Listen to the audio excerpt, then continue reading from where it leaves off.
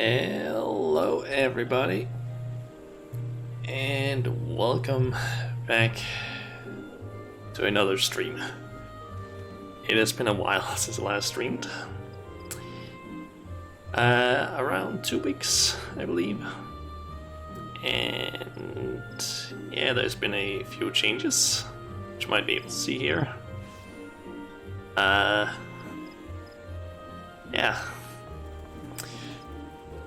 Yeah, it's been around 2 weeks since I last streamed. I've basically been working on a few things, and something happened to me. But yeah, apart from that, it's basically going to be the same streams as usual, with me just fucking around and probably not getting a lot of viewers, as per usual. But yeah, let's see. Today's gonna be a 12-hour stream because I haven't streamed for like 2 weeks, and before that I didn't stream for like around a week. So yeah, gonna be doing that. So let's just jump over into Final Fantasy, and there we go. I also found out how to actually censor the chat, which is done in a slightly weird way. Essentially, I need to take the entire game window, make an like over in OBS, have the game capture, and then I basically have a window capture of the game that I've then applied a filter to from something called StreamFX, which is an extension to OBS, and then shrunk it down so it only ends up fitting inside the like covering the chat. It's mainly just so that in case there's anything that shouldn't be displayed over here, like in the chat, which is behind me, it doesn't end up getting shown. Just in case anyone decides to suddenly be, let's say, not that great in terms of what they're saying.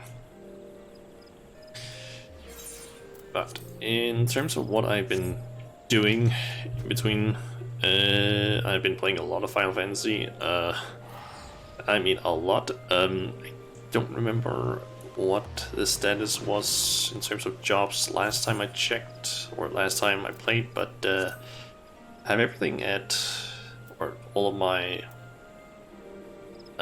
normal classes are now at least 30, and I've unlocked their job crystals. That's nice. I have all of these. The only ones I don't have yet are Machinist, Dancer, Theologian, Gunbreaker, and Dark Knight, but I can't get those since, yeah, just can't get them. I don't have, I haven't gone far enough in the store to actually get them yet. I believe Gunbreaker and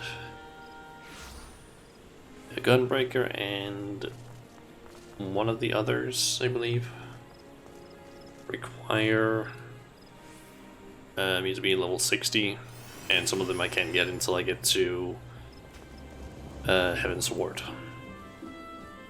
And just as I start streaming, I can see that my dad is now calling, so I might now have to utilize my a scene that I made before I started the stream, which is a right one, so I can figure out what it is my dad wants. Because, yeah, kinda need to figure out that out so I don't end up missing some important information. So, yeah, sorry about this, but I'm gonna have to quickly just jump over here and yeah, I'll be right back. Hopefully, shouldn't take more than, I'm assuming, at most 15 minutes. So yeah, see you guys in just a bit.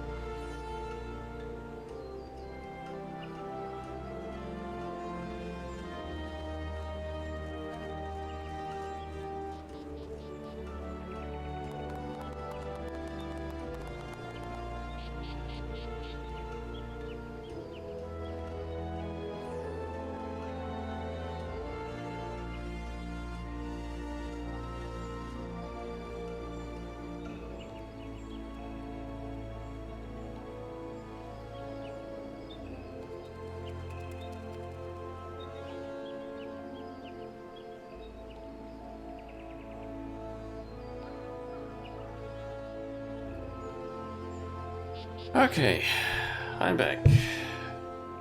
Sorry about this. Let's call it very scuffed start to a stream. Essentially got delayed because I had to basically set up a few things that I didn't have completely set up, including logging into a few things that hadn't been fully logged into because I hadn't really thought of, hey, when you change your username on Twitch, you need to log into certain things again.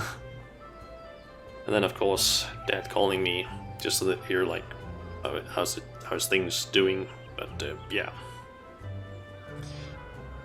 Anyway, it was basically before I got interrupted. I basically mentioned just that everything's now level 30 except for Blue Mage and the things that I can't get yet. Disciplines of Land and Hand.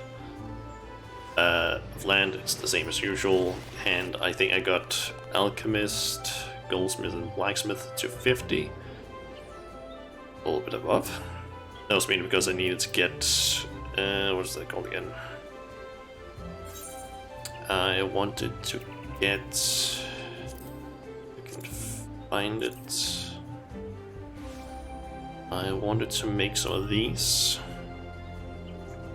Healer's attire ornamentation, because I had to go to a wedding. When was that again? That was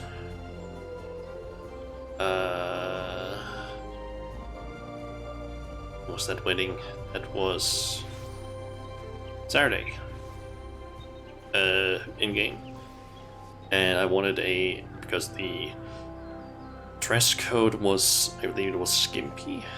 I wanted to get two of these so I could take the what is that called again? The healer's pants. Yeah, I can actually find it over here. Yeah, these healers lots. You can't color them normally, but if you basically get two of these, you can trade in the healer's culottes and two of those healer attire augmentation and get an augmented one of these, which allows you to color them, and then I could basically get these pants, I guess, to be colored. I don't know why I did that, and it took like a decent amount of time to basically get a high enough skill because I needed like these stats, and you can't get that with just normal gear that I have access to, even though it was the best like equipment stuff. I need to like do a lot of work. Essentially I need to like basically bought all of this artisans clothes with the brand company marks, and I bought this thing, and then even with all of that it wasn't enough, so I needed to basically get goldsmithing up high enough so I could make all of this. Basically all these jewelries. And then I need to get blacksmith up so I could make this mortar. And then I needed to basically buy a bunch of materia that I could then put into this gear. to get my craftsmanship and control high enough. I think it was like barely enough. Yeah, like 5 more craftsmanship is what I ended up getting, and control got like, is that 13 higher? But it took a bit of time. But at least I finally got it. Anyway. We are doing main quests, so let's head over to Revenant's Toll. Get started on that.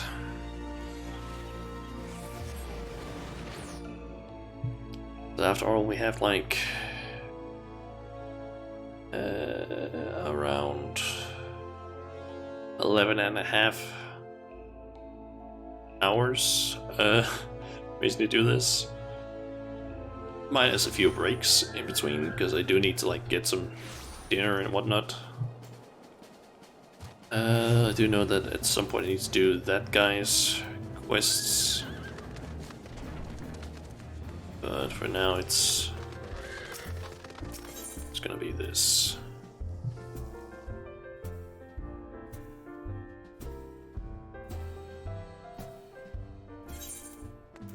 And I might as well just that one not be displayed. I basically just did some carpentry or carpenter quests yesterday, trying to level that up. I don't know what that ended up at. 46. I basically found out that an easy way of getting a lot of levels in crafting or in the different crafters is basically just doing level quests, specifically in the town that has the specific crafter. So essentially carpenter, leatherworker, and are there any others? Yes, carpenter, leatherworker, and botanist, I guess, are really good in Gridania because you can get them there. Culinarian, armor, blacksmith, and I guess fisher in Umsalominsa. And then goldsmith, weaver, alchemist, and a miner in Ulda. Because you can get like a ton of XP from crafting like some relatively simple things. I believe, for example, for one quest I need to craft one of those things. I need to basically just craft these.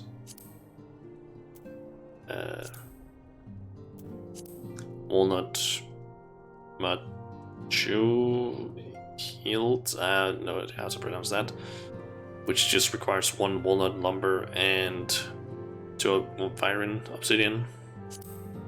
Both of these are relatively easy to get. Like, this is just found over in Danilon. And this is just like South Shroud right here. And you can basically just like get a ton of both of them and just enough crystals, craft a bunch of them. If you want to, maybe look up like a crafting macro to basically make them or try and get them as high quality as possible, or basically get them as high quality, because then you get double the bonus. And then just craft a ton of them and you basically get like 70,000 XP for just all of the ones that you crafted when you turn them in addition to the XP from crafting them. And yeah, you basically get a lot of XP because each turn-in of the quest gives around, I think it was like 71,000 maybe. If it's high quality, you get double that. That's pretty good. Anyway, text-to-speech is enabled. Let's just jump right in. Unless this is voice acted. Our friends, the very isle itself, everyone and everything. No, it avails us not to speculate. Urianger will send word if there are any developments. Until such time as he does, we must remain firmly focused on that which is within our power to change. With that in mind, I would speak of a different matter. One closer to home.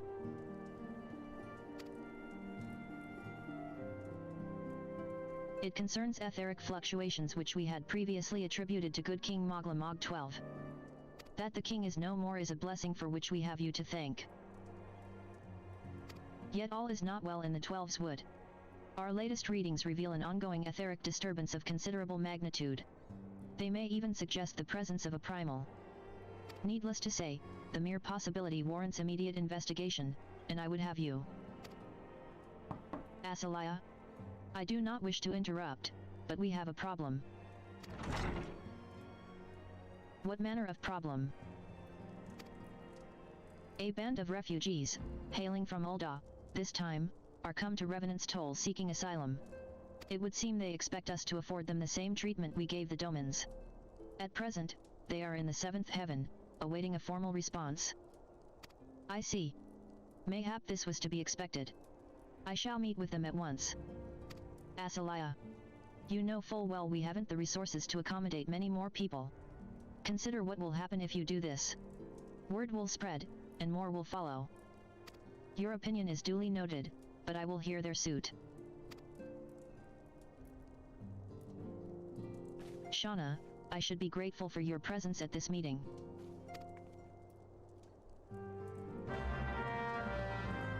Okay.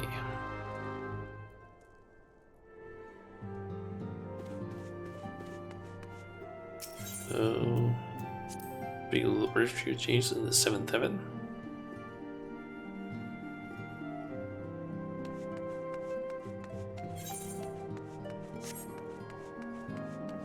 So bang out to Revenant's Toll then. I'm not entirely sure where 7th heaven is. Maybe it's this building.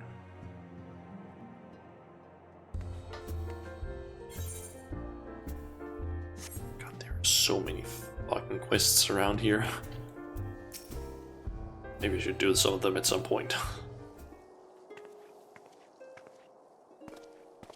I apologize for keeping you waiting. My name is Minphilia, and I lead the Scions of the 7th Dawn. 12 be praised, it is you. We're ready and willing to work, same as the Domans. Just give us a task, and we'll see it done. Pray calm yourselves. I appreciate your enthusiasm, but I know not of your situation. Beg your pardon, antecedent. I ain't so good with words. We been living off the scraps of Ul'dah for years now. Trying to piece together a life to replace the one what got took. They say there's work, but there's not for an honest man. Not as wouldn't sully his soul sooner than his palms, Enerode. The flames do what they can for us, o' course, but it ain't near enough. And it's only getting worse.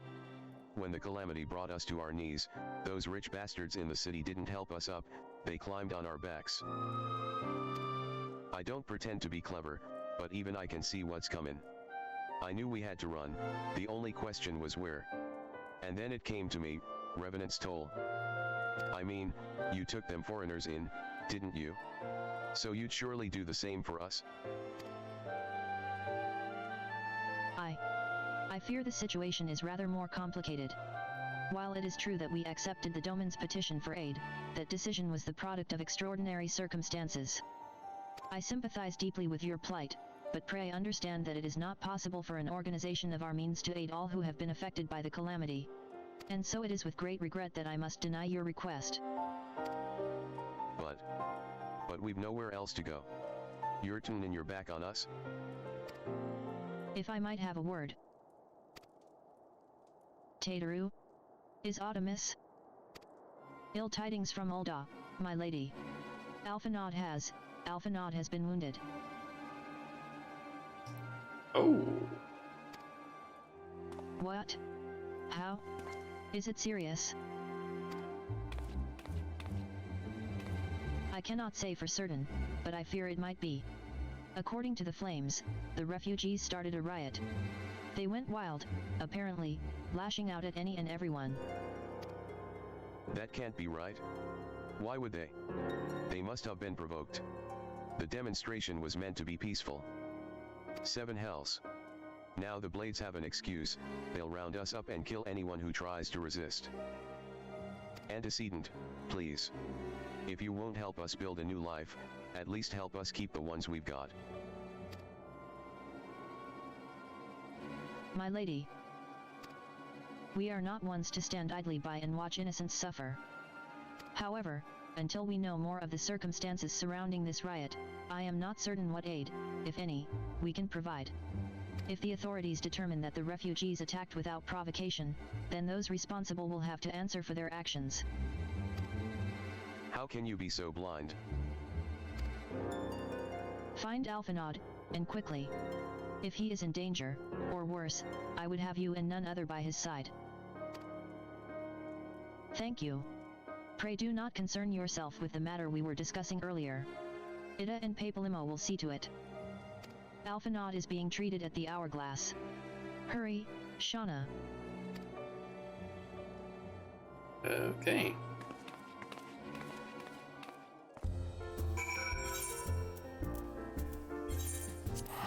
Off to Ulda.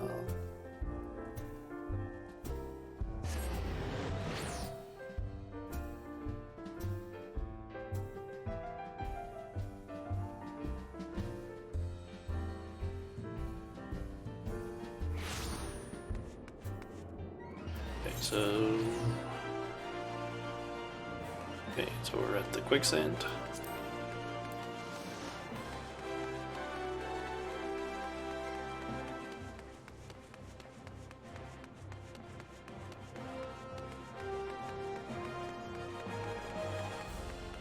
I believe we can take a slight shortcut through here instead of running all the way around.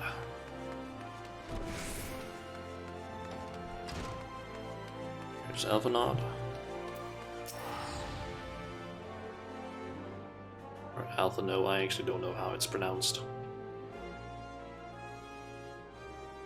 Come, You must have gathered by now that Tataru is given to exaggeration. As you can see, I am quite well. Ulda, on the other hand, is not. This riot was anything but an isolated incident. There is a restlessness in the air. Tensions long simmering are at last threatening to boil over.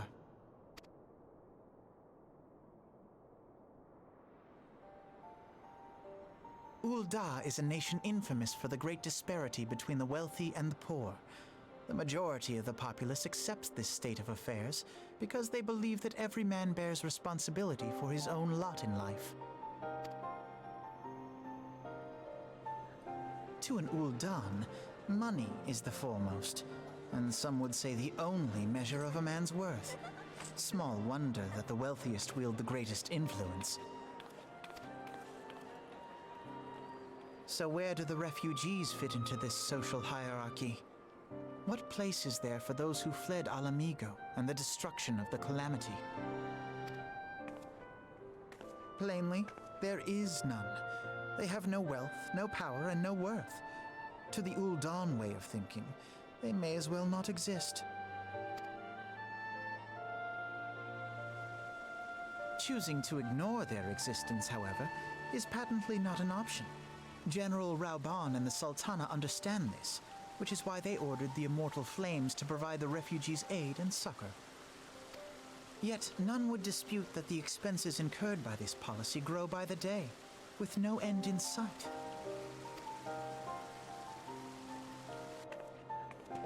This has prompted more and more Uldans to question their obligation to aid these worthless wanderers,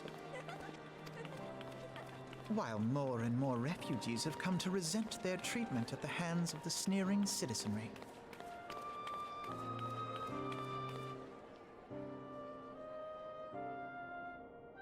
The manner of Lord Lolorito's refusal to grant the Dolmens asylum bespoke a disdain for all refugees, an attitude shared by the rest of the monetarists. And you may be sure they make no effort to conceal their opinions. It was only a matter of time before the refugees united in protest, nor is it any surprise that some among them would ultimately resort to violence.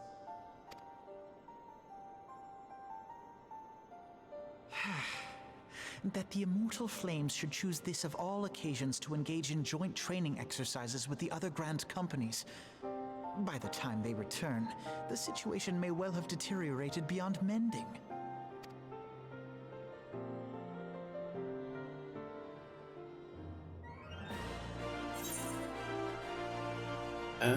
Let's see. Okay, get a. So I can get this one, which would be better for healing, or this one, which is better for casting. Let's just stick with the healing stuff.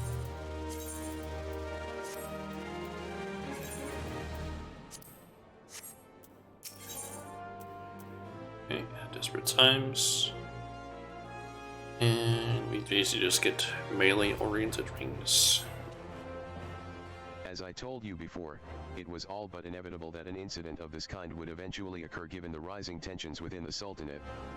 Nevertheless, I have reason to believe that this particular riot may not have begun spontaneously.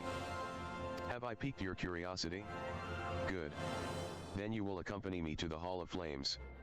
I would hear what General Robin has to say upon the matter.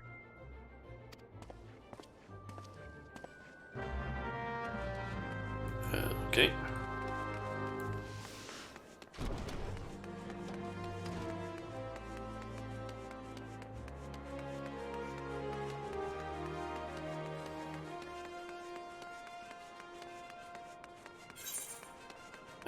So over to the Hall of Flames and just toss Rabban.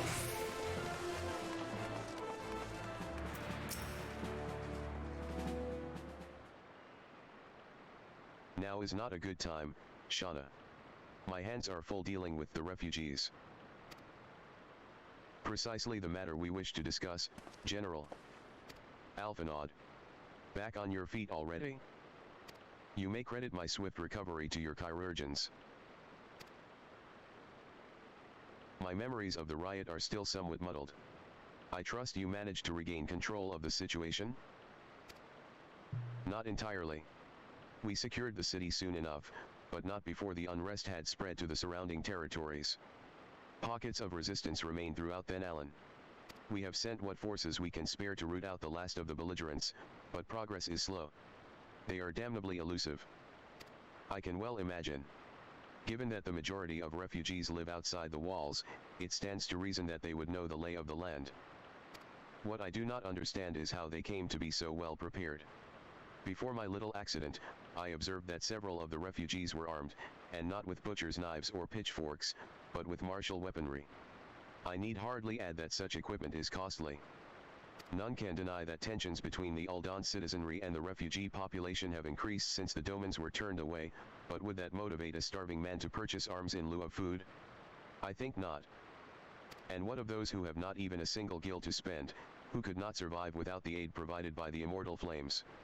Surely they would sooner sell a weapon than bring it to bear against their benefactors. Come to the point.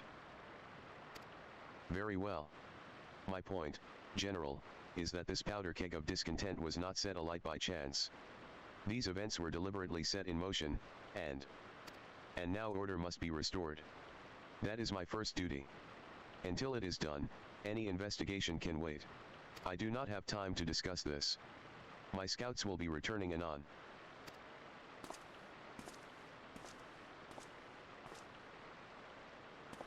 The general is no fool. He keeps his own counsel, and with good cause. Guessing we're gonna be investigating instead of him. Were he to claim, without the necessary proof, that these riots were instigated by outside forces, the monetarists would accuse him of attempting to shirk responsibility. After all, he and the Sultana have been the most outspoken proponents of refugee aid.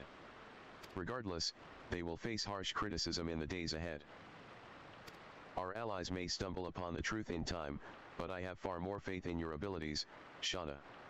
Therefore, I propose we conduct our own investigation, independent of the authorities.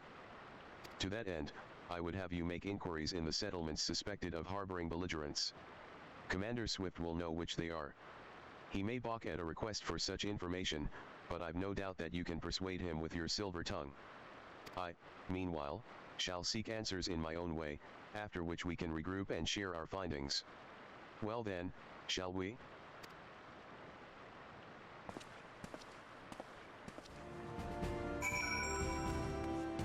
Okay. You look as though you have something to say, Shauna. Do you? What you ask is no simple favor. Were such information to fall into the wrong hands, the lives of countless soldiers would be at risk. Even so, there is wisdom in your words. An able individual may be better suited to this task than a regiment. Very well. The Brass Blades have reported suspicious activity in the vicinity of Lost Hope. It may be unrelated to recent events, but we doubt it. I suggest you begin by speaking to the Blades posted there. Okay. Lost Hope. That's in Central.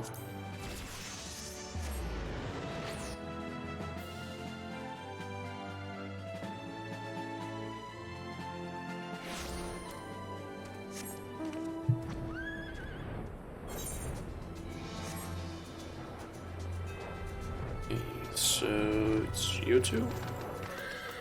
And what brings you here, adventurer? A search for refugees? Well, then you've come to the right place. Ah, you mean those refugees? Oh no, you won't find them here. Most of the people of Lost Hope have come to accept their situation, and are content to pass their days in peace and quiet.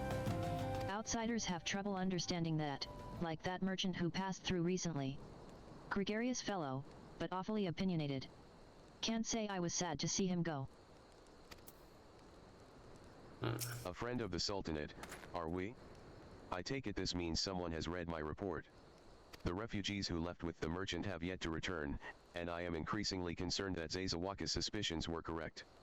You haven't the foggiest what I'm talking about, do you? Never mind. Speak with Zazawaka. He will explain everything. Okay.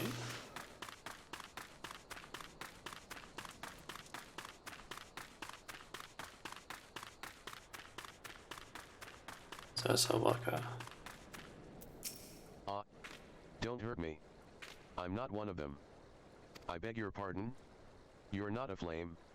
I see.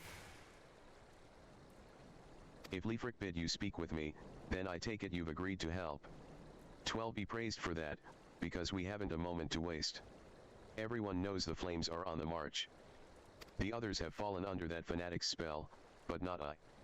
Promises of revolution and retribution, of holding the ruling class to account and taking that which is owed, a childish fantasy. I did everything I could to dissuade the others from leaving, but few would heed my words. Now that one of our idealists has returned, however, the madness of the merchant's plan is plain for all to see. Look behind yonder tent and you will understand why. Even now, he babbles incoherently, so traumatized is he by the bloodshed he witnessed. Try as I might, I can make little sense of his words beyond the fact that he was not alone in surviving. Yet I've no doubt that merchant will lead the remainder to their doom. I beg of you, find them before he does.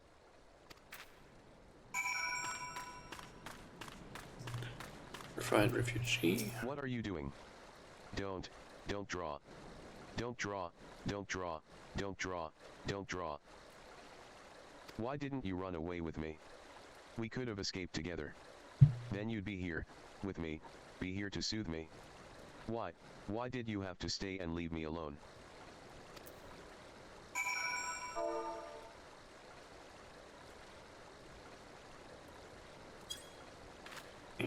Soothe him. Who are you? What do you want? It's true. I followed the merchant, and may the gods strike me down for my folly. What they will not give, you must take, he said. When we asked how, he revealed a cache of weapons he had brought and implored us to seize control of our fates. I thought about running then and there, but the others were so excited. He split us into two groups, sent us off on our own. But when the flames found us, we didn't know what to do. Our leader tried to parley with theirs, but then they started arguing, and then fighting, and then everyone was fighting, and the flames were shouting to give no quarter, and, oh gods, the other group. They're still out there. If we don't stop them, they'll be massacred like mine was. Let's see. This would be kind of nice for again. That's it. Yeah, ranger, and rogue slash ninja. Would it be a bit better for basically anything else that's DPS and tank? Let's go with this one. Okay, so I have no idea about anything that happens in any of the story to this point. I haven't actually known that for like several quests now. Since I never really got started on the Astral era quests. But based on the knowledge we have right now, and what we saw last time, is there actually a picture of that guy? This guy. Okay, so basically this guy, this Lalafell, seemed to be helping us at one point, but I think he might be a bad guy, at least based on the information, because apparently he is a merchant or something along those lines. I'm guessing he might be the person who is basically instigating these fights, because it seemed like a good person, and then the ending scene for this quest basically was a major like, hey, he's sitting in a dark room by himself, looking extremely like menacing, like not exactly subtle in terms of like, is he gonna be a good guy or not? Anyway, Shogunal. The other refugees are hiding in the caves south of Lost Hope, but to approach them would be fruitless. They would sooner call us agents of the Sultanate and try to kill us than listen to reason. Why, the twins might even deign to do the deed themselves. A pox on all bloody cell swords. They were supposed to train us to fight, but the ones he sent with us vanished during the struggle. Oh, if only we had never listened to that merchant's ridiculous claims. He said our cause was righteous, that the gods would never suffer us to be defeated. Though, if they were forced to confront reality. That's it. Challenge the twins to combat and show my brethren that their strongest warriors are no match for one woman. Mayhap then they will agree to lay down their arms and renounce this plot.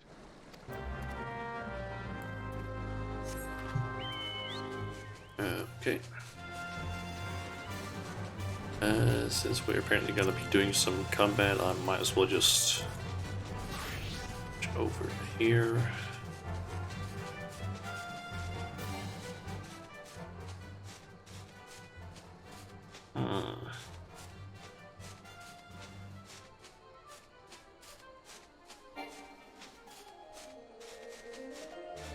I have the feeling that that thing that was just posted in my chat is another bot spam thing.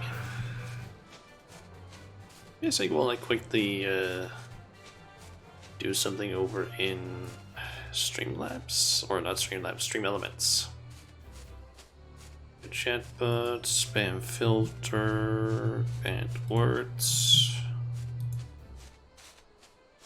Let's add another banned phrase. Let's add Doge hype. Colon. Come. And also just see that message.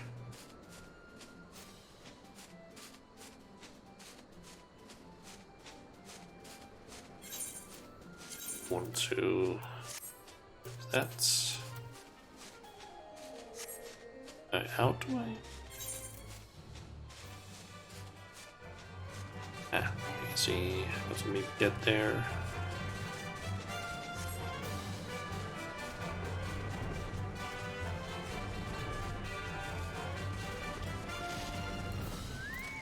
Seven hells, they found us. Everyone, grab your gear and make for the rendezvous point. So that's your game, is it?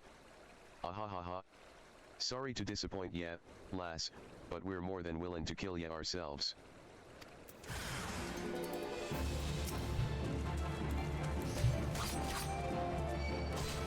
Basically just switched over to samurai since it's more fitted for combat or for just fighting things than white mage, I feel like.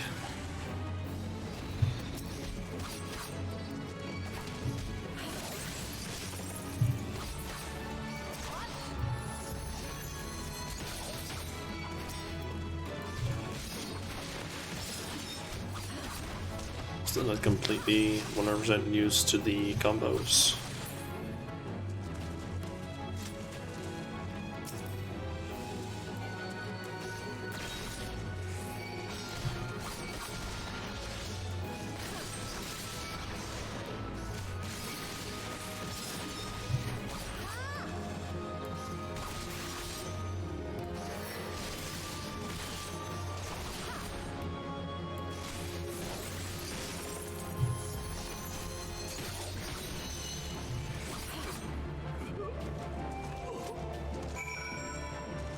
Okay, that was all of them.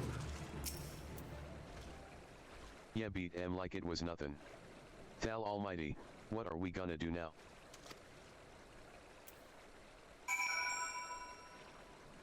Okay, up to the guy that we got the quest from.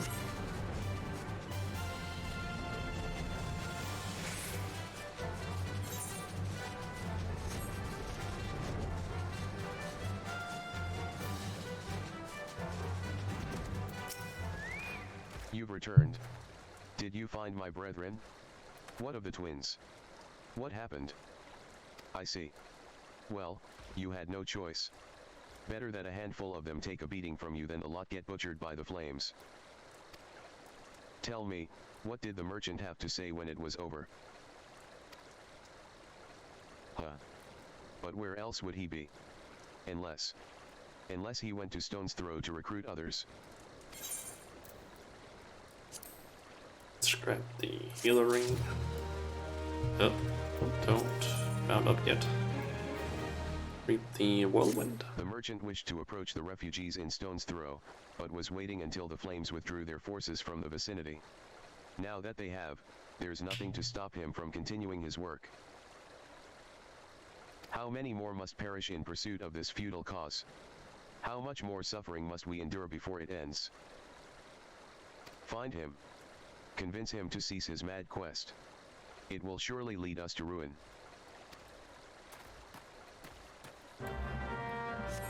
Okay, and it is a bit distance away, but not that far.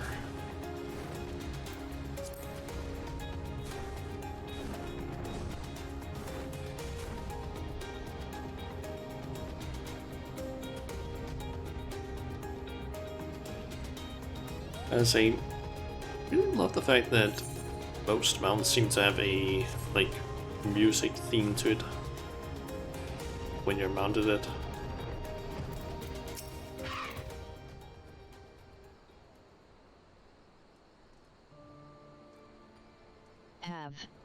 Have you seen my parents?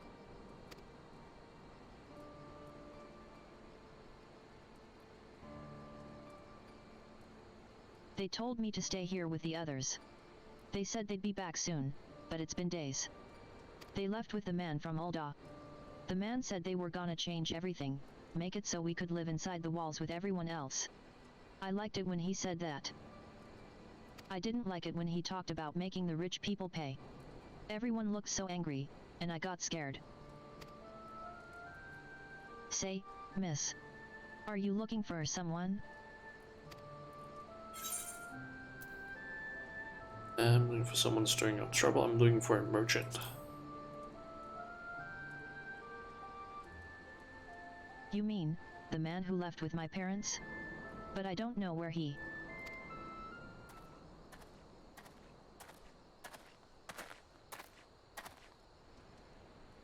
Wait, look. Over there. I think that's him. Well, Now, which of these gullible fools shall be my next victim?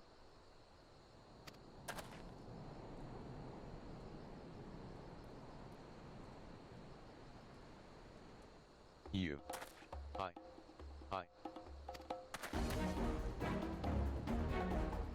He's getting away. Go get him.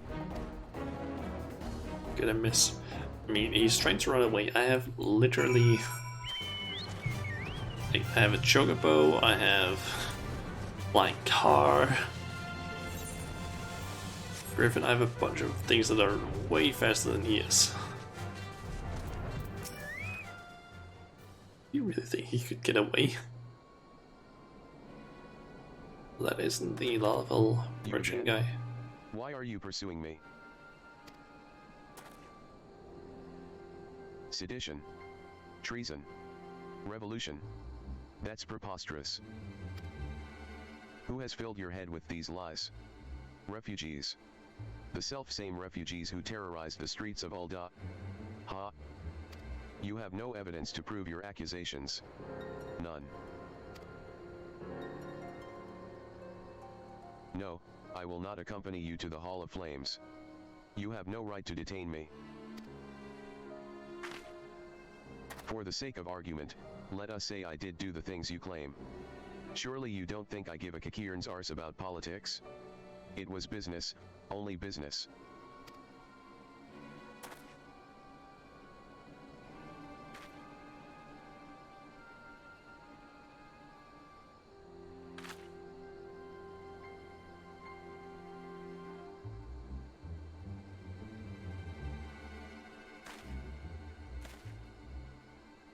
Gonna get sniped. We both know I am not the one you want. However, if you agree to protect me, I swear I shall tell you everything.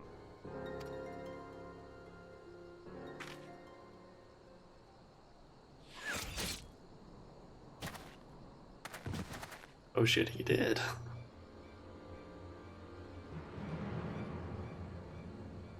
What's all this commotion? 7 hells. Tell the others to spread out and search the area. The killer may still be close.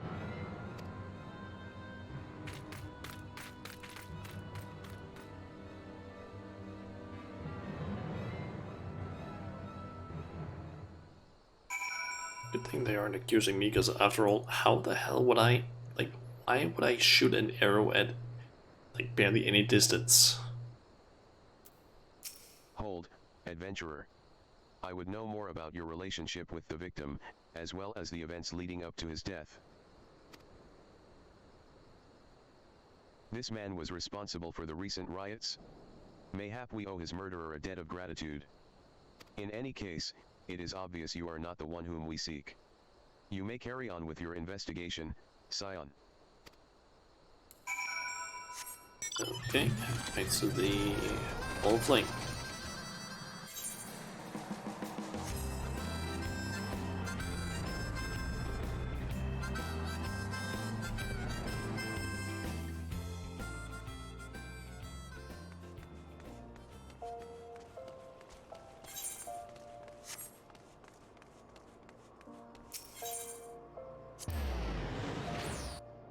To the Aetherite Plaza.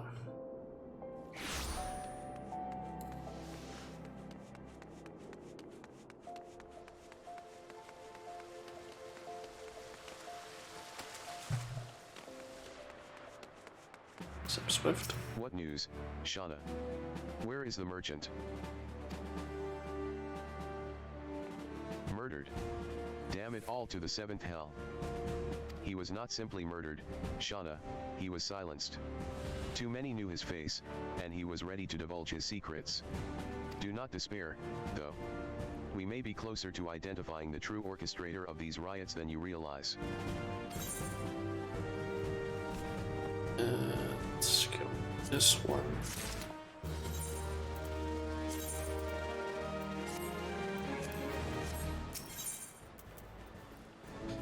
Revolution. The Flame General left word that you were to proceed to the Fragrant Chamber as soon as you returned. He He wishes to discuss your recent discoveries, as well as the results of our own investigation. Master Alphinaud has already been informed and should be waiting for you outside.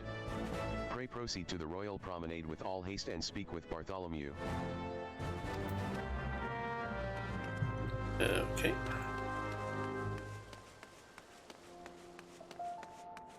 Lucian.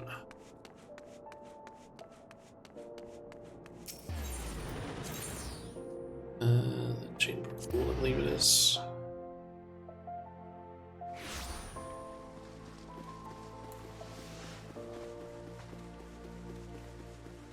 That's the Paladin trainer right there.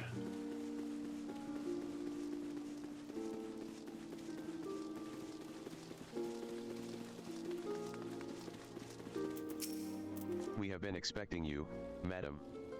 Please proceed inside. Yeah, let's just go with the healing one. Cutscene? Voiced one? Assuming? Commander Swift has kept us apprised of your recent activities. You've made great strides towards quelling the violence. Despite our best efforts to determine what provoked this uprising, the truth continues to elude us. Have you uncovered aught which might shed some light on the mystery?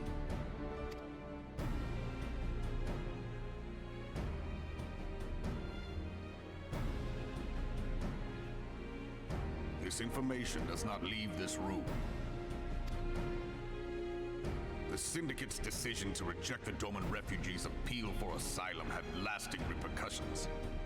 A number of those displaced by the calamity claimed it was proof of a policy of discrimination.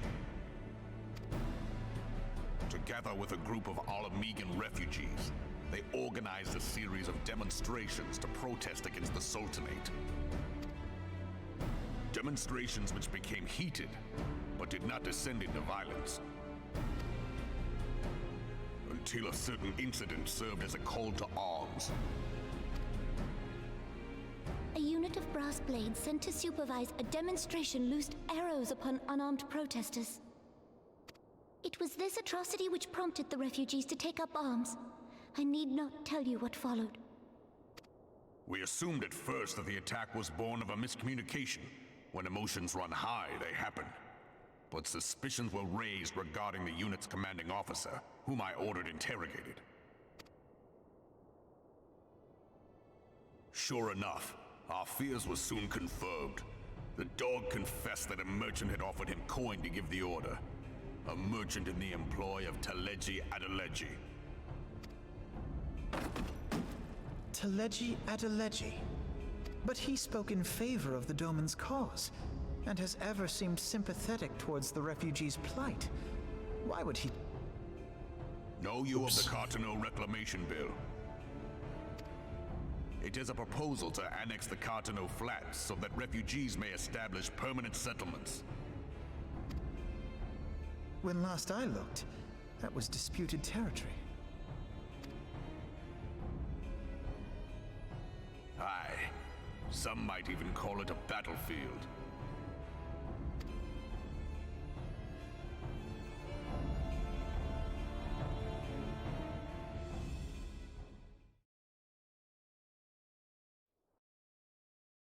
The destruction wrought by Bahamut was greatest at the Cartano Flats. That much is common knowledge. What is less well known is that his rampage laid bare ancient Alagon ruins, of which no record existed. There are certain differences of opinion as to how these ruins should be handled, which is why each nation maintains a military presence in the region to this day. Yet differ though we may, we are still allies. Therefore, in the interest of preserving the Eorzean alliance, we have reached an agreement. Any conflict which may arise during the course of military exercises in the region shall have no bearing on relations between our nations. In full knowledge of this delicate state of affairs, Taleji Adeleji proposed the Cartano Reclamation Bill. A shameless bloody ruse which stands to benefit him in but one conceivable way. If successful, he will gain control over the disputed territory under the guise of assisting in the resettlement effort. And you can be sure he'll build an orphanage next to every Allagan ruin.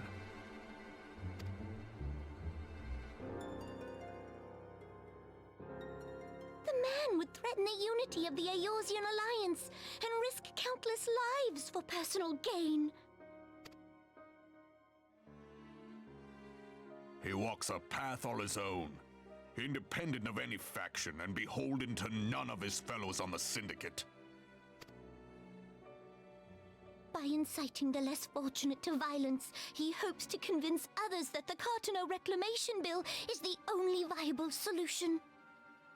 His sympathy for the plight of the Domans was not but posturing to gain credibility with the refugees. Of that there can be no doubt.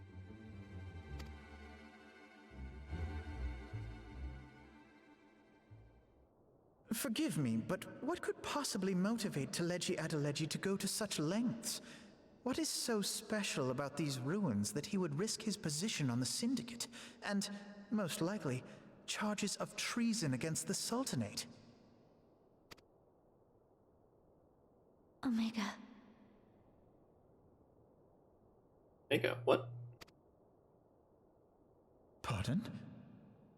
Yeah, exactly, what?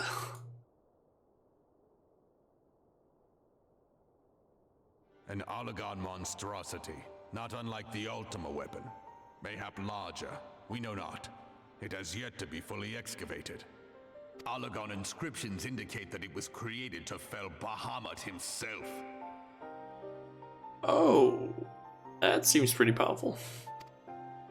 If accurate, it might explain why Nail Van Darnus chose to bring the Red Moon down upon the Cotonou Flats. Given the ends he went to ensure Eorzea's annihilation, destroying the one weapon which could stay the Elder Primal may well have seemed like good sense. When first I bore witness to the power of the Ultima weapon, I doubted the evidence of my senses. And now you tell me there is another such weapon, one which could contend with Bahamut. Bahamut! Aye, we were skeptical ourselves. Truth be told, until the Ultima weapon's existence came to light, we thought the inscription had been mistranslated. At present, Omega is more akin to a fossil than a tool of war, having long since ceased to function. As such, its true potential cannot accurately be gauged. However, if someone were to restore it, as the Garleans did the Ultima weapon, I have little doubt that he would wield untold power.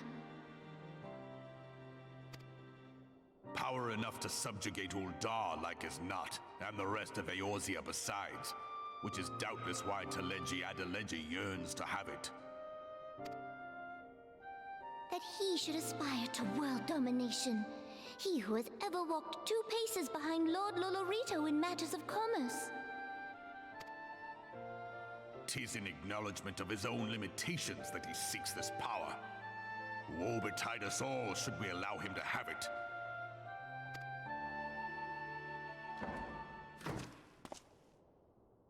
Pray waste no time chasing rats. Only a fool would believe that secrets can be kept in Uldar. It would seem the implications of the Sultanate's refugee problem are rather more far-reaching than we assumed.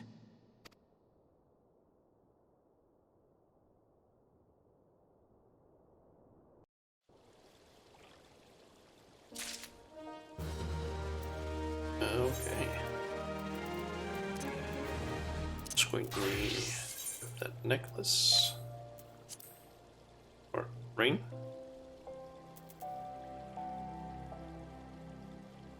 It was necklace.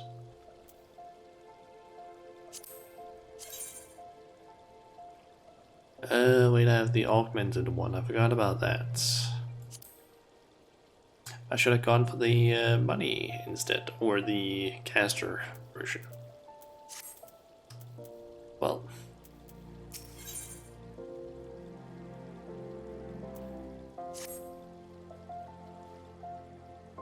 I think that Lalafell was a bad guy, especially after that cutscene. The end of 2.2. I should be glad to know the truth, and yet, the thought that all this chaos was the product of one man's lust for power sickens me. How long do you think they intended to hide the existence of Omega from the Scions? That they even felt the need to do so is most troubling. It would be in our best interests to learn more of the military activities in the disputed territories. You are, of course, the Scion best suited to this task, Lieutenant Majula. Do take a moment to visit the Adder's Nest and make inquiries at the earliest available opportunity. Begone, whelp. This is no place for children.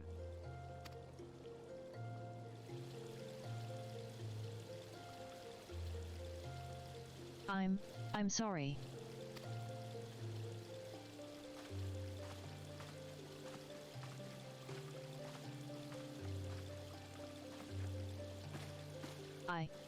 I was looking for you, miss. You said you were looking for the man who left with my parents. You know this girl?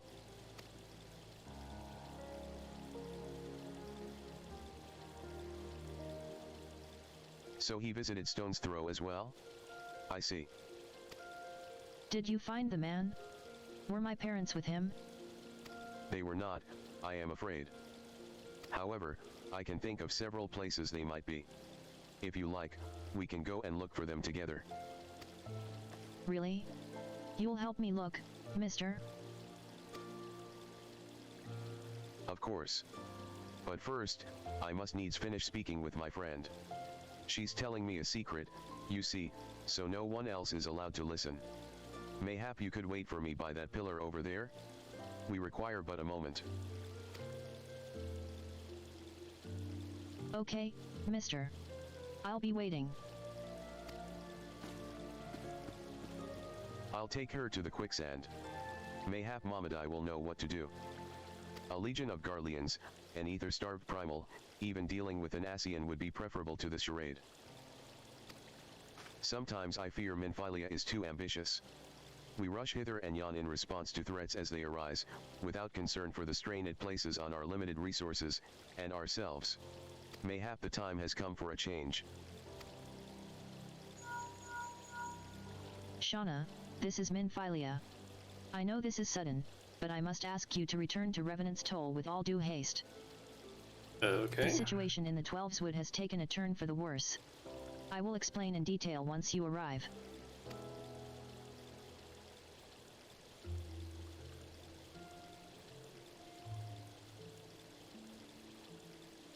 The Twelveswood. Then the primal threat she spoke of before has been confirmed. I have received no reports of XIV activity, which leaves the SYLPHS. Go, Shauna. You know as well as I that the appearance of a primal takes precedence over all else. Oh, and when you arrive, do inform the antecedent that while I am grateful for her concern, she needn't fear for my safety. I am more than capable of protecting myself.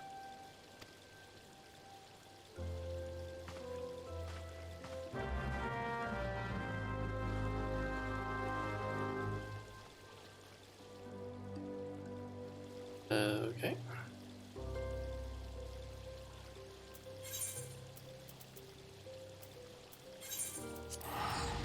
Oh, it's a Revenant's Toll.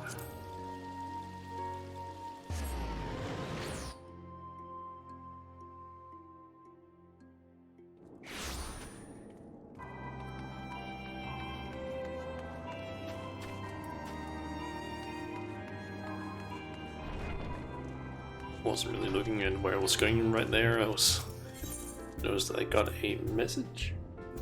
My phone.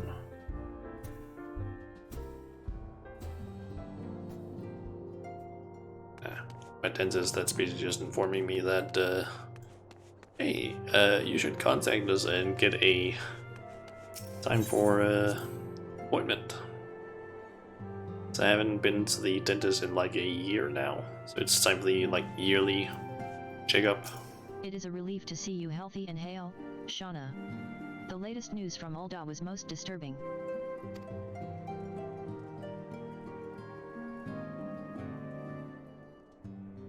Clearly, the only injury Alphinaud suffered was to his ego. Doubtless it will heal ere long. The other scions will need to be present for this meeting. If you are ready to begin, I will summon them now. Let's go with...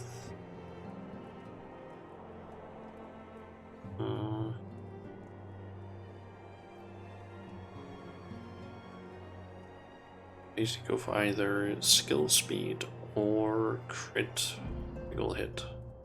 Let's go with skill. It was... I don't know if it was just my eyes that were weird, but I feel like that was like a green glow. Like down here. Or... that's what it is. It's the targeting ring. That's what I saw. It was like, is that like glow from the like check mark? Something, but nope. Targeting ring, that makes more sense. A Lord of 11. And we get a bracelet. Is this better than what I currently have? And nope, it is not.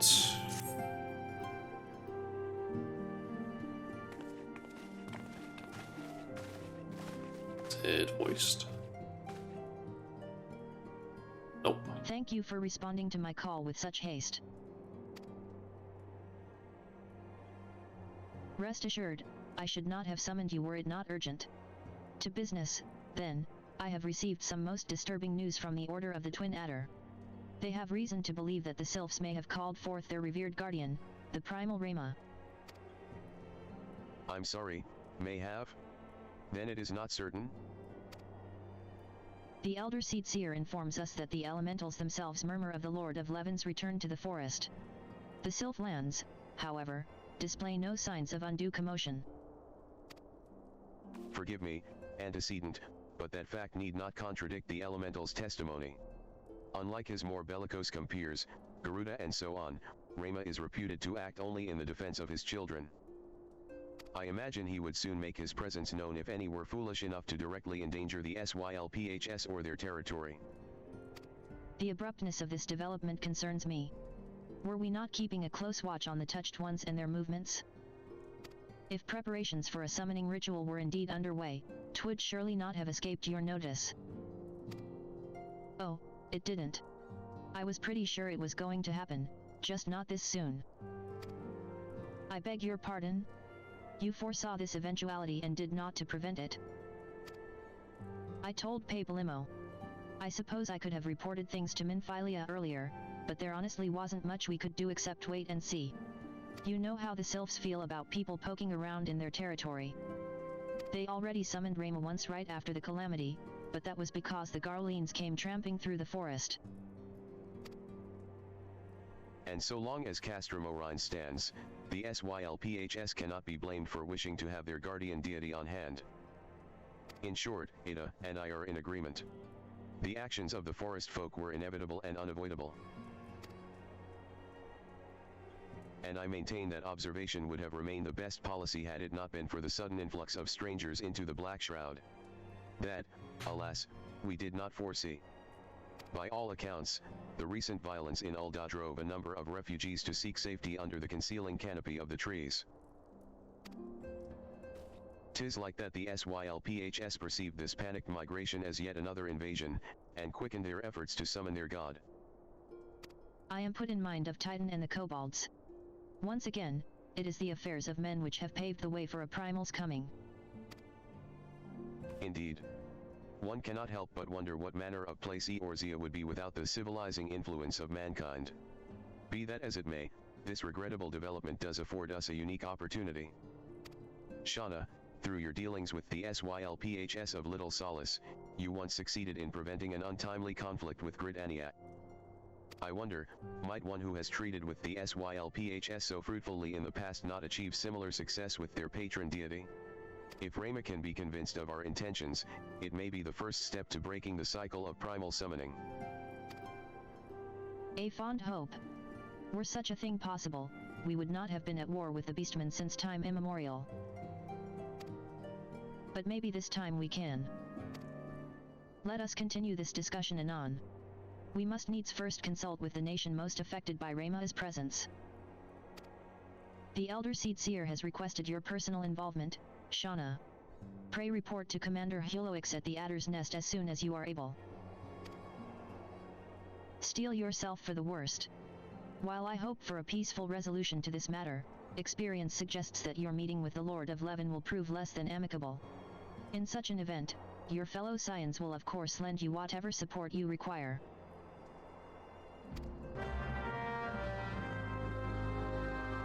Guessing we're likely supposed to get into a trial at some point.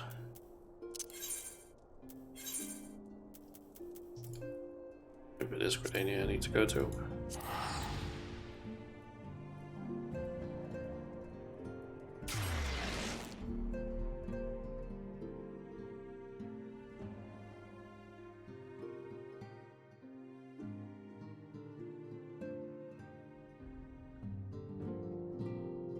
Why am I dawning so much right now? It did kind of go late, but today and I kind of overslept. It was also one of the reasons why I didn't end up starting the stream as early as I had intended. It was only like 10-15 minutes delay, but still. Lieutenant Majula, your arrival has been most anticipated. The appearance of a primal is ever cause for alarm and unease. Though my men stand ready for any eventuality, I know of none more qualified than you to snuff out this threat. Indeed, I would have you do so without delay. The Elder Seed Seer, however, would speak with you first. She is of the opinion that your diplomatic, rather than martial, skills may better serve our cause. I will leave further explanation to our learned leader. Pray make your way to Nafika's altar. The conjurer in attendance will admit you to the lotus stand. Okay.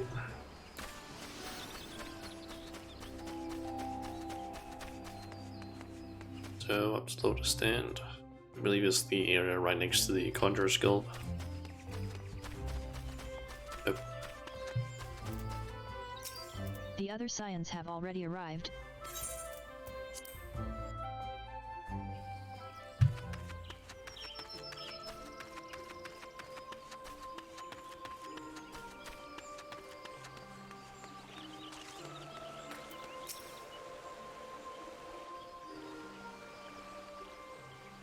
Scions of the 7th Dawn, on behalf of the people of Gridania, I bid you welcome.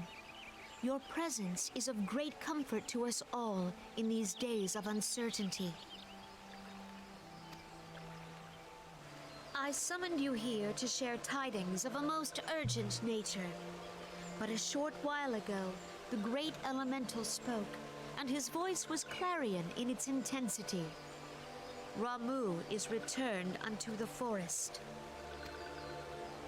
Scarce had his words ceased to echo in mine ears when we were visited by an emissary from Little Solace.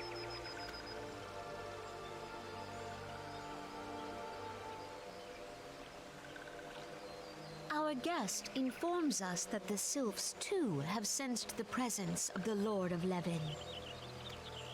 Though his exact whereabouts remain unknown, we may safely assume that the Primal was summoned within the heart of the Sylphlands. Unlike the other Primals you have encountered, Lord Ramu is no raging avatar of destruction. He is revered as much for his wisdom as his strength, serving as both arbiter and guardian to his children. Given that we and the Sylphs found a way to share the Twelves Wood, it is my hope that this sagely immortal will be amenable to reason, and that conflict may be avoided.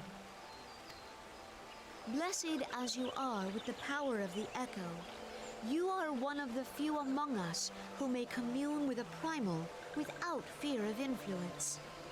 I would ask, therefore, that you represent us in this most delicate of negotiations. the Twelve's Wood has suffered enough.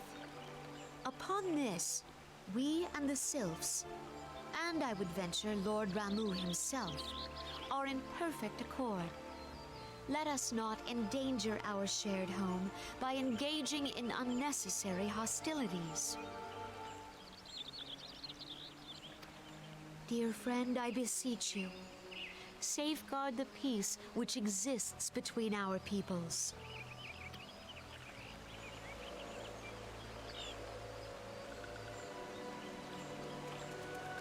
You have my thanks.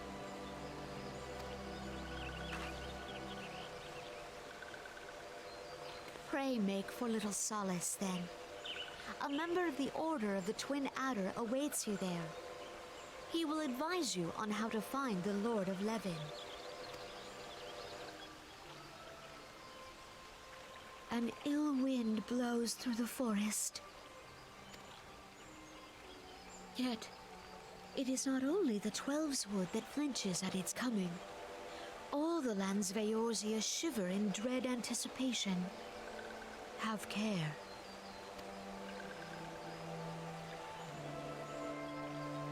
Okay.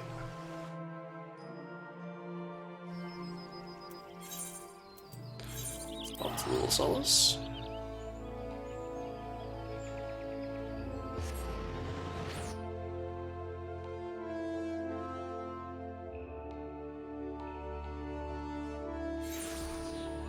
I was thinking of quickly something here. I think the voices are a bit low, so let's just turn that up.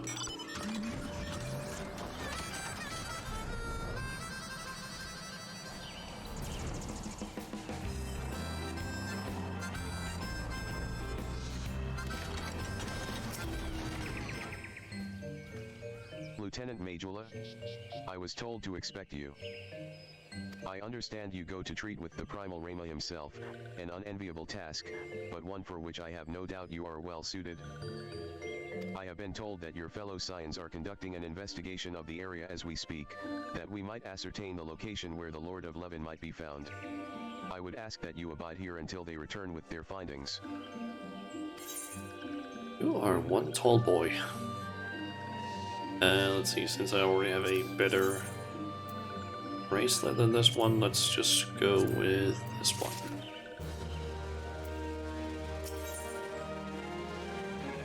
And an impression. And that picture makes me think that's most likely a trial that I need to go into. I was told that a messenger would be sent as soon as your fellow Scions finished their investigation. I do not imagine it will be much longer.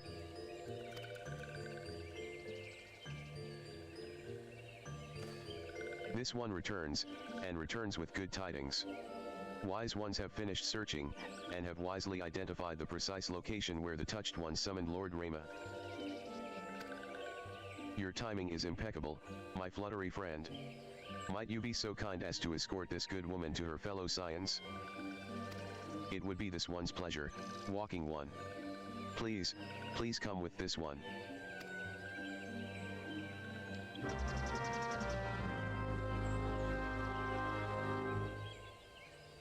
Okay.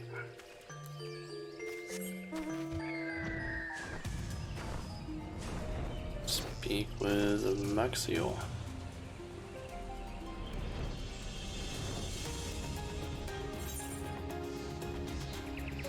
There a little bit into the South Lands.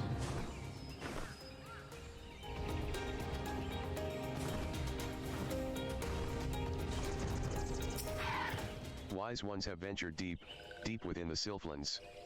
These ones must proceed carefully, and keep an eye out for Touched Ones.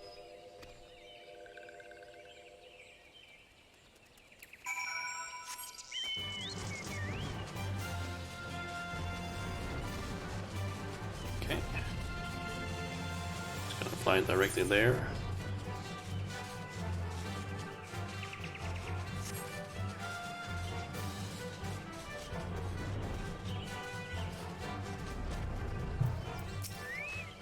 This one is most sorry, but this one can go no further.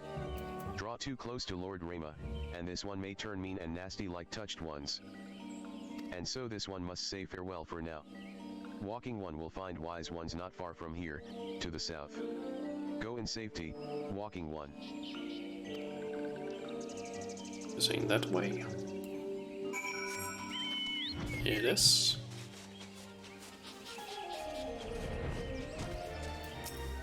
So it's actually you. I am relieved. For a moment, I thought we were dealing with another one of those confounded SYLPH tricksters.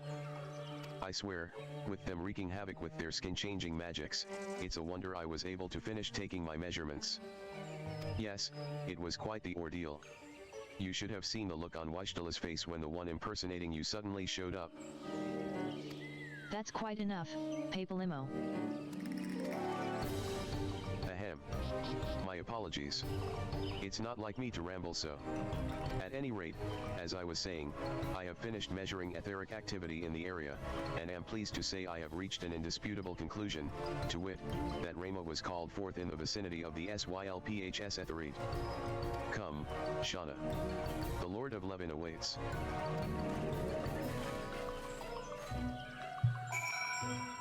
Okay. It's the aetherite.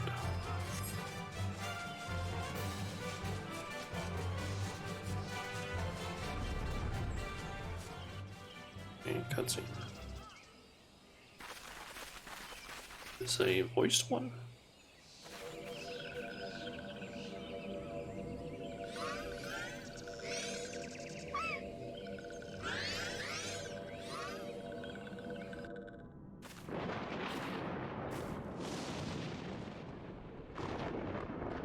Nora betrays thee, servant of hiding.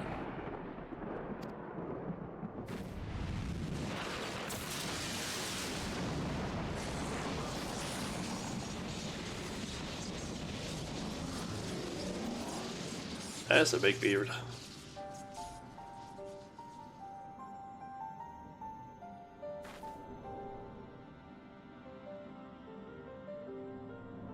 Thou art the bringer of light, bane of Ifrit, Titan, Garuda, and Leviathan. I am Ramu, guardian of the children of the forest. Thou tramplest upon sacred soil, bringer of light. By what right doth man intrude in this sanctuary of the sylphs?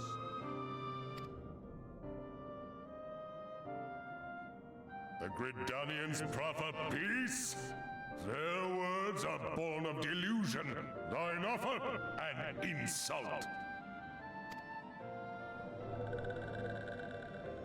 Thou speakest of harmony, yet carest naught for my children's desires.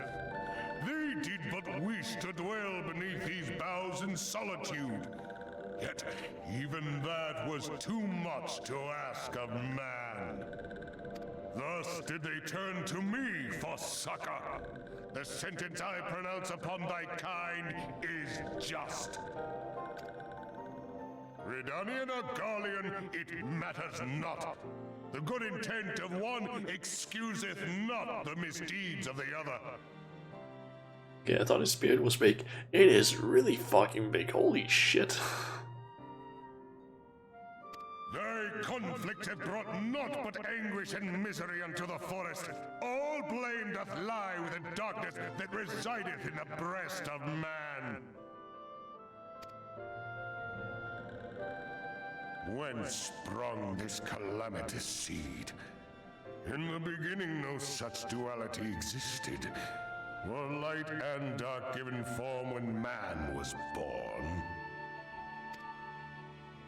It would explain much, not least why strife and sorrow follow ever in thy wake.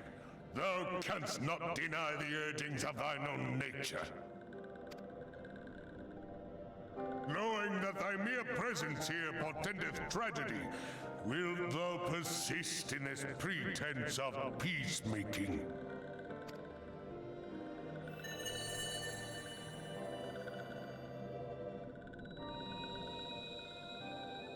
thou bearest the crystal which I bestowed upon my wayward charges, that they should entrust so precious a gift to thee. Thou standest apart from thy kin. Thou art the bringer of light, aye. But there is something more in thee. Very well. I shall consider thy proposal, shouldst thou survive my trial. If thou wouldst champion the cause of harmony, I must have proof that thou art fit to play the role. Wither mine ire, and prove to me thereby that thou hast strength enough to stay the darkness which threateneth to consume thee. Yet if thou shouldst be found wanting, know that all men shall perish in the storm of my judgment.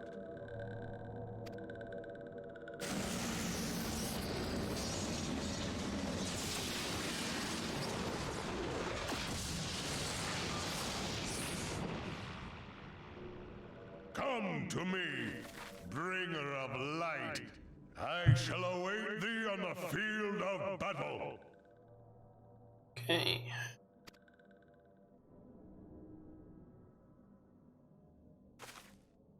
Urianger, it is rare indeed to find you so far from a tome.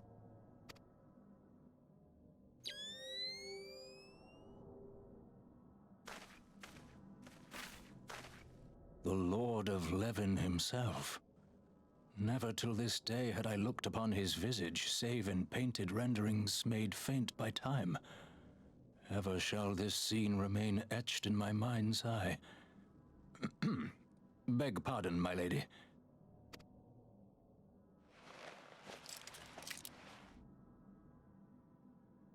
I must beg thine aid on a point of research. If thou art resolved to face Lord Ramu, I would ask thy leave to observe the event.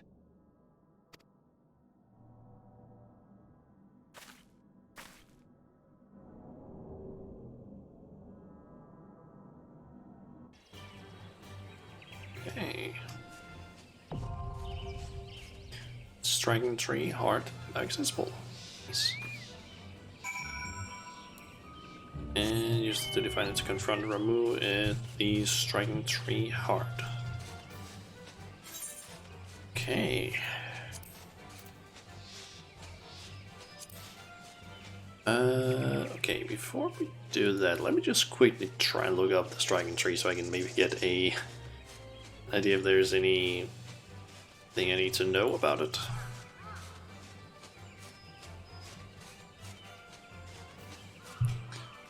Maybe just so I don't end up going into the trial and not have any clue about the strats. So let's see here, strategy.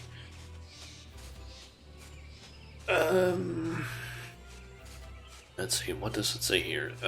Strategy abilities. He has a chaotic strike, fears 2 players that are not top enmity. After a short cast time, they will walk slowly towards Ramu. Then get killed by the melee AoE Thunder Spark by Ramu if Chaos/Seduce is not broken by Thunderstorm. Here with the Thunderstorm needs to move the feared players. This is a team coordination mechanic. Think C8 ballistic missile. I have no idea what that means. Okay, so basically, people, if basically the 2 people that are feared, they need to be basically hit by Thunderstorm.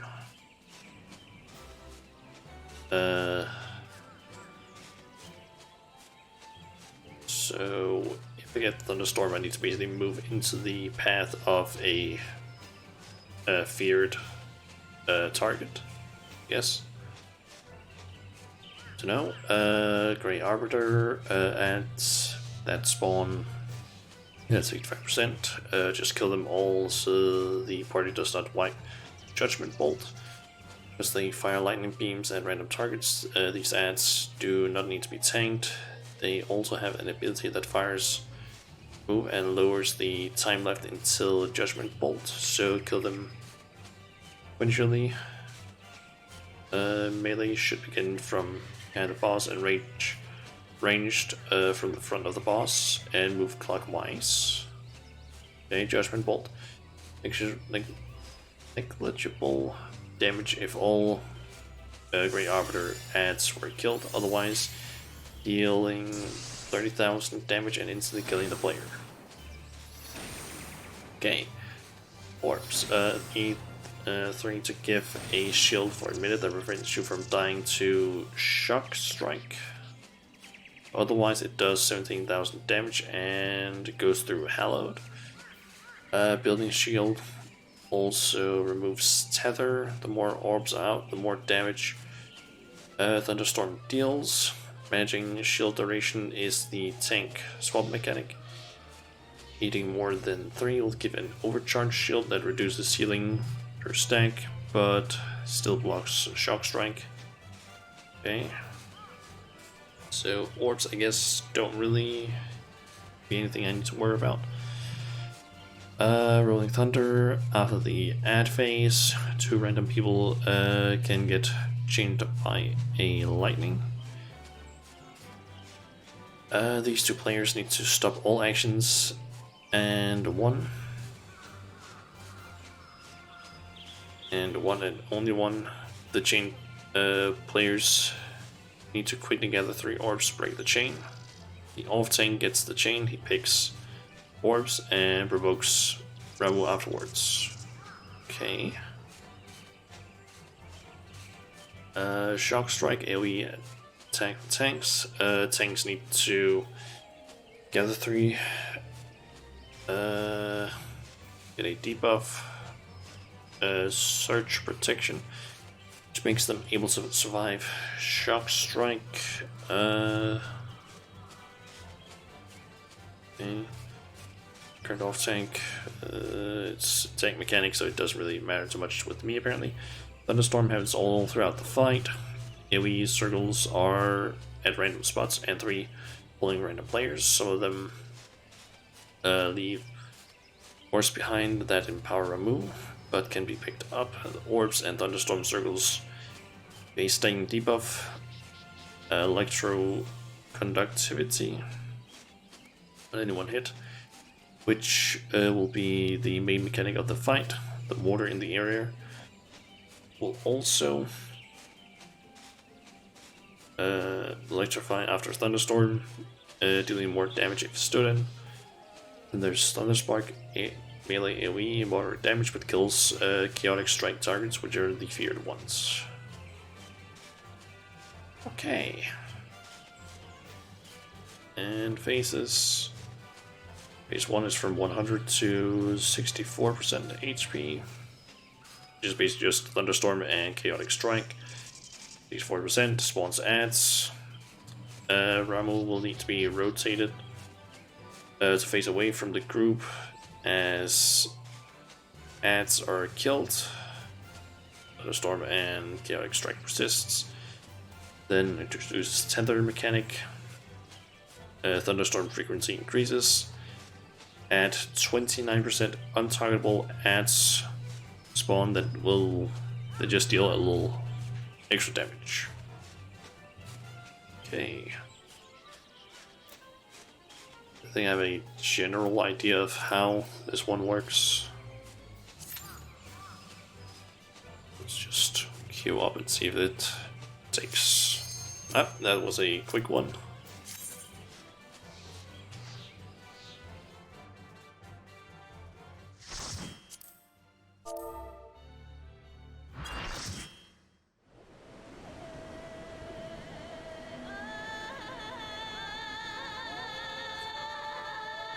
This one honestly seems to have a little bit more mechanics that I need to worry about than the previous ones.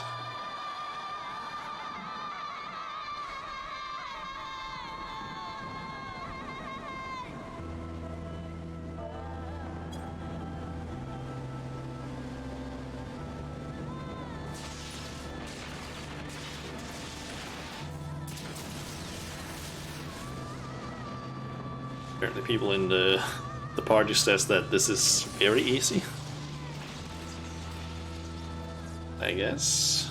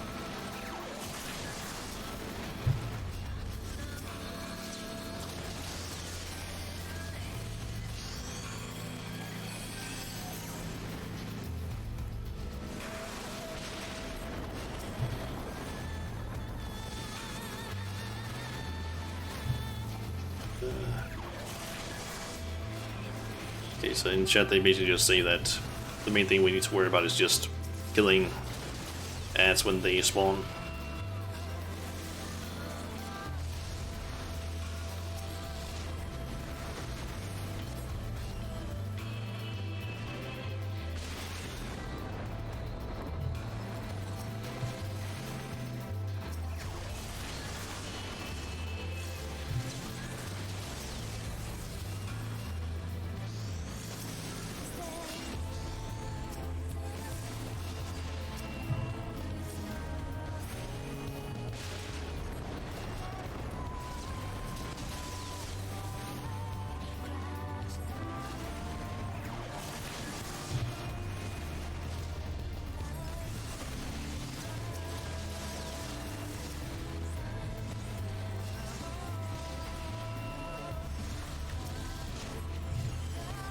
I completely forgot to keep an eye on my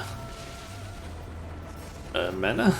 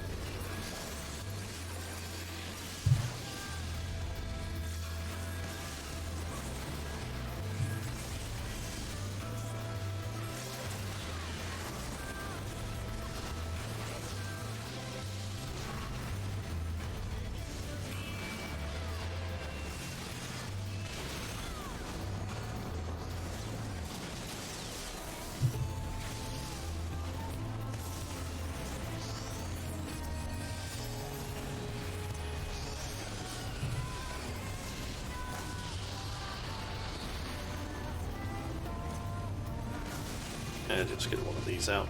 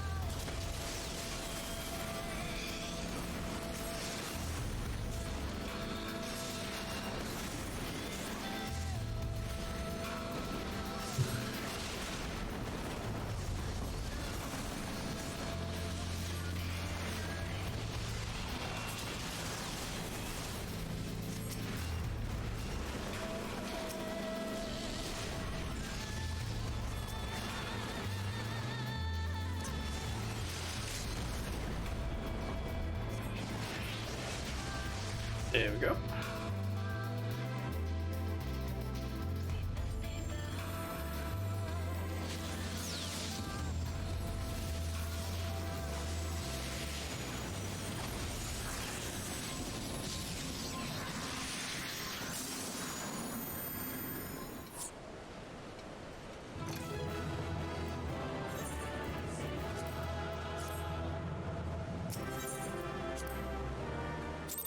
It wasn't so bad, to be honest. Yeah, having read all the like mechanics, I was like, oh shit, this is gonna be like a more complicated fight. Nope. Thy measure, bringer of light.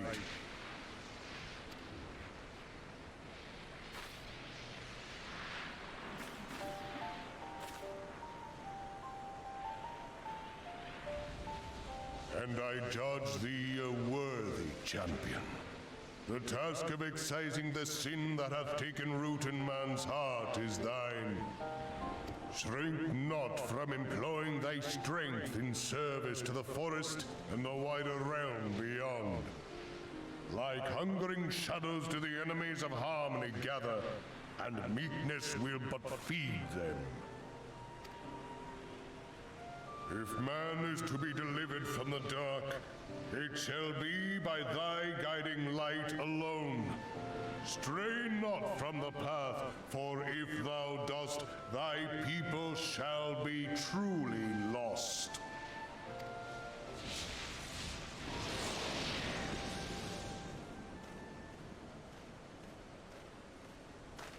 Thou hast slain the Lord of Levin. A regrettable act, but a necessary one.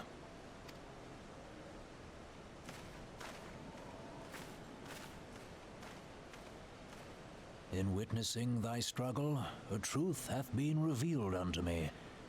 If I mistake not, it may yet prove a chink in the eternal armor of the Ascians. But let us conclude our present business. I shall expound upon my findings at the Rising Stones anon.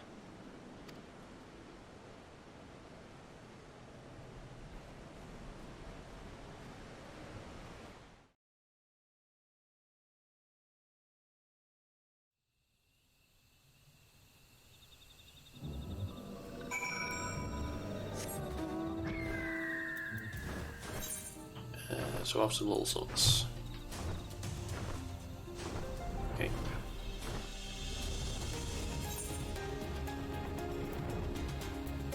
I might be able to buy some new armor actually with the tombstones.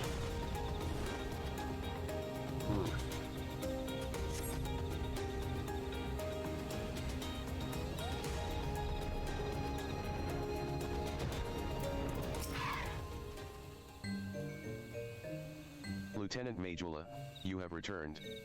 Dare I ask how Raymer received your visit? He challenged you to a test of arms. It is well, then, that you have some experience in such matters. The peoples of both Gridania and Little Solace will be relieved to hear that the Lord of Levin has accepted you as the forest's champion of peace. You have performed a monumental duty this day, Lieutenant Majula. The Elder Seed Seer must be informed of your deeds at once.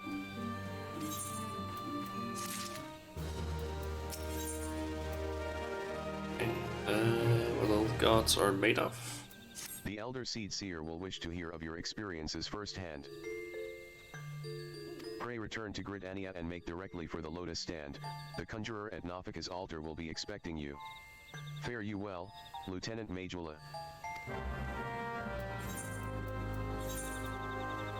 Actually, I'll just return.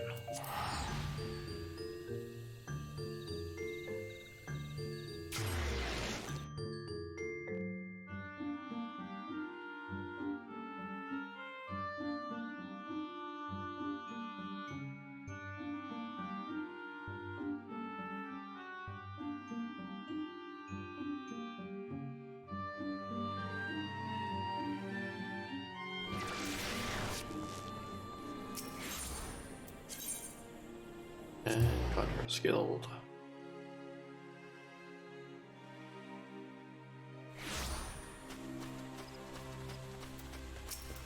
Welcome back, honored Scion. We who knew of your mission have been most anxious to see you return. The Elder Seed Seer awaits you within.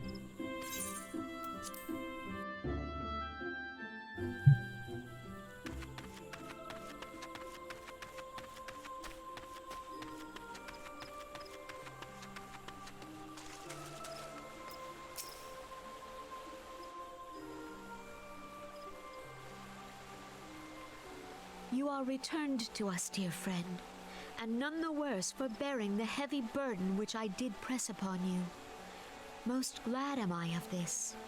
I am informed that your efforts to negotiate a peace with Lord Ramuh ended in conflict. Pray tell me, what befell?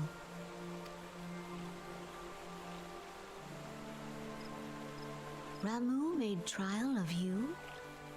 I fear there is truth to his claim. It is the darkness within us that attracts the darkness without.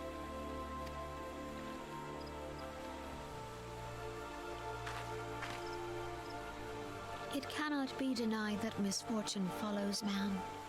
For evidence, one need only look to the conflict brewing in Cartano, or to the rising flood of refugees. Our shared struggle against the Empire should have served to seal our union. Yet the ties which bind the Alliance strain under the weight of gross self-interest. As the scars of the calamity begin to fade, so too does our sense of common purpose. Yet now is scarce the time to forget our shared responsibility.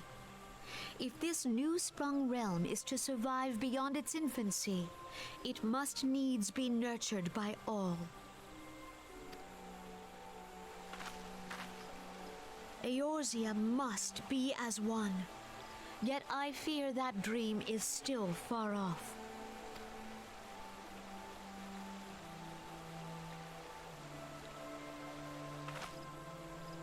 On behalf of the people of Gridania and the elementals both, I thank you for all that you and your fellow scions have done.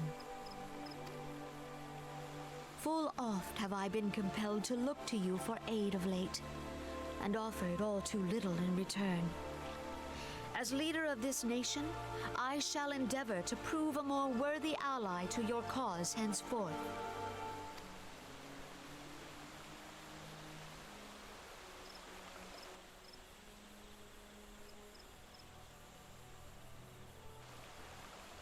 Lord Ramuh has departed, yet the keening of this ill wind grows no less insistent. Voices of the forest, pray speak and I shall listen. What unseen evil begets this unease in my heart?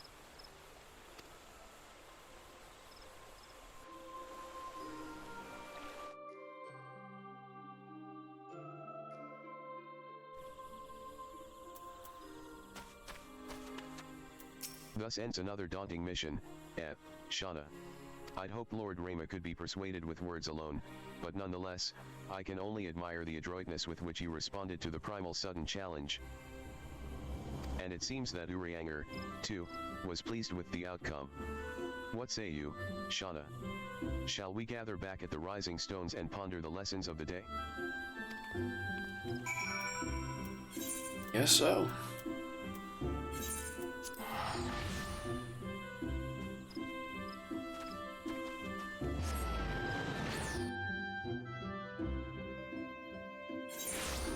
Here is, how far am I in these quests? Well, gods made of. Okay, so I'm about a little over halfway through. I'm still, like, once I've done this quest, there's, let's see, 1, 2, 3, 5 quests left of 2.3.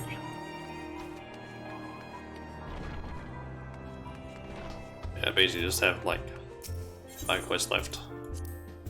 We head into 2.4, which has 18 quests. And apparently contains 1 dungeon and 1 trial that I guess I need to do.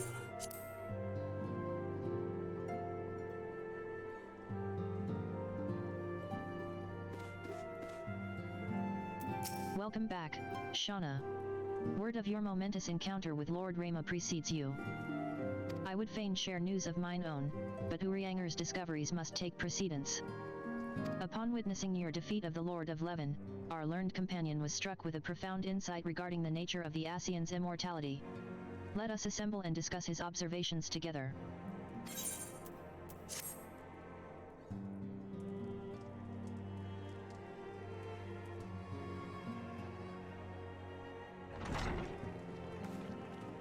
Just a cutscene. Oops.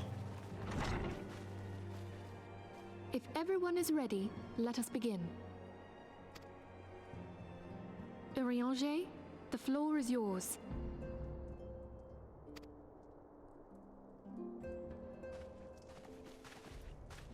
As all here assembled now know, in its final hours as our Order's headquarters, the Waking Sands did play host to a most unexpected visitor.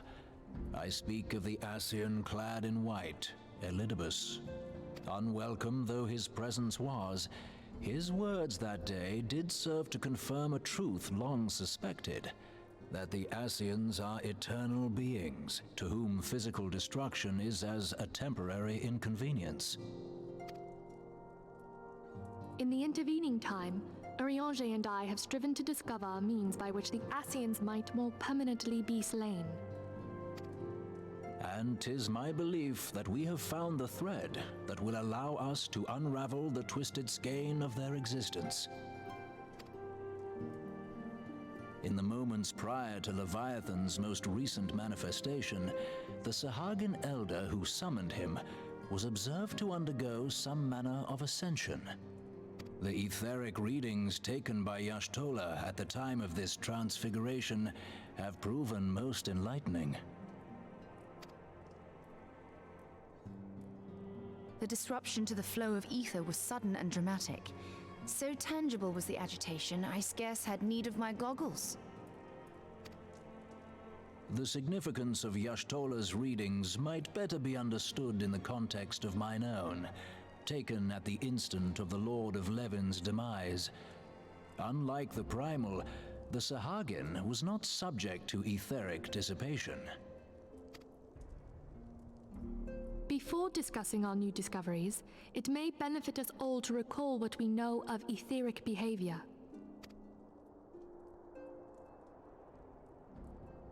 Time for a science lesson, I'm guessing.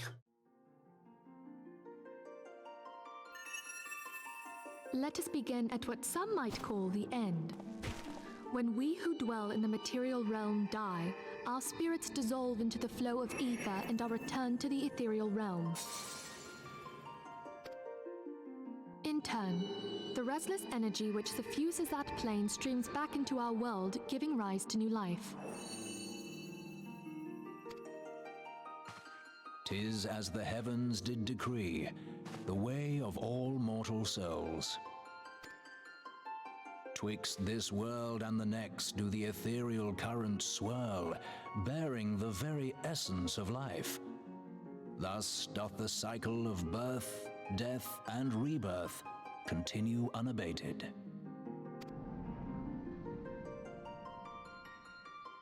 Primals behave somewhat differently. In order to manifest and then maintain a physical presence in this realm, they must consume vast quantities of ether, most often in the form of crystals. Though they may seem to live, their flesh is but ether given shape.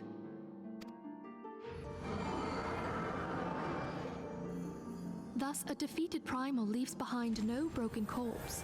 Rather, the essence of its form seeps back into the land whence it came, and the energy of its shattered spirit is called back to the ethereal realm. I have to say, I really love the presentation that they're doing here. And there it waiteth, till next the prayers of the faithful do draw it forth from the sea of ether, to take their offering of crystals and make for itself a new body.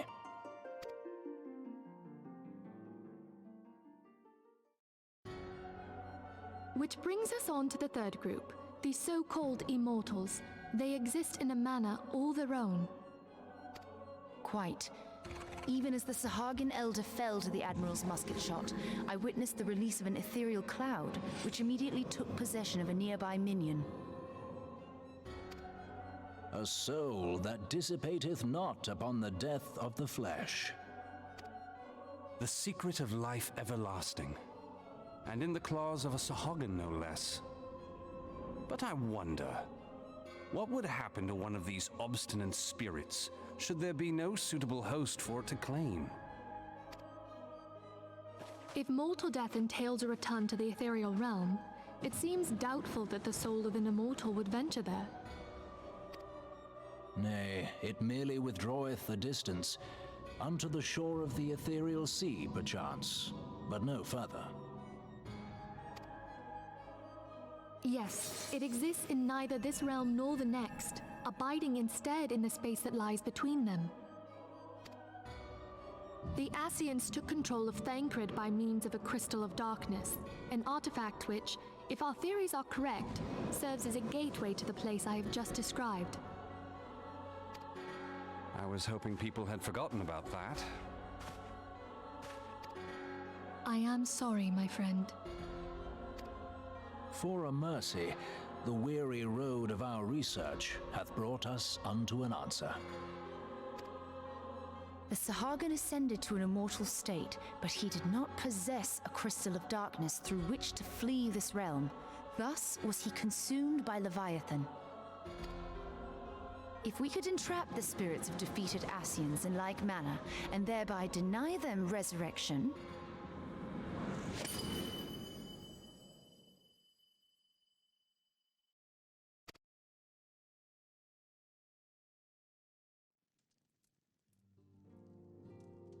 Therein lieth the path to victory.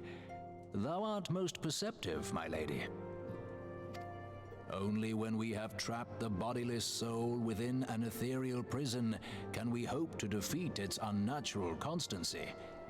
Thus might even an eternal paragon be consigned to oblivion. These feats are, of course, far easier said than done.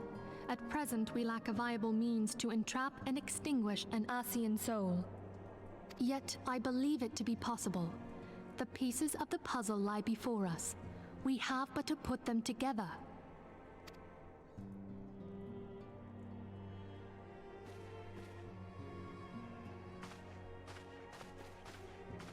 I will depart at once to convene with the sages of Sharlayan. Together shall we divine the steps by which our goals may be achieved. I have the utmost faith in you, Archon.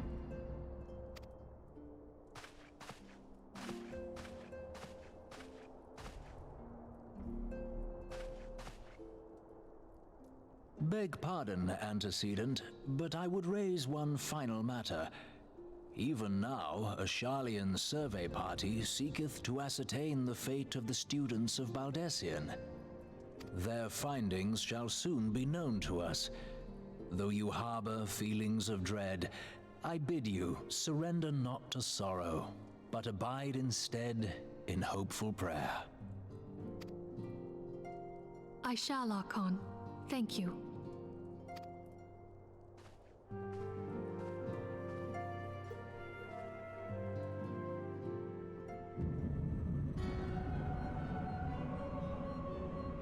What is this place? Ascian Place.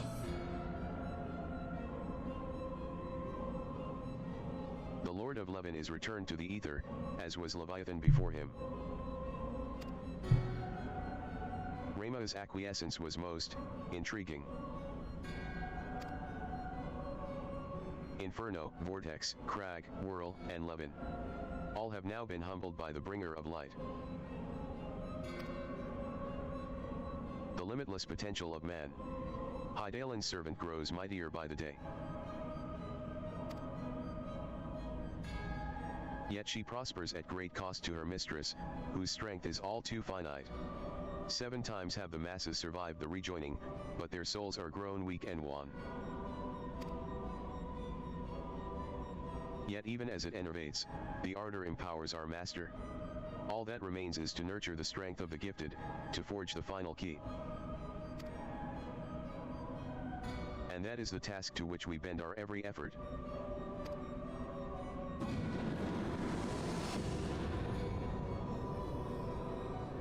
Divine seeds were ever wont to quicken in Eorzea's fertile soil.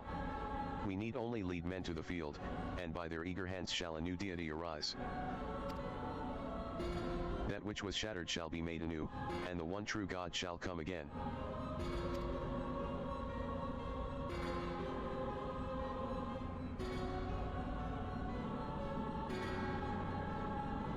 The fuck is that?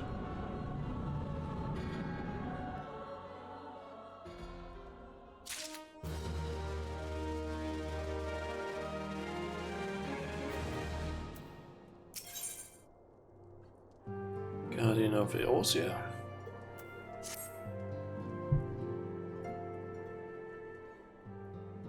Now the matter of Rama has, for the present, been put to rest.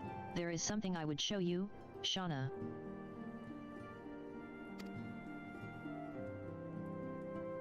It is a letter of thanks, signed by the leaders of the Eorzean Alliance, acknowledging the Scion's tireless service to the realm. It mentions, in particular, the names of all of the defeated primals, Ifrit, Titan, Garuda, Good King Moglamog 12, Leviathan, and now Rama. Needless to say, there is only one among our number to have faced them all. And though these words of gratitude were addressed to our order as a whole, I feel that they were meant for you above all others. I, too, must offer my heartfelt thanks for all that you have done. In the course of your duties, you have never once failed to answer my call to arms. You are a true hero, Shauna, and Eorzea is that much the safer for your presence. Pray do not misunderstand me, I said safer, not safe. I know only too well that we can ill afford to lower our guard. The Ascians may be relied upon to sow chaos in this realm until such time as they are forced to stop. Why, even without their encouragement, you may be assured that man would foment strife on his own. And that is to say nothing of the beast tribes. Unless we learn to live in harmony, the primals, too, will return to plague us again and again and again. And yet, despite all of this, your deeds serve to inspire the people, to give them hope for a better tomorrow. And there is no greater gift that we have the courage to strive for what might otherwise seem an impossible peace. We owe in no small part to the dangers you have faced on our behalf, and the people you have won over to our cause in so doing. Our list of enemies has ever been long, but think of the allies with whom we are now blessed. Of the sylphs of Little Solace, who wish not of conflict. Of the Alamigans and the Domans who stand with us, determined to halt the dread march of the Empire. And then there are the many unsung individuals who have gathered here in Revenant's Toll, honest men and women who seek to employ their skills for the good of all. Of course, when speaking of our greatest allies, we must not forget those closest to us, by which I mean our fellow Scions. Thanks to their many and varied talents, our order is uniquely equipped to combat the far-reaching corruption of the Ascians, and combat it we shall. Your enthusiasm is truly heartwarming, antecedent. Given our embarrassing wealth of allies, I trust it will not inconvenience you unduly if I absent myself for a time.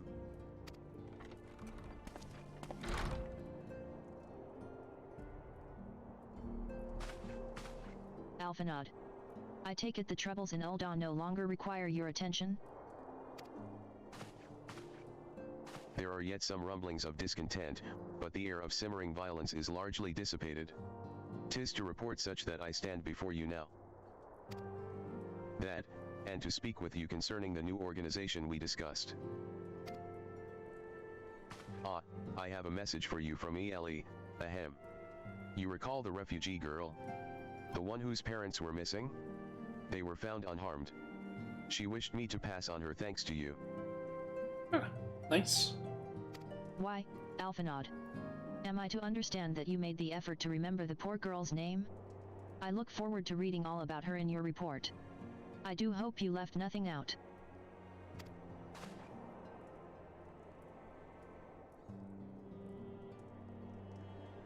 Shauna, you have been away from Revenant's Toll for some time now, I believe. Might I suggest that you put the affairs of the realm to one side for the moment and take this opportunity to reacquaint yourself with the town?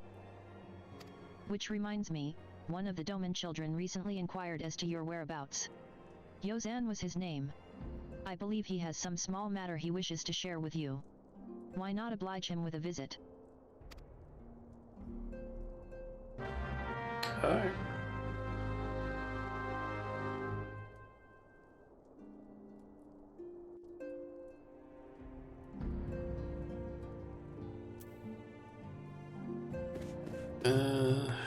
But before we do that, I'm thinking of going and grabbing something to drink.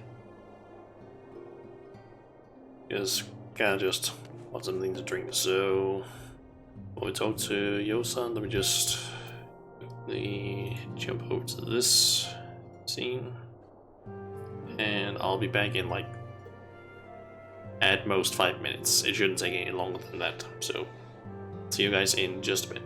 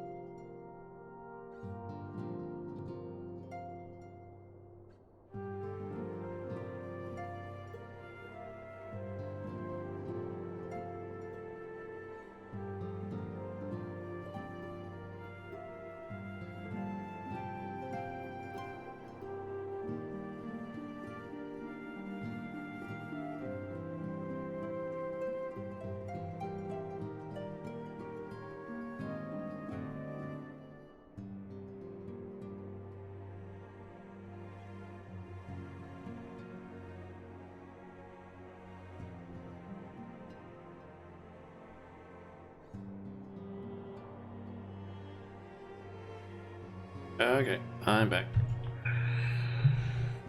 Got my drink. So let's see what Yo-san and perhaps also Koharu, Roka, and Shion wants to talk to me about.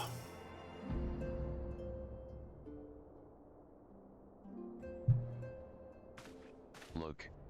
It's Miss Shauna. She's back from her adventures. We heard you were off fighting primals, and that they're some of the strongest enemies you could ever face. I wish I could have seen you in battle. Anyway, we all want to be heroes, too, so we finally formed our very own Doman Adventurers Guild to protect all the Domans. Oh. Do you think you could train us today, Miss Shauna? Maybe you could show us how you fought the primals. What's all this commotion, then? Mr. Boulder and Mr. Caltenet. Did you know that Miss Shauna is back? So it would seem. Welcome home, Shauna. My companion and I but recently became full members of the Scions, and I believe proper introductions have yet to be made. I am known as Hori Boulder, and this bookish fellow is Caltenet. Though we remain largely unproven as adventurers, we have taken it upon ourselves to instruct the Doman younglings in the arts of combat. Ugh, I told you, Mr. Boulder, we are not younglings anymore, we are adventurers. And we were just asking Miss Shauna if she could give us some special training. I think we're ready to hunt monsters alongside her, don't you?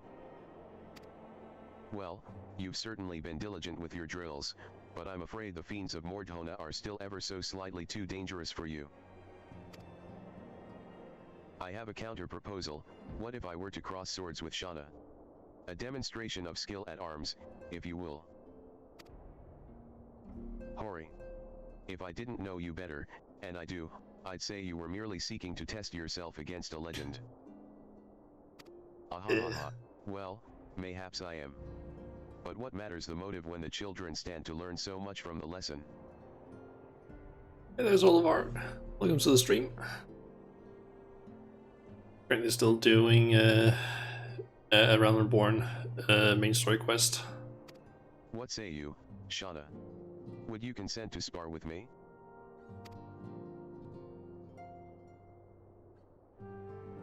Hurrah! We're to have a tournament. Come on, everyone, we must prepare our gear for an outing.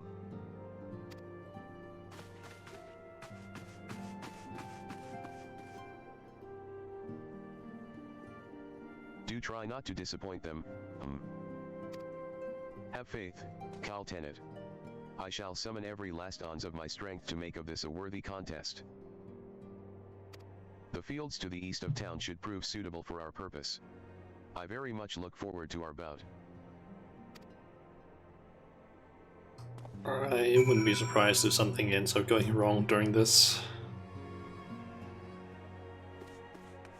Okay, so meet Hori Boulder to the east of Ronan's Toll. It's time for me to bonk on Abbott and Costello. Is he? Guess so. Alright, so it's to the east. As that is down here. And since this is most likely going to be a combat oriented, let me just switch over to Samurai.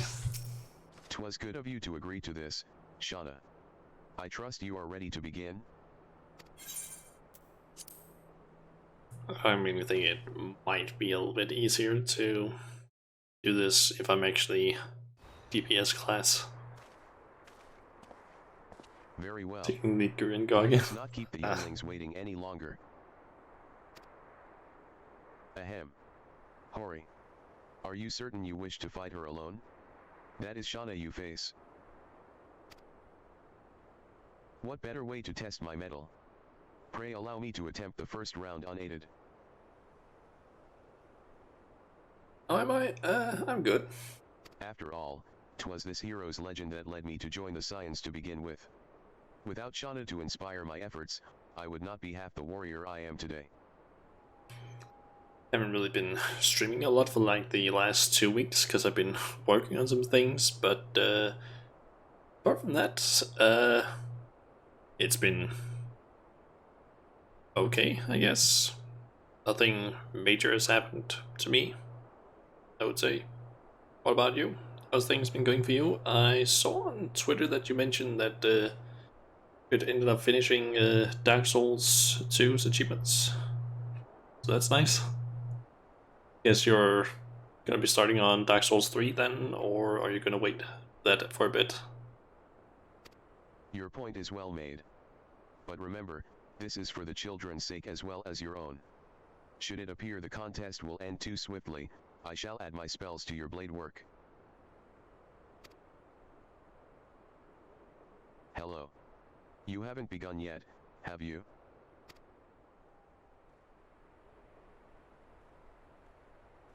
Ah, some of the others. Ada. What? Who are all these people? When I heard about your sparring match, I told everyone I could find. Thought you could use a crowd to cheer you on. Yes, and there are still more to come. When I mentioned Shauna's name, the reaction was quite enthusiastic. Why, my own popularity seems but a sickly shade in comparison. You'd best claim victory, bringer of light, your burgeoning reputation is at stake. Well, our teacher won't be beaten so easily. He's a master swordsman. You can win, Mr. Boulder. We shall soon see. On your guard.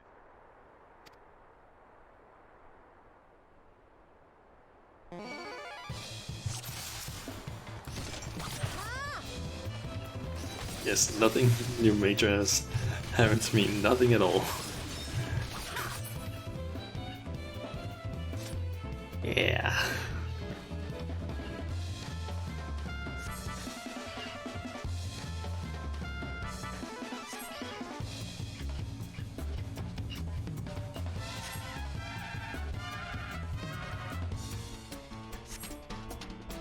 Okay,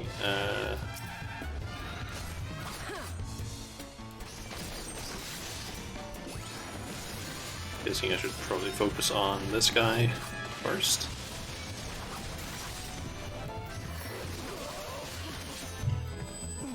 Oh wait, that's the wrong one I was about to use.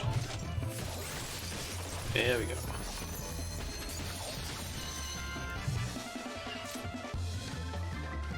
You're thinking of doing Dark Souls 3 next year? Understandable. I feel like going for achievements in Dark Souls games right after each other, or right after another, could end up being a little bit too much maybe. Considering the amount of work you need to do.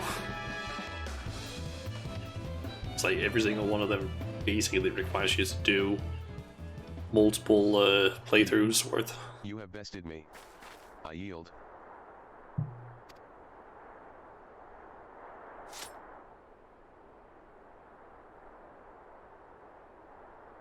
Plus you have Metroid Dread this like this Friday. Oh yeah, that comes out now. I completely forgotten that came out this month. And I can definitely understand that you would be interested in that. That was incredible. She beat them both at the same time. We knew you couldn't lose, Shauna. None can defeat the Guardian of Eorzea. Now I see why they sent you to deal with the primals. I've much work to do if I'm ever to attempt the same.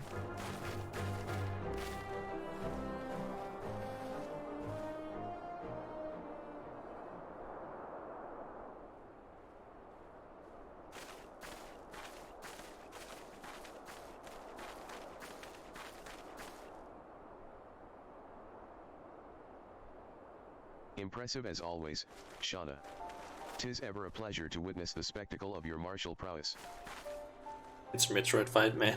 It's like an actual cancelled game coming back from the dead.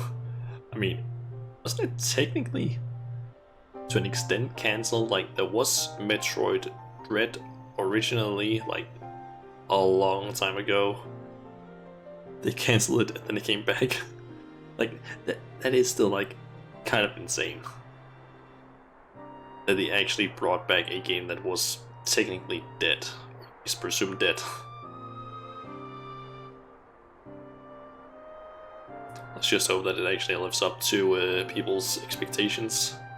And yes, it is a cancelled title for the DS. Yeah, like you can at least hope that the game lives up to people's expectations, because if this game ends up turning out to be a bit of a mess, it could be a bit of a problem.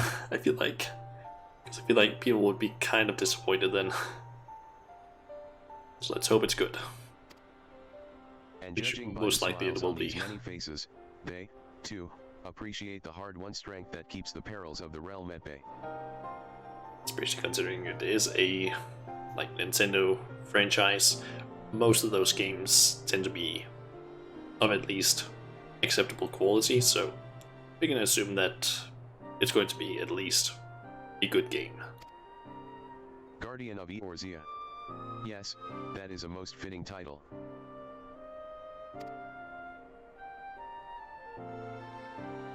Do you recall when first we met? 'Twas at the memorial service for the Battle of Cartino. At the time, I was yet attempting to understand this land of Eorzea. I sought to grasp the reason why grandfather willingly sacrificed himself to protect it. I shall speak plainly, my initial impressions were less than favorable. Dire problems abounded, and yet the effort I saw expended towards their solution was haphazard and half-hearted. I thought Eorzeans a foolish and childish people. Considering the shambles their home was in, I would not have been surprised if some had chosen to swear allegiance to Gaius and the order he proposed to enforce. The legatus' single-minded military invasion precluded any such switching of loyalties, of course. Were it not for a desire to continue grandfather's legacy, I would have abandoned the realm to its fate long ago. The threats were too many, the nations too self-involved and unstable. Yeah, you've been doing your best to go blind, but Nintendo has been advertising the heck out of it. So it won't surprise me if most of the game out there by Nintendo themselves. True. But hype for Metroid is higher than it's been for over 2 decades. True. I mean, it was also a pretty big announcement of just like, hey, you know what? Metroid Dread. And wasn't it like at E3 that they announced it? Around there? That was like, what? I'm trying to remember, when was E3? That was like in June-ish, if I remember correct. So that means June, July, August, September. Like around 4 or 5 months ago. So that is not a long time to basically build up hype, but I feel like there's basically been a lot of hype about that game. It is also like a big like, hey, there hasn't been any Metroid games like from the main series in a while. Here's a big one, and it was a like cancelled title. Makes sense why Metroid fans would be very happy.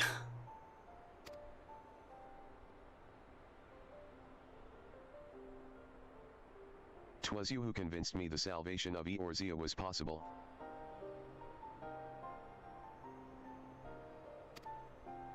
'Twas you who taught me, through countless acts of bravery, that what my grandsire sought to preserve was not the land, nor its history, nor any single nation.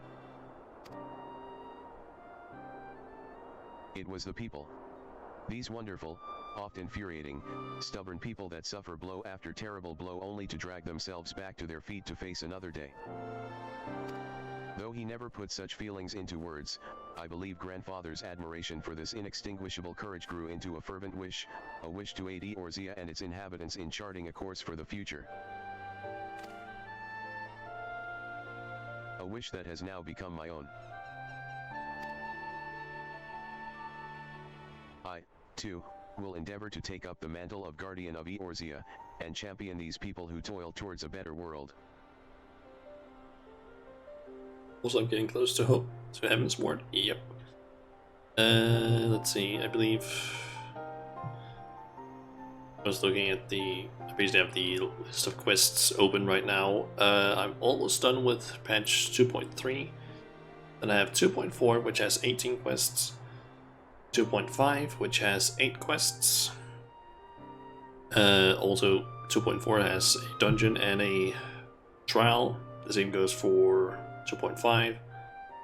And then there's just 2.55, where I also need to do the Crystal Tower side quests before I can completely finish it. And during 2.55, there's 16 quests and 1 trial that needs to do. So there is still a bit more before I'm there, but it's getting very close, which is nice. Our cause, however, is not a simple one. The troubles that plague us are of a scale that cannot be solved by the science of the Seventh Dawn alone. No, what is needed to tackle the root of the primal threat, and effectively counter the schemes of the Ascians, is a new, expanded organization that operates beyond the limitations of nations and borders. If you would aid me in building such an organization, then pray let us continue this discussion back within the walls of the Rising Stones.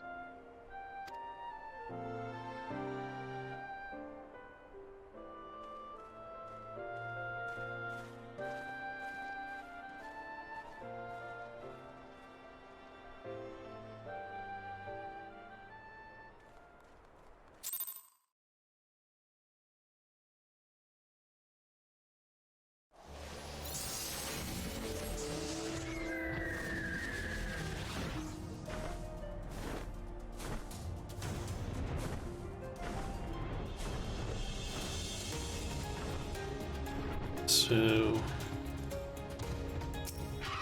in here, kind of want to do the Crystal Tower together. All right. From what I understand, it's like 3 dungeons or Alliance raids, so the like 24-man dungeons essentially. At least I think all 3 of them were 24-man dungeons. Thank you for coming, Shauna. The world shifts and alters, and we, my friend, must ever be one step ahead of the chaos.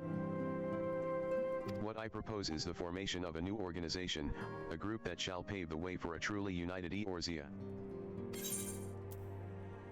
Let's go with... All these are based on melee. Big race, unfortunately. You have to be...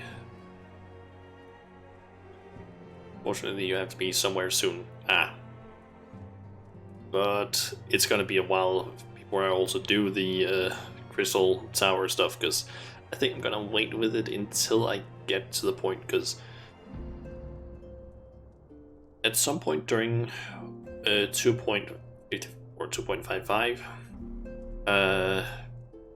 there's apparently one quest where I cannot start it, or it won't allow me to progress before I have completed the Crystal Tower raids, at least to a certain point during that story. It's apparently the Light of Hope, which is the 1, 2, 3, 4, 5, 6, 8th quest in the Crystal Tower line. There's like 2 additional quests, but apparently they aren't needed. It's basically just to the point where I get the achievement Out of the Dark. Yeah.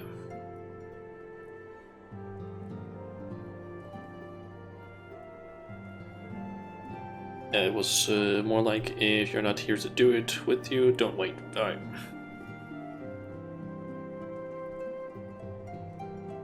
So, if you're not here, I'll just do it then. Good to know. Okay. I'm actually wondering, how many quests do I need? Done with this one. Let's see. 4 more quests, this one included, and then I'm done with 2.3. Thanks. Pray forgive me if I tread over old ground, but I would first speak of the grand plan. Since the advent of the 7th Astral Era, the leaders of the 3 nations have been deliberating over an accord that seeks to bring the disparate forces of Eorzea together into a single entity. A realm-wide grand company, if you will. The military might of such an institution would be drawn from every corner of the land, and directed against threats that no single nation could hope to overcome alone. Yet while the purpose of this hypothetical organization is undisputed, the logistics of its formation have become the source of endless debate. And the longer these discussions continue, the more I sense the impetus towards unification draining away. Thus have I been campaigning for the creation of what might be considered a trial company. It will be on a much smaller scale than what we hope to eventually achieve, but capable of the same manner of unrestricted operation accorded to the Scions. 'Tis my hope that the successful utilization of such a force will lend momentum to the lagging deliberations. Also, being a primarily military outfit, I mean to assuage fears of its misuse by placing the fledgling organization under the authority of the antecedent. The Scions work tirelessly to protect Eorzea and its people. But as you yourself have witnessed with the refugee revolt, there are limitations to what even we can achieve. With this new company under the Scions command, however, we will be capable of responding to a wider range of difficulties without straining our resources or overtaxing your formidable talents. The goals of my proposed organization and those of the Scions are ultimately identical, a point conceded by all concerned. But before I can move forward with establishing this precursor to the true, border-spanning Grand Company, 'tis yet necessary that I visit the 3 leaders and gain their official approval. Alpha not creating or making a war company, yep. I mean, it seems like a decent idea. Basically, have more of a military force that can work in every single area instead of just like only the grand companies. And the Scions are kind of a small organization, so they are not able to really be everywhere at the same time. A tiresome and time-consuming task. Which is why I would ask that you accompany me on the journey, and attend to the business of recruiting our inaugural members while I am otherwise engaged with bureaucratic formalities. Thank you.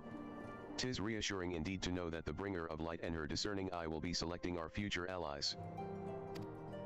Our first destination will be Lim Salam Sa. Let us rendezvous at Bulwark Hall. Okay.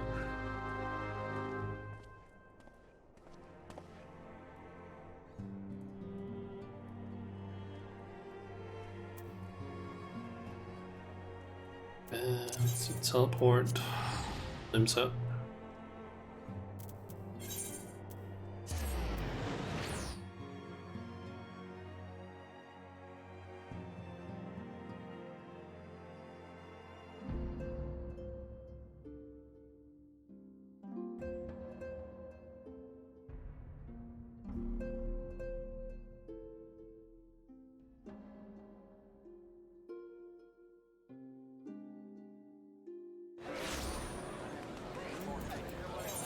So over there.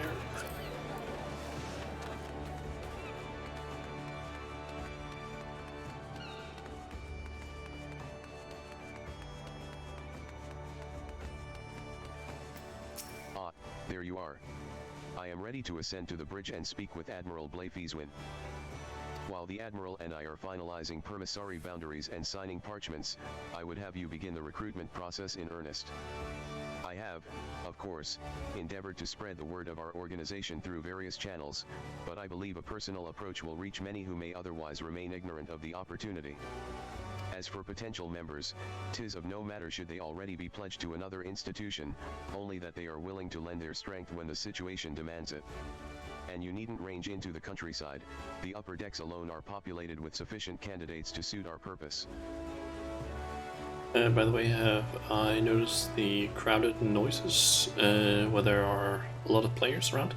Yeah, I think I've known that from around the start where I played. I think it was due to a video that I watched by someone called XIV on YouTube. He was basically playing, or he was streaming it. He had made a video of one of his streams where he had played it with some of his friends from the Salt Raiders group, and I believe they were in Gridania. Or not in specifically Gridania, but like outside of Gridania. And there were a lot of people gathered, and apparently it just started. There were so many that it started playing the crowd noises. Have I heard it at max? I honestly don't know, but I'm guessing that is really loud. Once you are satisfied with your recruiting efforts, meet me at the airship ticket counter that we might prepare for the next leg of our journey.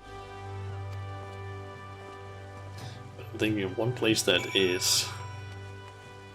has a very high potential of having a lot of that appearing. Might be like near the Domin's Aetherite Crystal, due to the fact that a lot of people usually gather here.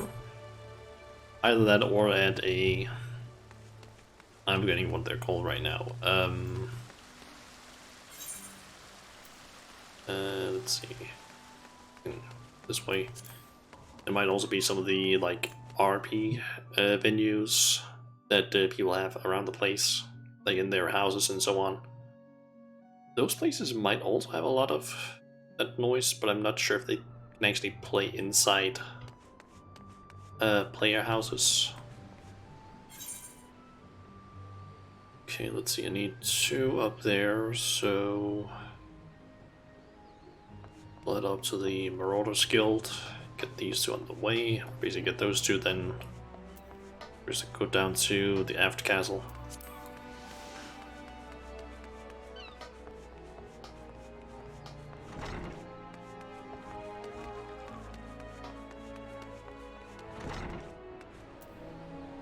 An organization with the freedom to operate with territorial impunity? I must say, your proposal intrigues me. It's painful your game put it on while you were doing the quest for the Noctis event. But the Krakens well know that there is a time to act, and a time to watch. And I'm afraid this trial company of yours falls into the latter category. I'm guessing it was most likely at least I'm going to guess that it might have been at the... where is it again? The fate that spawns around here. Was it maybe that one? Or was it just people gathered around a quest NPC or something?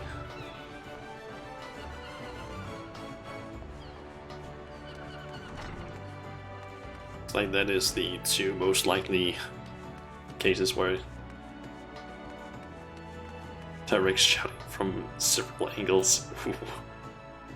Doesn't sound fun, but I don't think I've heard it at max volume or at like max effect yet. The fate, okay, that makes sense. It's like that was the 2 most likely locations that I would would think that there would be a lot of people during the Noctis event, either West NPC or the Fate. Guessing of another place that could be a likely place that you would have like the because it's max intensity. Yeah, I'm guessing it's probably something like once X amount of people are like within a certain vicinity of each other, it starts playing it at maybe like, let's call it like level 1, like crowded noise, and then the more there are, it just starts playing it louder and louder until it hits like a max cap. But yeah, I'm assuming it is probably really, really loud, but I've just been, I guess, lucky that I haven't hit that level yet. Master Alphanod's new organization? Yes, I had heard the formation of his trial company was in the offing. 'Tis with regret, however, that I must decline your invitation. As commander of the Yellow Jackets, the protection of Lim Salamansa must needs receive my full attention.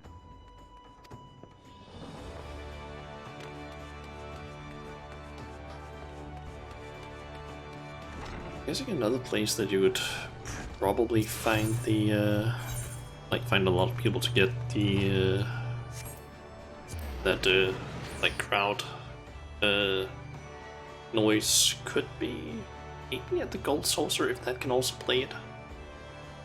Because I'm kind of wondering if there are certain areas where it can't play, or if it literally just can play in every single area. Because who knows, maybe there are just some places that just can't have that effect here.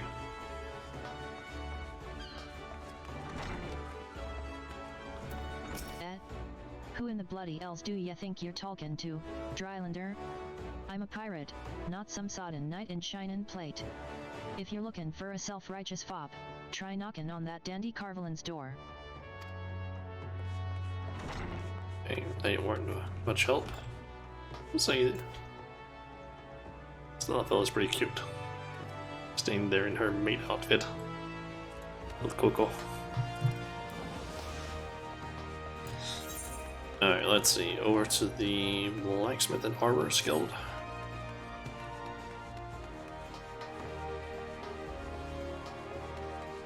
Let's see. I still actually need to get armor up to level 50. A precursor to a united Eorzean Grand Company? While I do admire the scope of your ambition, my responsibilities here at Naldic and Bemelis keep me close to the forge. I have not the time to be traipsing hither and yon across the realm. Should you require my skills as an armorer, however, I might be willing to accept some special commissions.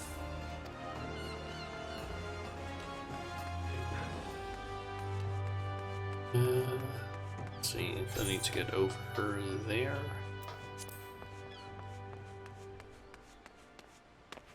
You've taken up weaving for your character, hoping to make cute dresses for her. That is definitely a good reason to pick it.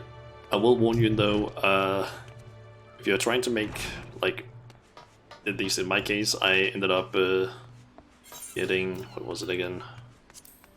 Ended up getting Culinarian up first to 50, and I was like, I'm gonna try and make some of the higher level things, like, just open up Culinarian. For example, sauteed chortle. You're gonna need a lot of control in order, and in some cases also craftsmanship in order to make those things. I spent like several days working towards having a high enough of those skills to actually create something from Alchemist, I believe it was. I think it was at the start of this week that or last week, basically last Monday, that I think I started on that process. Basically, I needed to make, I'm going to find it, Healer's Attire Augmentation, because I had basically gotten an invitation to two people from my free company's wedding that happened Saturday, and one of the things that were basically told to us in the FC Discord was that the theme was skimpy in terms of clothing. So what I decided on was this, or something along those lines. And basically I want to use these pants for the outfit.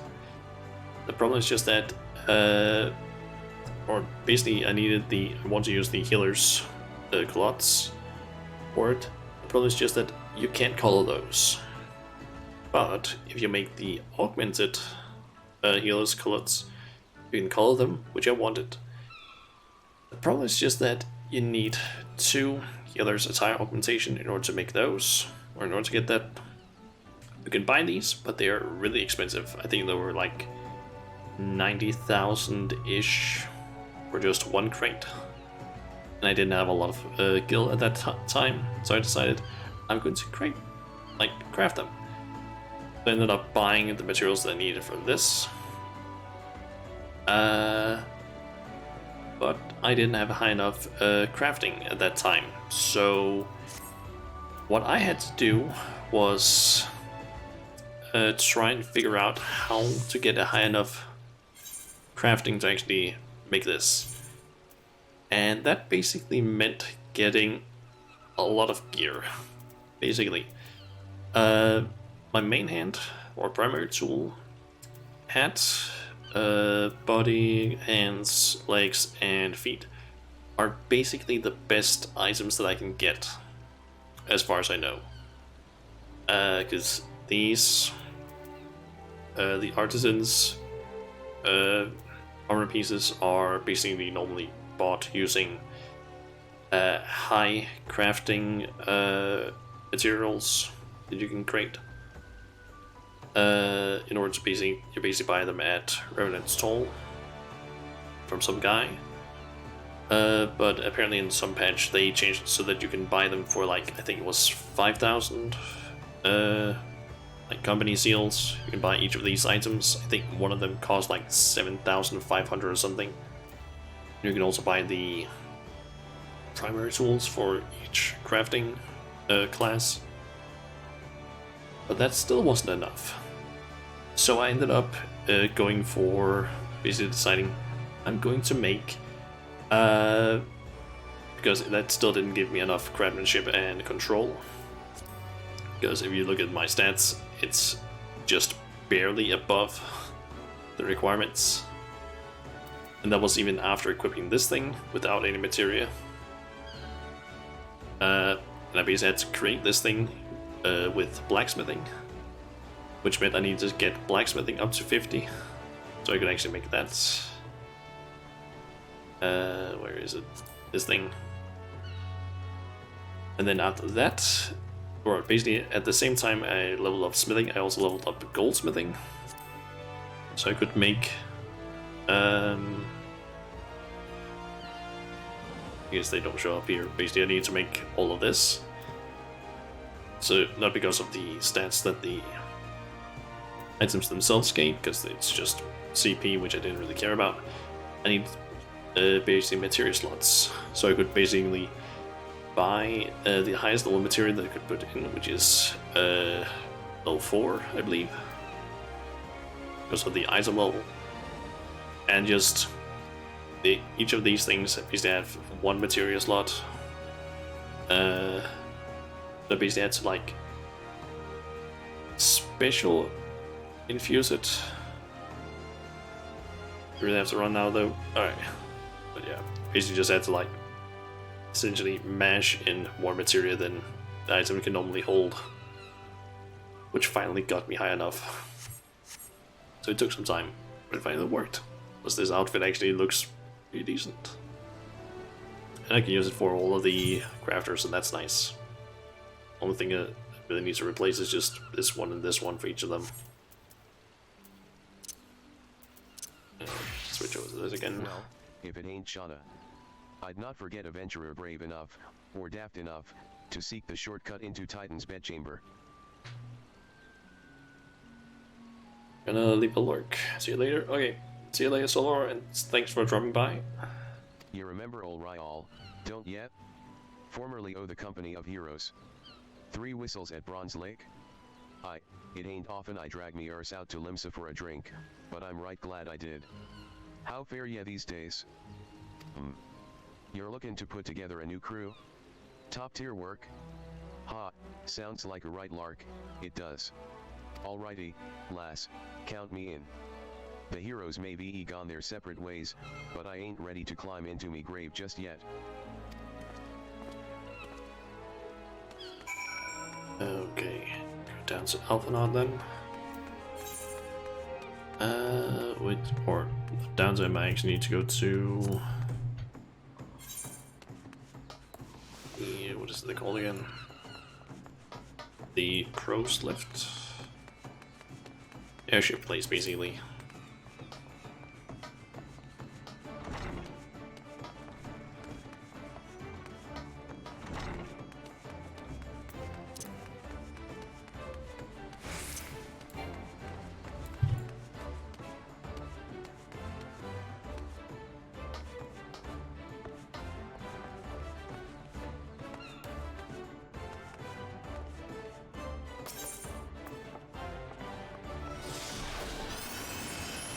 I think the game might have lagged a little bit there.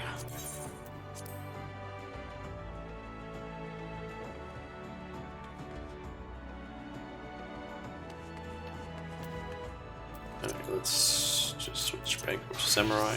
Shauna, your recruiting went well, I trust? I am curious as to how my proposal was received by the rough and ready folk of Limsalam and Sa. Ah, a member of the legendary company of heroes indicated his interest? Astonishing. I knew enlisting your aid was the right choice, few could boast the acquaintance of such an elusive character. I, too, was successful in my task. The Admiral consented to sign all the documents requiring her approval. I can only hope that my visit with the Elder Seed Seer proceeds as smoothly. Pray continue on to Gridania at your own pace. I shall await your arrival at Nafika's altar.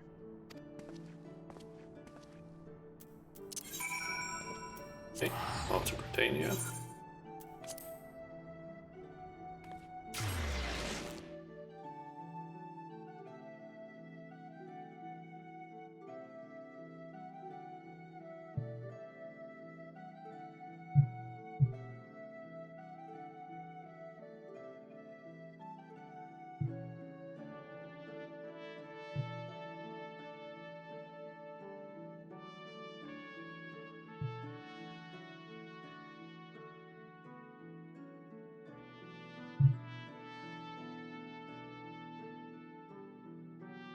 Wondering if something is running in the background of my PC right now.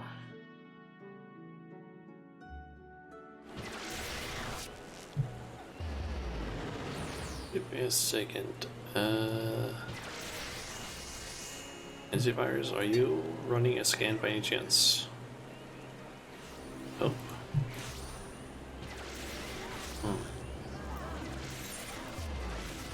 Okay, so that is Contra's Guild.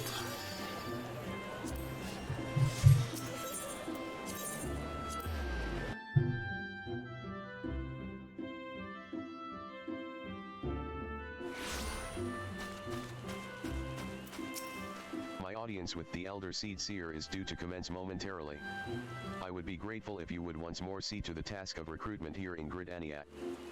After you deem the well of potential candidates has run dry, let us rendezvous at the airship ticket counter as before.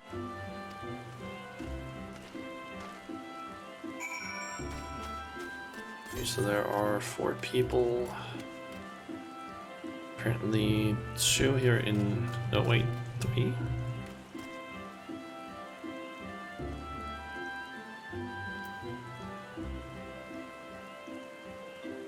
Ah, no, wait, there is 4 in this area. Okay, so 1 at Amphitheater, 1 at Falls, 1 up there, and then 1 at Lancers, so that's actually perfect. We'll just stay, like, going that round, or that way around.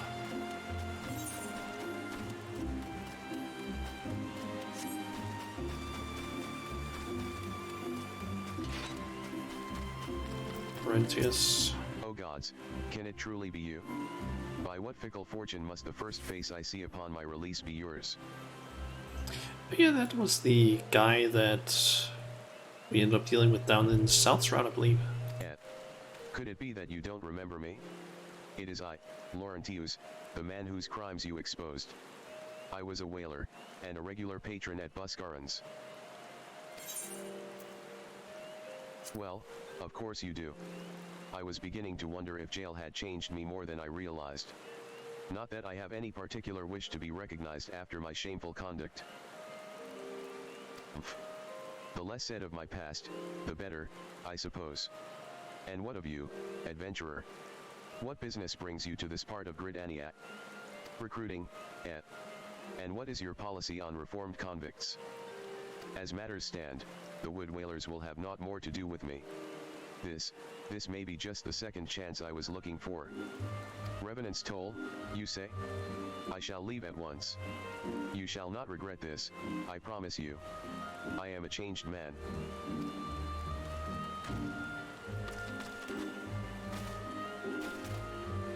Oh, cannot jump over that.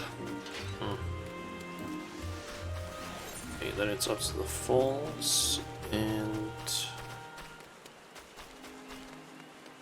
that be. guessing that might be the servant from Hog Manor. Maybe.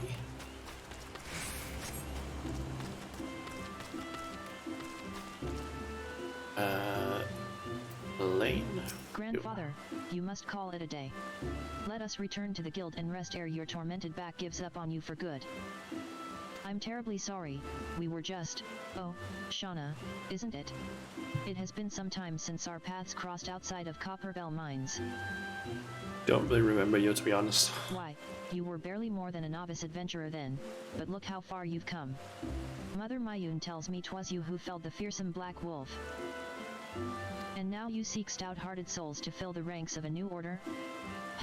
Well, your cause is undoubtedly just, and my old companion here would be much relieved to see me in good hands. Yes, I'll do it. This is the very thing I've spent my entire adventuring career working towards. I shall join your company just as soon as I've seen Isildur safely home. Okay. I don't really remember her, but it has also been a while since Copperbell Mine. I mean, that was also like the third dungeon that we did back in those 7 scenes. That is a while ago. It is that guy. You would offer this old man a place in your company of champions. I am both puzzled and honored by your invitation. Pray forgive me, young mistress, but I cannot accept. I have sworn to abide here for whatever scant years remain to me, and bear responsibility for the evils my lady has wrought upon this land. Okay, kinda assumed that he would probably not accept. Don't really know who this could be though.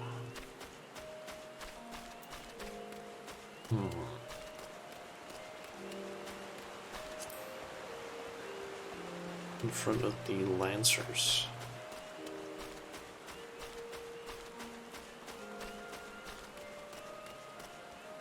Same Gullet, I have no real recollection of who you are. 'Tis not often a guild officer such as myself gets recruited. And this company of yours certainly sounds to have some promise. But its duties appear less than focused. I must refuse your invitation until such time as your organization is more organized. That's fair. Okay, airship landing.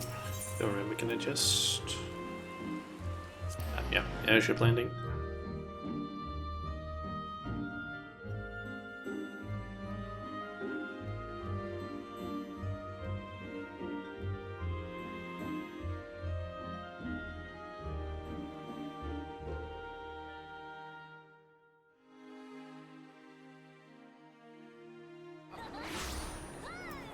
What news, Shauna?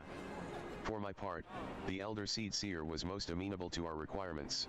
A former wood whaler, and a seasoned adventurer? Our company will not lack for variety, that much is certain. An interesting harvest, indeed. Shall we strike into Ul'dah whilst the iron is hot? Let us meet at the Royal Promenade and endeavor to conclude our remaining business. Our journey draws to a close. Okay.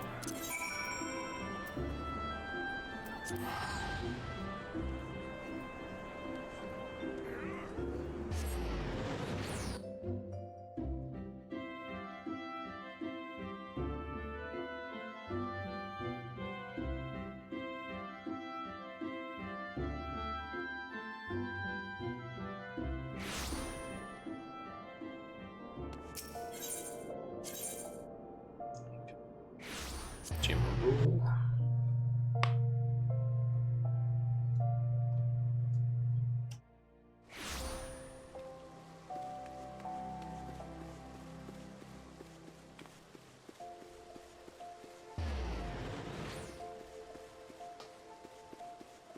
Okay, I don't know. Where do you need me to go? The Gilded City, where one's fortune defines one's worth. I hope some manner of fortune is with us, and that this final leg proves as successful as the previous two. Might I suggest descending to the lower level before beginning your recruitment efforts? I do not think the Sultana will take kindly to us poaching from her personal guard. Let us meet back here at the promenade when our respective tasks are complete. Good hunting, Shauna.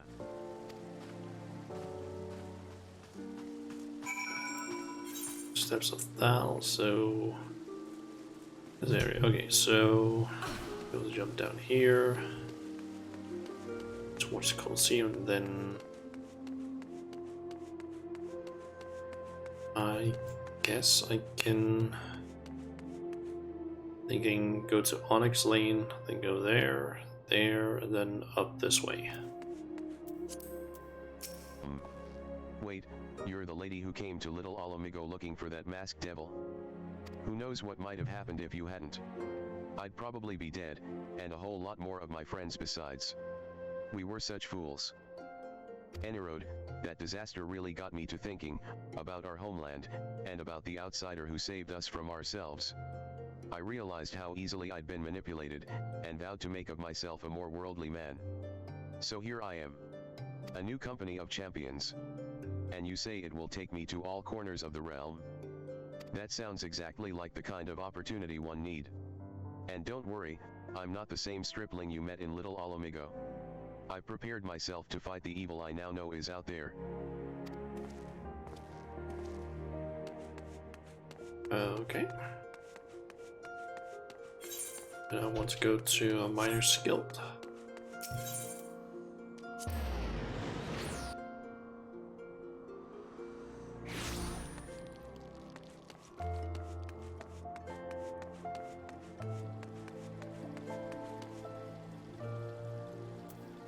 Ah, that's the Blue Mage quest. Oh, what a happy coincidence. Do you remember me, perchance? I am Aurson, of the Church of Saint Autumn Landima. Thank you again for your timely rescue. And I must also thank you for preventing that fraudulent priest from preying on Drabone's less fortunate. A most upsetting business.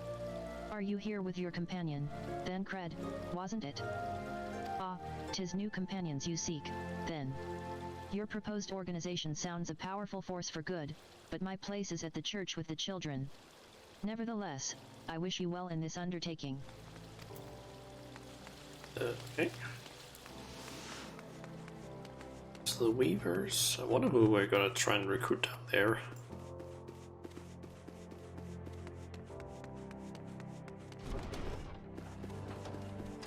Ilamu. I'm sorry. You wish to recruit me? Is this some new-fashioned manner of propositioning a lady? Well, I'm afraid you are wasting your time. This lady is already spoken for. Good day to you, miss.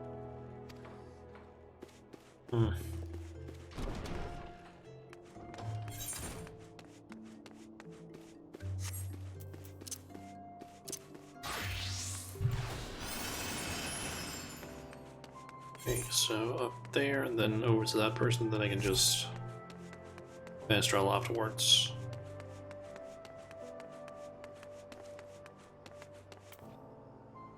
And a bird. Have you come to tell me the news, soldier? Well, I've already heard it. Seems the would-be savior of Ul'dah's refugees went and got himself killed, and not by your hand. He was just as much a pawn as the hapless cast-offs he sought to deceive. That's not why you're here? You'd be surprised what rumors drift down to Pearl Lane. I know of this glorious new company of yours, and just how far I'd go to avoid getting involved with it. Whispers on the street say your organization is funded by corrupt coin, by syndicate money. If you think you're recruiting for a just cause, then you're a bigger fool than I took you for. Okay.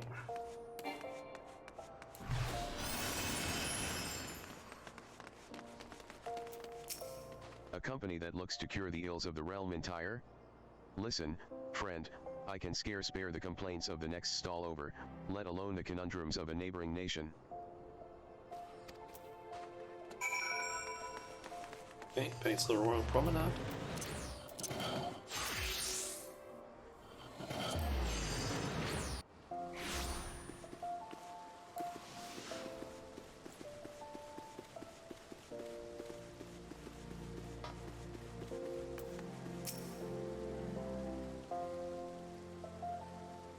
How fared you, Shauna? What hidden gems did the streets of Ul'dah offer up to your unrelenting gaze?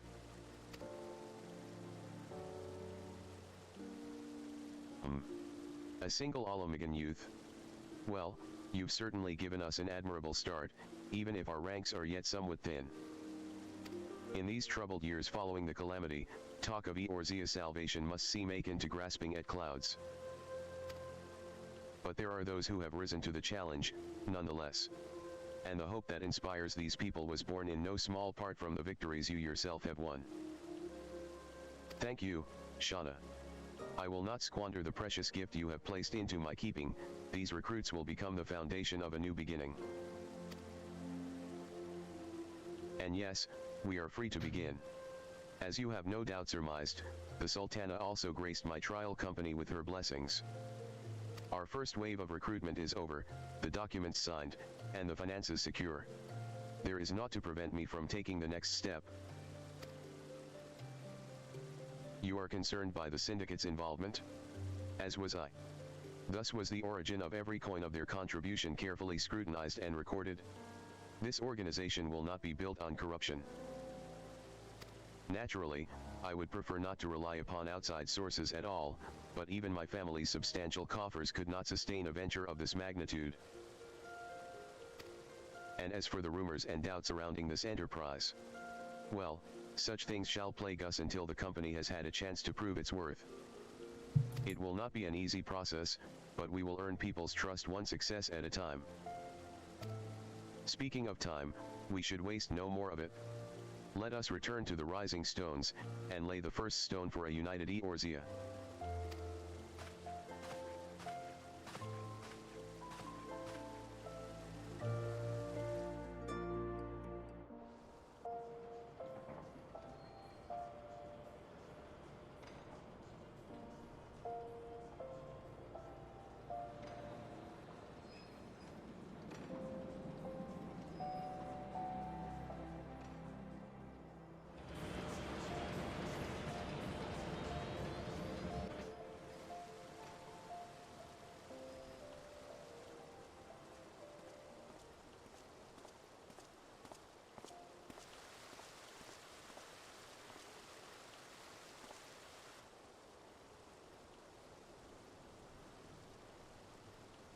Tell me, General, what think you of Alfino's bold endeavor? I think it is more than bold, Your Grace. His organization would pave the way for a united Eorzea. Well do I understand his impatience, since facing the common threat of the Ultima weapon, our nations have seemed farther apart, not closer together. Considering the many problems we face, should we not be glad that someone else is taking the initiative? We have all pledged our cooperation, yet the grumbling continues behind closed doors. Ul'dah is not alone in her duplicity.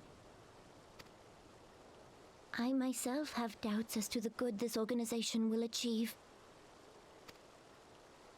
With the inclusion of the finest soldiers of the 3 grand companies, it promises to be a fearsome military body. But whom will it serve? Even under the watchful gaze of the Scions, it is not unthinkable that such a force could perpetrate a great wrong. Does it not concern you that a significant proportion of its financial backing came from the coffers of the Syndicate? That those unprincipled worms might forge this extraordinary gathering of warriors into a private army?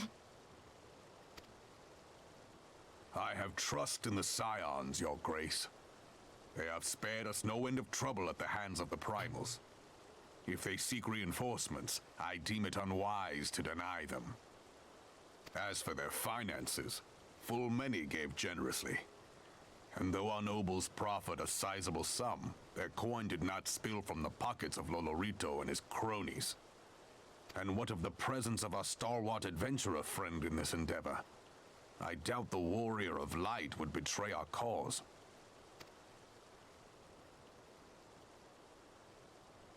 Yes, there is that, I suppose. Yet I have known people to change. Whether we will or no, the events of the age hurl us this way and that, like a dust devil skipping across the sands.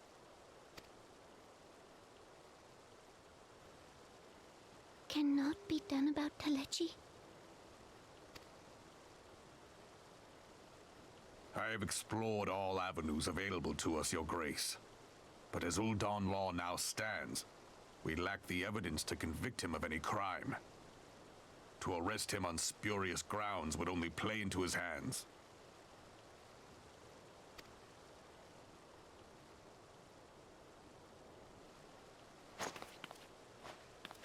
He has all but committed treason, and yet we can do nothing?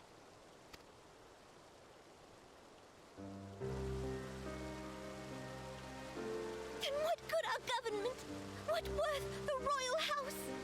How deplorable this mockery of justice!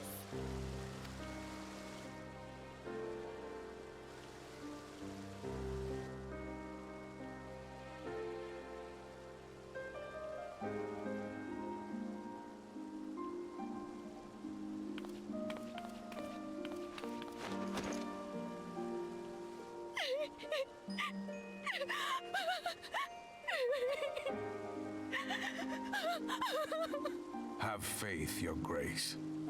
It is not over.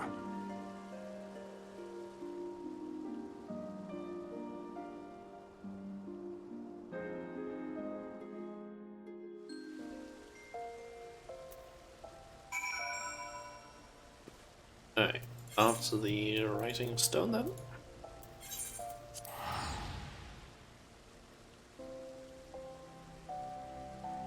While that happens, I quickly want to set up a... Because I just thought of over in OBS. There you go. Really just want to set up something so I can do this. Have the be right back thing available. Thought it might be a good idea.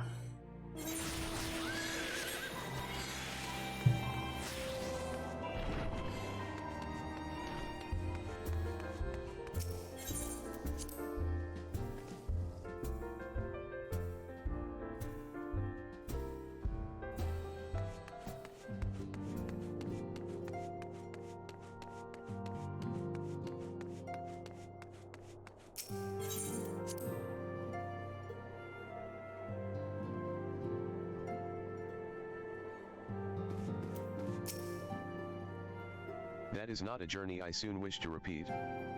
But I cannot pause to rest, the culmination of all our effort is at hand. I must see to the preparations for the inaugural ceremony. Thank you for allowing me to monopolize your services, Shauna. I am certain the antecedent will be relieved to see you free for other duties.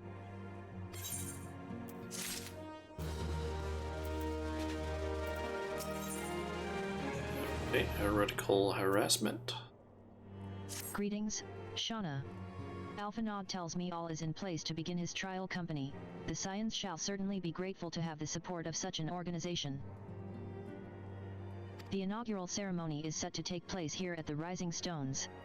Tateru is cooperating with Alphanod to see that all is in readiness, so I'm afraid the recruits themselves have been left to their own devices for the time being. Quite a number of new faces have arrived in Revenant's Toll of late, and I wonder if Slafborn might not find himself overwhelmed. Would you speak with him and see if there is aught he requires? Okay.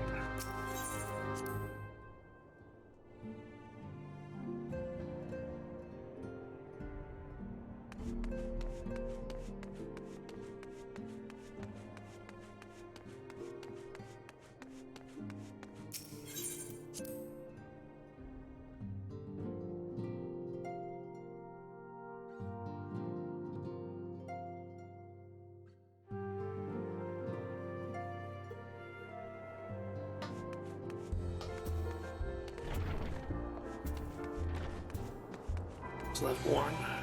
Any help?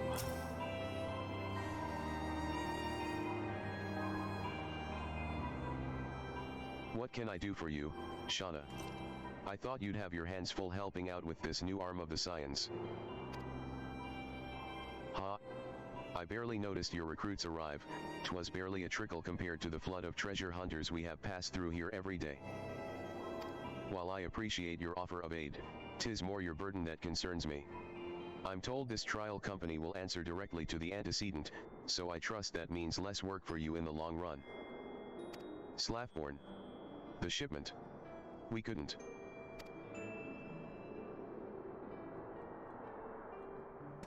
Gods, woman, what befell? We were bringing a shipment to Revenant's Toll, provisions earmarked for the frontier effort. But just as we sought to cross over into Mordhona, we were set upon by brigands. I believe they may have been heretics. They were many. Too many. We only escaped with our lives by abandoning the supplies. Pray forgive us. There is naught to forgive. Provisions can be replaced, but smart soldiers are hard to find. Take your rest and I'll have someone along to tend to those wounds. What to do? Send me, I'm guessing. If heretics are involved, then this is like to be more than a case of simple thievery. Ishgard will need to be informed. Whence did these supplies originate? House Fordumps. We collected the provisions from Camp Dragonhead proper. Understood. I shall see that they are apprised of this development. Shauna, were you not on good terms with the Knights of House Fordumps? I will be sending them a missive immediately, of course, but I would also have you travel there and offer your considerable talents.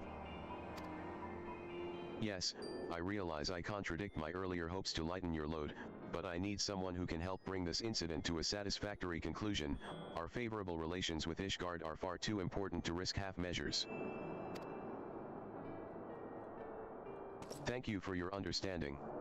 I am certain Lord Orchifant will be glad of your assistance.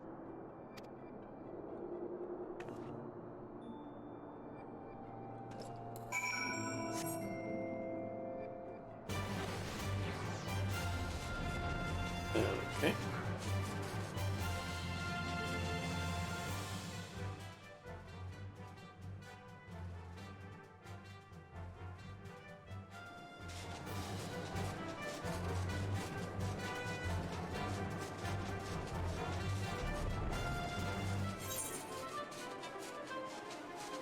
I guess I could just have teleported up there, but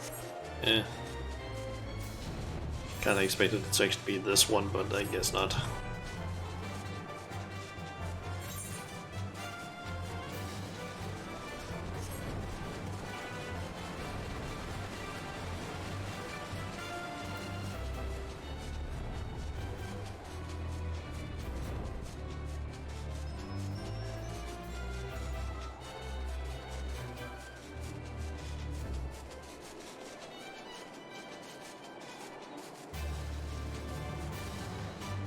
Okay, almost there.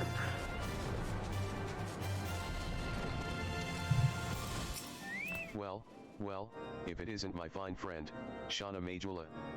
Would you care for a plate of roast caracal? Some mulled wine? No. Ah, I see you have not come into my hall merely to escape the biting cold. I was, in fact, on the verge of opening an urgent missive from Revenant's Toll, and I suspect the timing of your arrival is no coincidence. Correct.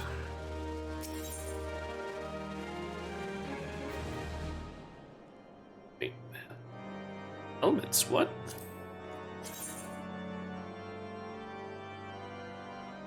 Okay, so we have a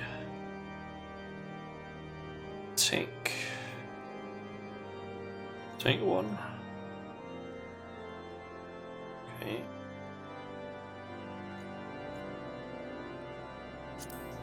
And a strength-based DPS class. Looks a bit weird, but at the same time kind of cool. And then that is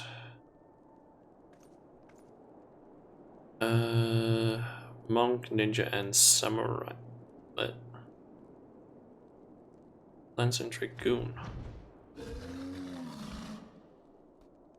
Monk, ninja, and samurai. What?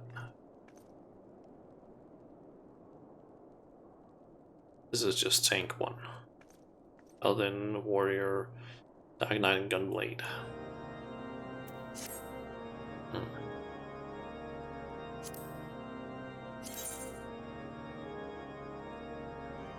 It's actually worse than the samurai starting equipment, it seems.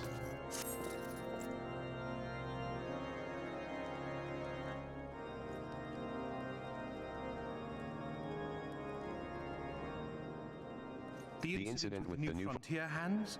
No, you need not elaborate. I have been following their progress with no small amount of interest. Brave men and women all. They do our nation a great service. The existence of a fortified outpost in Mordona will do much to dissuade the Empire from trespassing on Kurthis soil.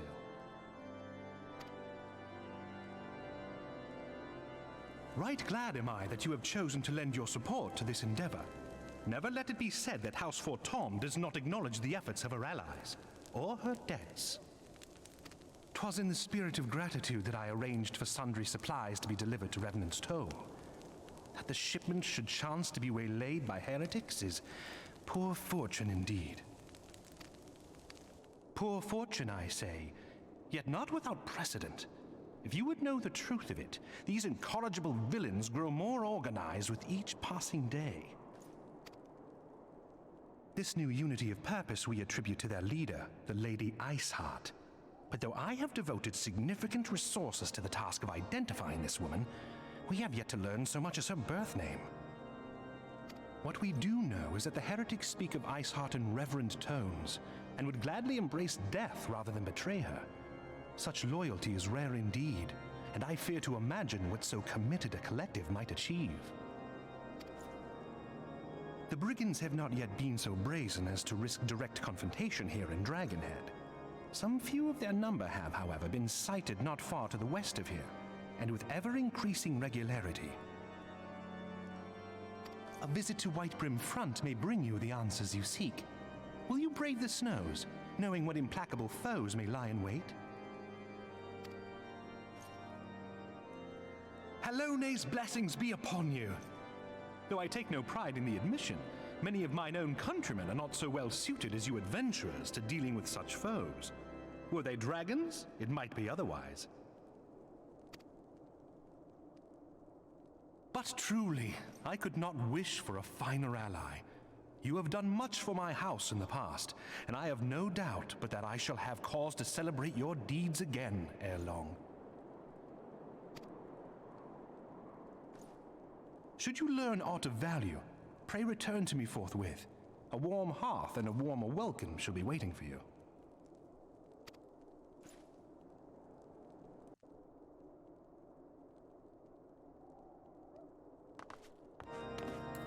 Okay. Speaking with Thrill Mound and a White Brim Front.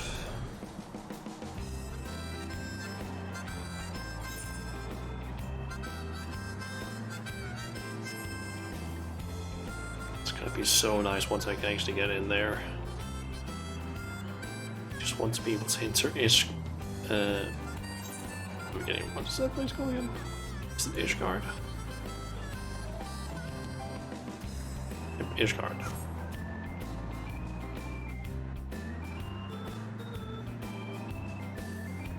Need to go invariably.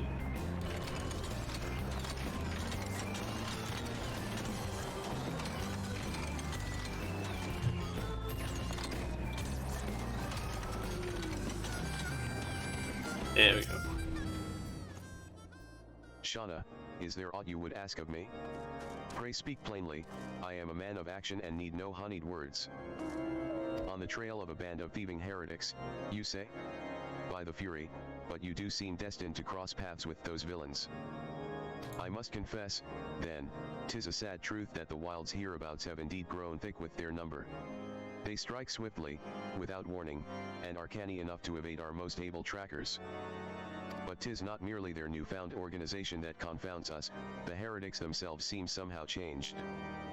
I know not what manner of influence this Iceheart wields, but the men we face seem utterly lost in the grip of righteous fervor. 'Tis an unsettling and unnatural zeal. Mayhaps you would care to question one of their recent victims. As fate would have it, your arrival came moments after a traitor was waylaid on the road. A patrol found the unfortunate fellow lying senseless in the snow, and carried him to our infirmary. Assuming he has regained the use of his faculties, the merchant might recall some small detail that could aid you in your task.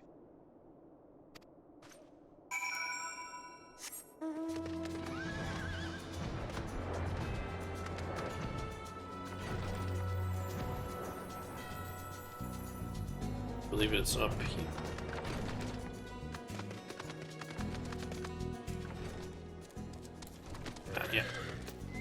Tell you what happened? Why, yes, of course. I am quite recovered enough for that. Anything to help catch those cowardly black hearts. I was traveling my usual route to White Brim Front when a sudden blow sent me reeling.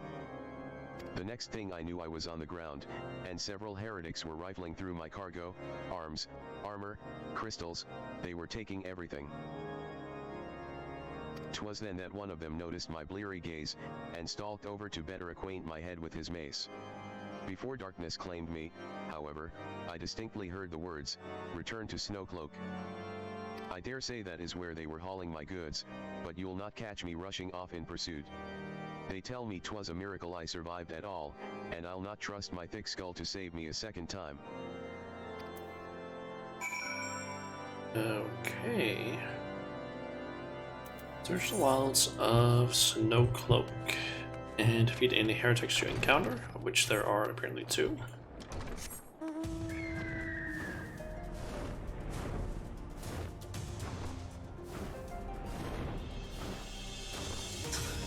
Apparently, if you could see the chat, you would be able to see that some of my company, or some of my FC members, apparently talking about how they absolutely fear whenever someone, like, whenever the sentence in the main quest basically just mentions pray. And then someone right after just said, "Pray return," because they're just fearing like being sent somewhere else. Or like, "Please go back to this place."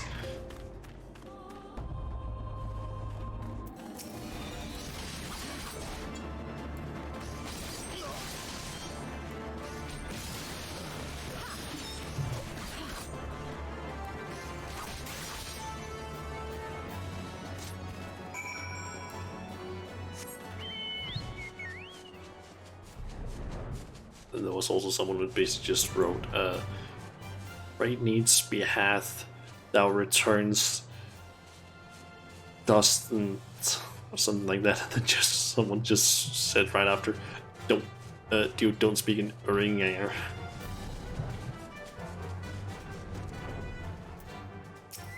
God, draw your weapon, foul.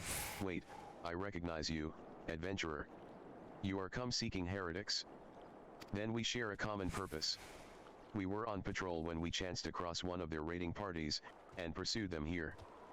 By rights, we should have had them cornered in this ravine, and yet, they are gone. Vanished, like icy wraiths.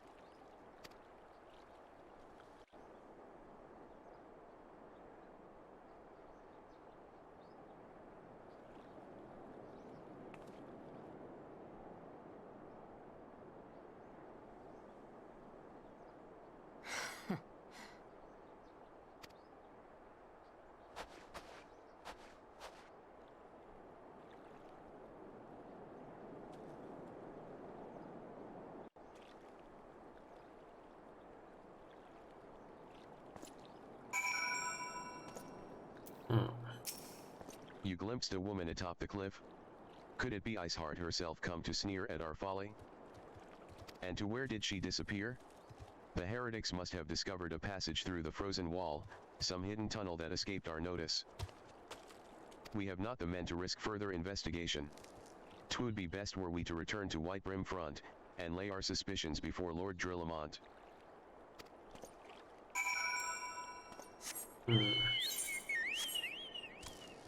The dungeon is called Snowcloak. And if I'm not remembering incorrectly, yep, that's a dungeon we need to do later in 2.4. Let's see, once we have done this one,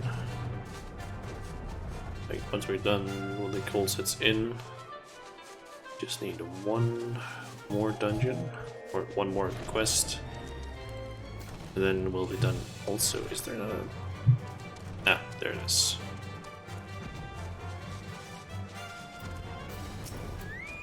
Shauna, it appears I owe you my thanks once again. The surviving knights spared no detail in their report. The men you found out near Snowcloak were some of my finest. That they should be bested so handily. I fear I have woefully underestimated the threat these heretics pose.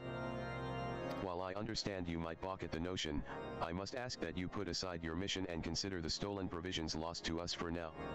'Twould be ill-advised to blunder unprepared into what may well be the very lair of our enemy.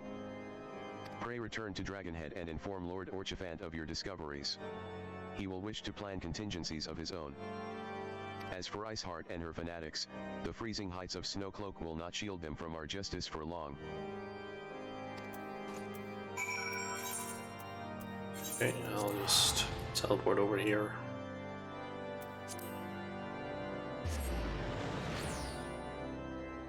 I believe I'm gonna be sent, once I'm talk to this guy, I'm gonna be sent back to Revenant's Toll. If I'm not mistaken.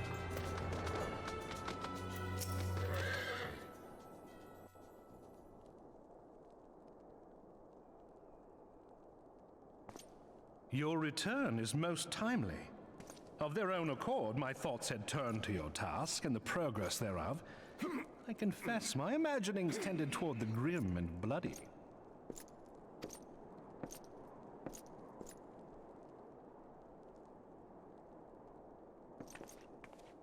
But you are here now, and I suspect such frivolous wonderings do little justice to the reality of your travails. Tell me, what did you learn of Iceheart?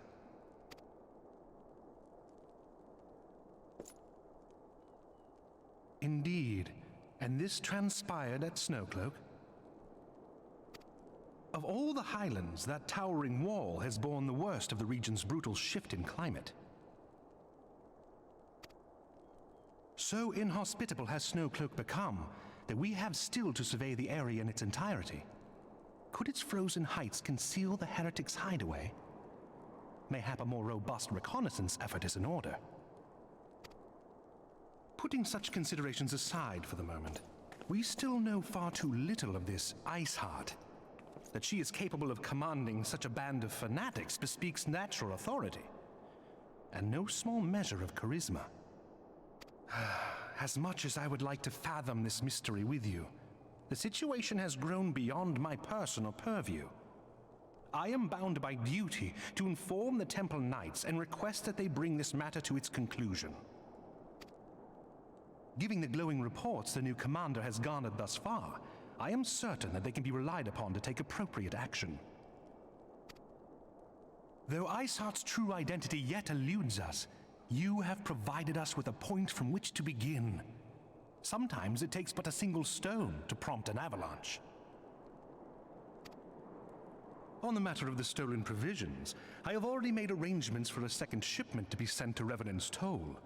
I could not well allow such an honorable venture to be undermined by one miserable setback.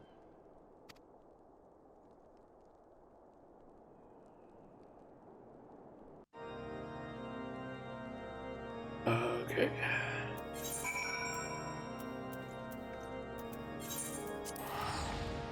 Magnus Liveborn. We'll give us the last quest of 2.3, so nice.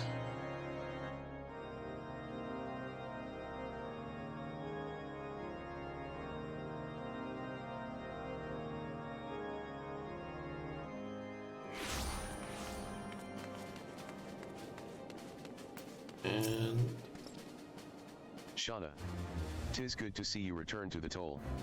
How fared you in the frozen wastes of Koathats? House Fordums is to send us a second shipment? I must send thanks to Lord Orchifant for his continued generosity.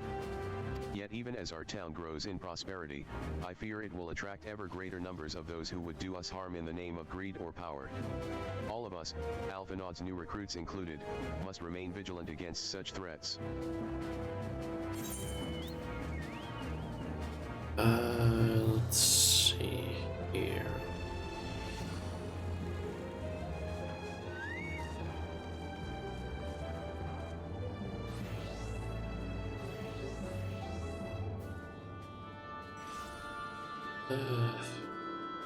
Oh, let's go with this one.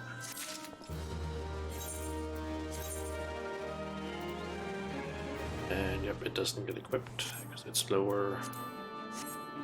quality, or not quality, item level, I believe, and you just get less stats. Brave new companions, and we get we can use a head for Bard, Machinist, and Dancer. So basically melee or physical ranged. White Mage, Scholar, and Astrologian. So healer. Just a circlet and what is that? That is Black Mage, Summoner, Red Mage, and Blue Mage. Okay, this one just looks silly. While you were away in Koordats, preparations for the inaugural ceremony were all but completed. Although Tateru does yet seem somewhat flustered. I've taken enough of your time. Why don't you head into the Rising Stones and see if your frantic receptionist could do with a hand? I think I'm probably gonna go with the circlet, to be honest.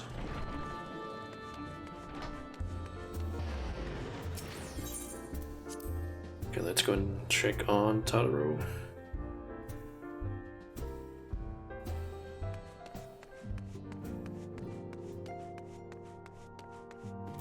These parchments need to be sorted, and these documents, why are they even here? Ooh. I am sorely tempted to file the lot in my waste paper basket. Ah. Shauna. You startled me. You wish to lend a hand? Splendid. Would you be a dear and hand these uniforms to the new recruits? They're scattered about Revenant's Toll and I haven't the time to track them all down. The recruits know to don their garb immediately and assemble here in the Rising Stones. You'll want to report directly back to Alpha Knot if you don't wish to miss the ceremony. I wonder if the Scions will ever have matching uniforms. A well-funded organization is a well-dressed organization, I suppose. Okay. The uniforms, they're just scattered around Revenant's Toll.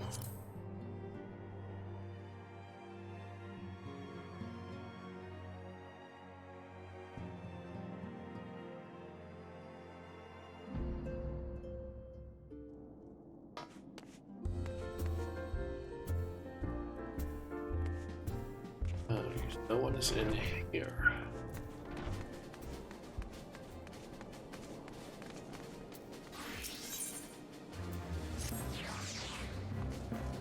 Lane.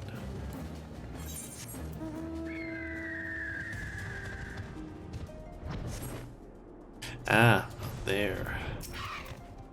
Isildur has at last retired from the adventurer's life. Though I shall miss his wisdom and irrepressible spirit, I am excited to forge my own path forwards. Ultramarine uniform. A blue uniform crafted specifically for Alphanot's new tribe organization. Ah, yes, the uniform. Thank you. Truth be told, the thought of pledging myself to such a lofty organization is somewhat intimidating.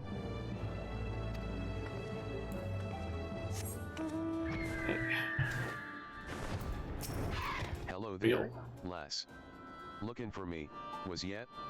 I'd suggest giving a whistle, but I'm not sure as I'd hear it amongst all the bustle. There you go. Proper uniforms and all. This thing'll cut off the blood to me head. Not to worry, though. I'm sure she'll be fine after making a few adjustments. Fred. Little Alamigo could learn much from Revenant's Toll. That this town can be so alive in the midst of such desolation. I've never worn aught quite so voluminous. Well, I'm sure I'll grow accustomed to the extra cloth in time.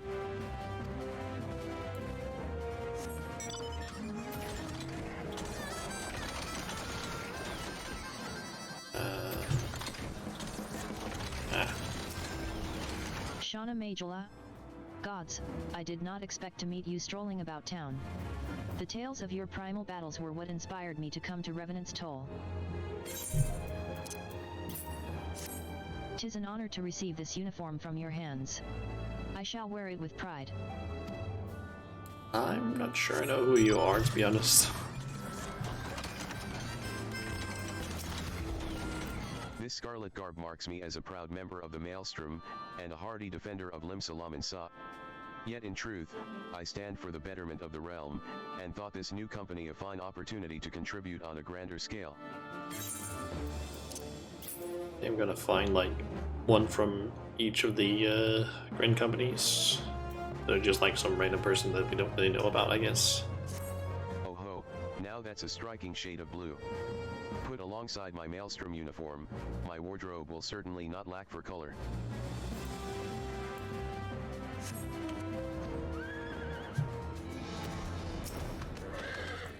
I don't believe we've met. I am Ilberd, and I will have the honor of leading my fellow recruits as captain. Much did I lose to the Calamity, and I look forward to aiding others in rebuilding their lives. The uniforms are a shrewd decision. There is no easier method of creating a common bond among what is, essentially, a band of strangers. Okay.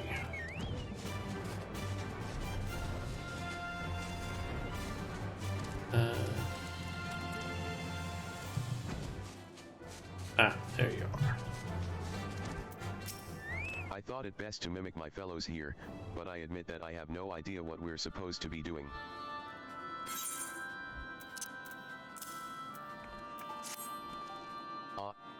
Our new uniforms. I am reminded of my induction into the Wood Whalers. There's just like, what, 5 people standing here just looking?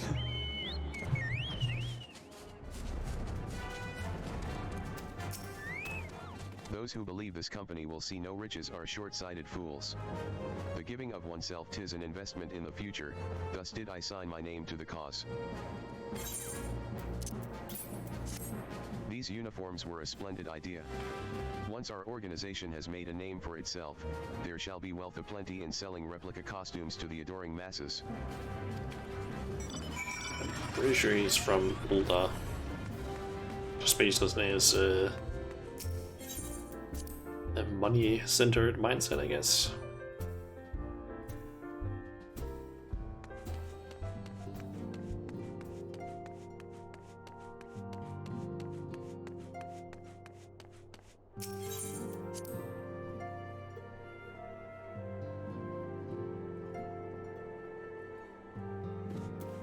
Yes, Shauna. Tateru mentioned you were handing out the new uniforms. I assume you've now met the rest of the recruits? Some few answered the call to arms I put forth through the established grand companies and such. We are not yet an army, but there is much a small corps of elite warriors can achieve. Did I mention I'd thought of a name for the company? 'Tis my hope that it shall soon be known across the breadth of Eorzea. The moment of truth draws near, Shauna. Once the last of the recruits have gathered, I shall make the official announcement. Where's the cutscene? Assuming. Sense.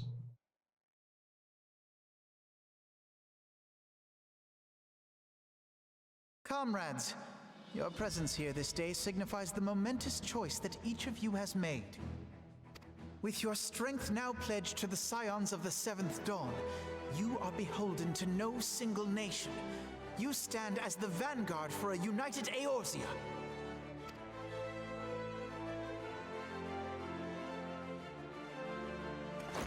From this moment forth, I declare you Crystal Braves.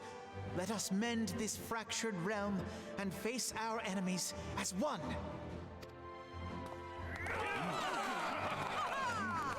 Whether it be the Beastmen and their primals, or the conflict in Carteneau, it is plain that the nations of Eorzea cannot solve the problems which plague the realm. Thus does it fall to some few heroic souls to succeed where they have failed.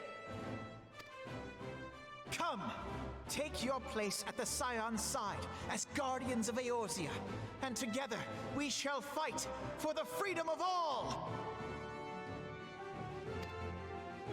For the freedom of all!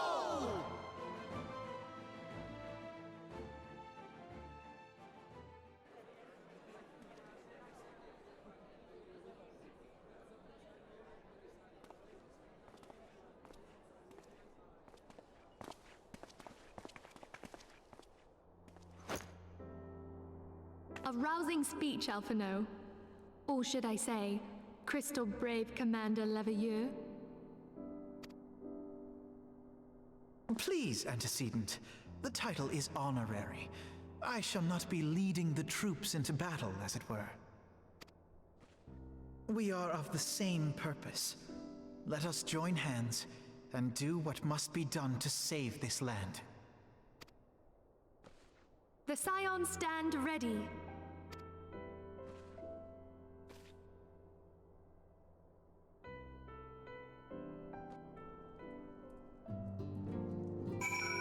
Okay.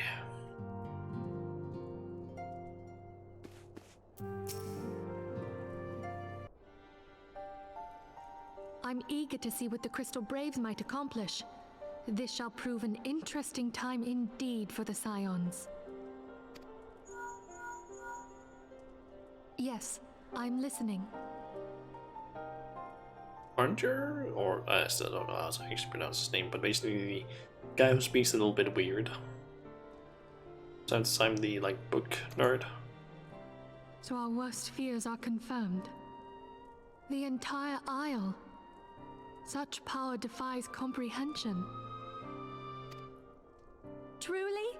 Kryl is alive? Thank the 12. I see. Pray, inform me if her condition changes. Yes, I shall pass on your words to Urianger. Okay, it wasn't him. And Urianger. Yes. My thanks.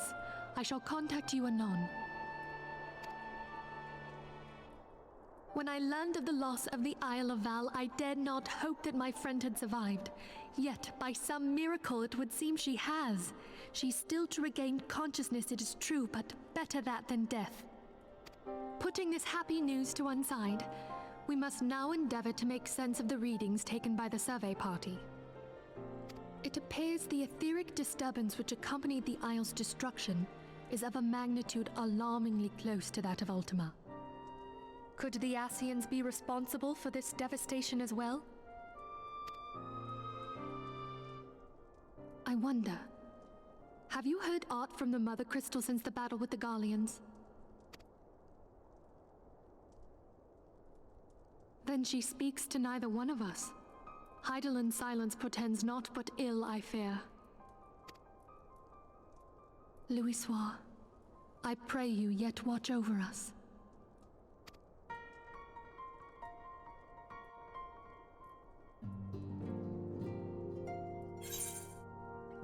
Okay, and let's just go with the...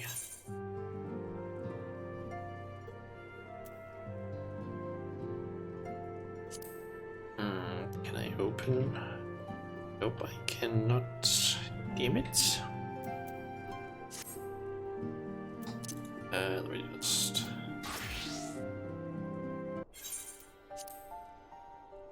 I saw that one, I just want basically air helmets. Yep, that is definitely a better one.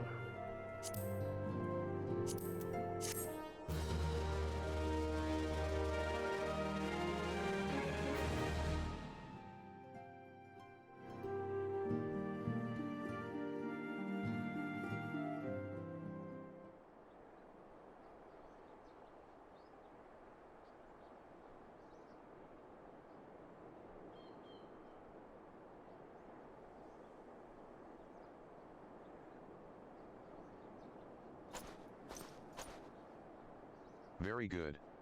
See that the provisions are prepared for transport. Let us hope that this shipment is spared the fate of the last.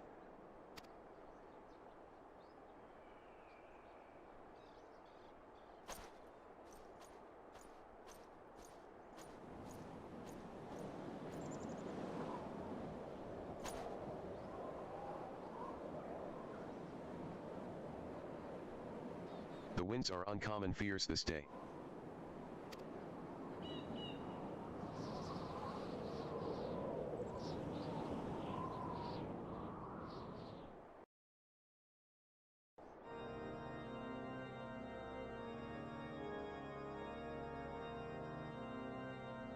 Is that inside Ishgard?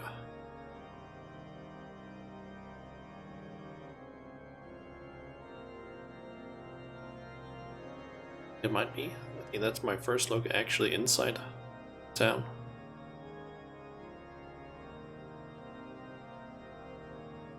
That's a lot of people.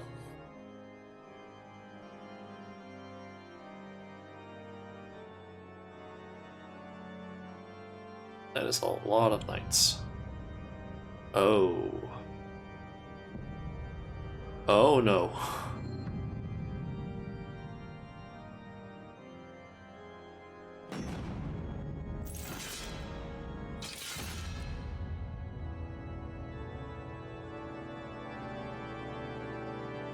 Asians in Ishgard, that is not good. No.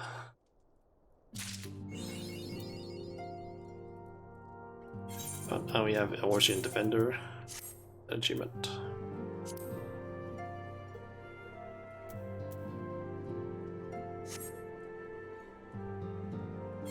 Circlet has... yeah, that's because I don't have it displayed. Forgot about that. Okay, so that is 2.3 done. That is on to 2.4, which has 18 quests. And a dungeon and a trial.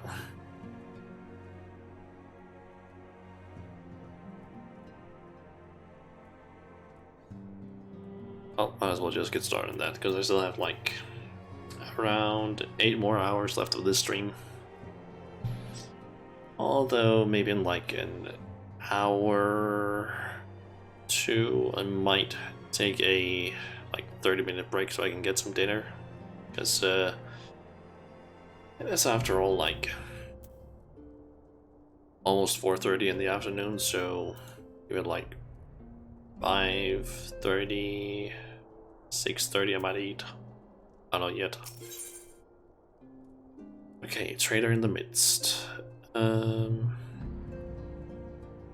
We have the same options in terms of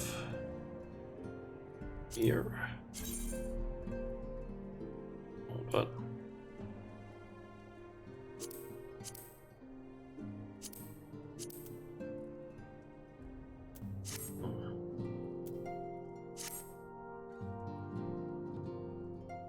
Try as I might, I cannot shake a creeping sense of dark foreboding. But it avails us not to fret about the unknown. We must concentrate instead on the problems of the present. The primals have been relatively quiet of late, and the beast tribes who summon them are under constant surveillance by the grand companies. Should any suspicious activity be afoot, you may be certain that we will hear of it.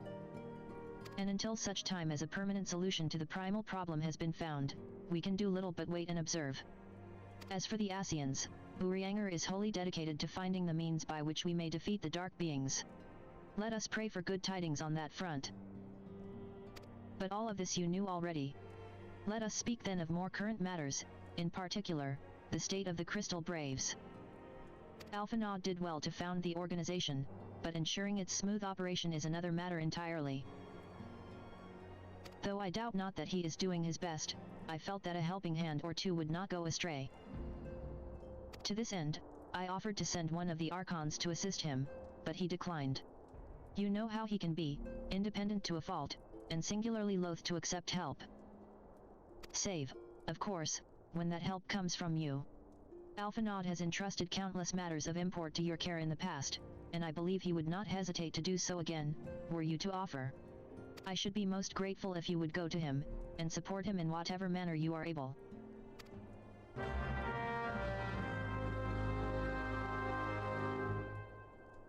hey, where is he located?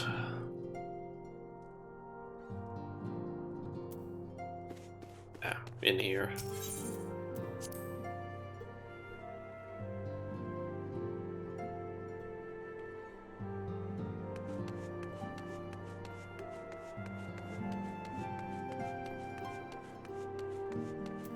What is it, Shauna? And do be concise. I am rather busy. You would lend a hand, you say? I see. Well, now that you mention it, there is a matter that wants for attention. Given its sensitive nature, I was hesitant to entrust it to my braves, but the demands upon my time are such that I had little choice. Which is not to say that my men want for labor. Though we are but newly formed, there is already a great demand for our services, and we are hard-pressed to answer all petitions. But I digress. The fact is, I would sooner attend to this particular matter myself, but my presence is required elsewhere. That being the case, I have entrusted its resolution to my second-in-command, Captain Ilbert. Tell him that I sent you, and he will furnish you with the particulars. My thanks in advance, Shauna.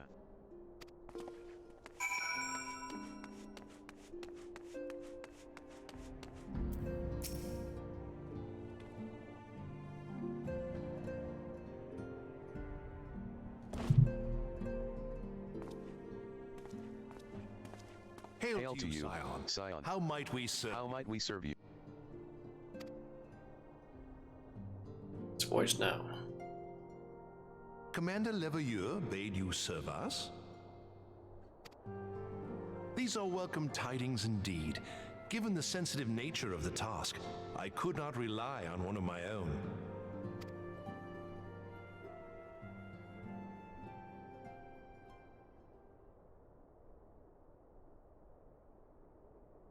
That which I'm about to tell you, I tell you in the strictest confidence.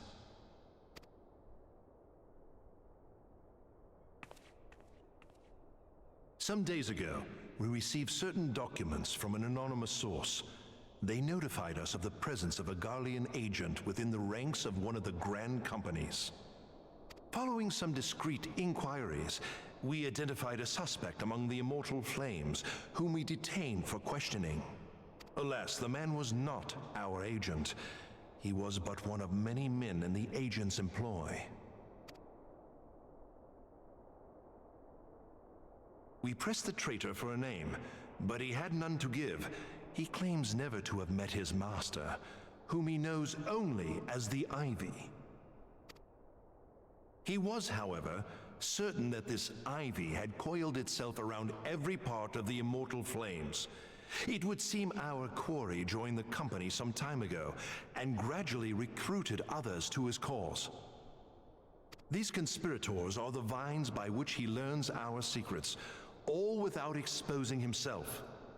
It won't be easy to identify the Ivy amidst this tangled mass of subterfuge, but we have a tendril in our hands, and we shall follow it all the way to the gnarled root.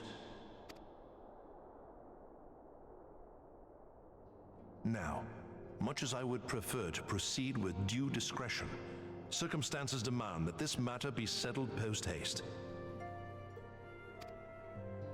Garlemald's War of Succession nears its end, and it is feared that the Empire will soon resume its march on Eorzea. When it does, we can ill afford to have traitors in our midst. The Ivy must be rooted out now. We must begin by apprising General Roban of our findings. I would ask that you accompany me to the Hall of Flames and remain on hand to see that things go smoothly. Assuming the Ivy's tendrils are as widespread as we believe, he will be aware that an investigation is underway, and if that is the case, he may well move against us. We must be prepared for anything, while taking care not to betray our purposes by seeming prepared. A simple enough task for a one-woman army like you.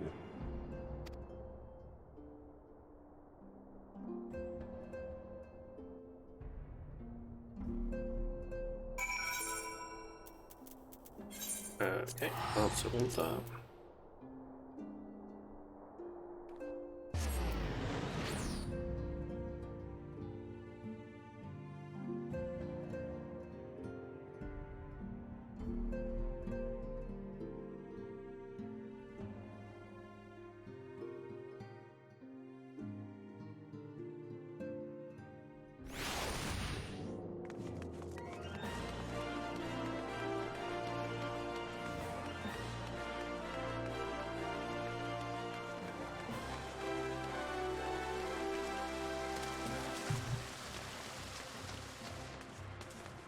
Baba.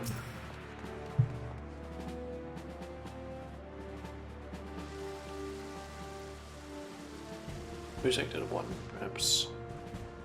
Well, well. What brings you here, my friend?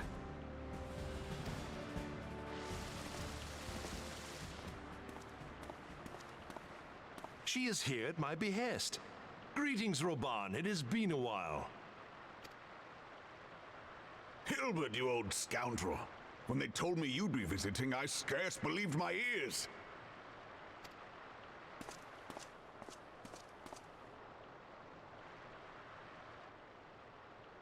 But look at you!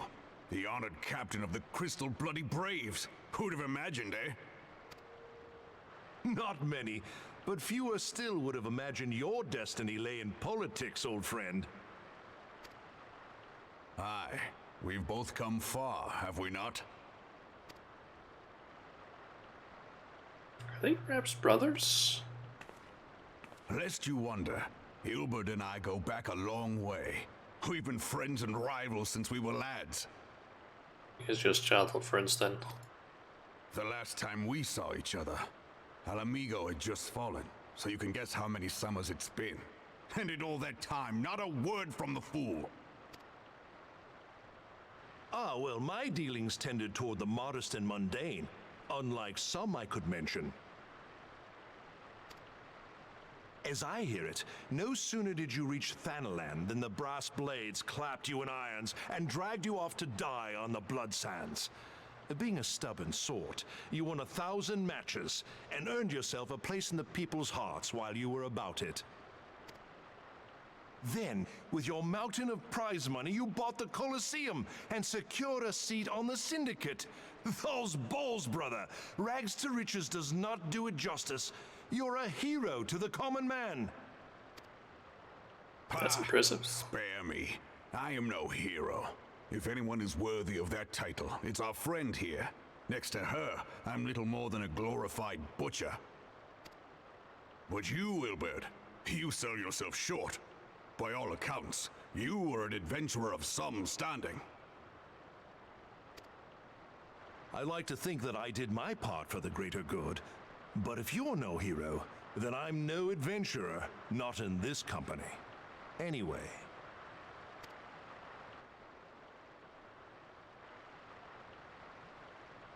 I have tidings. So there has been progress. I've let it be known that this meeting is a reunion between old friends. None will give your visit a second thought. To convene elsewhere would only attract attention. Let us speak here, in plain view of all.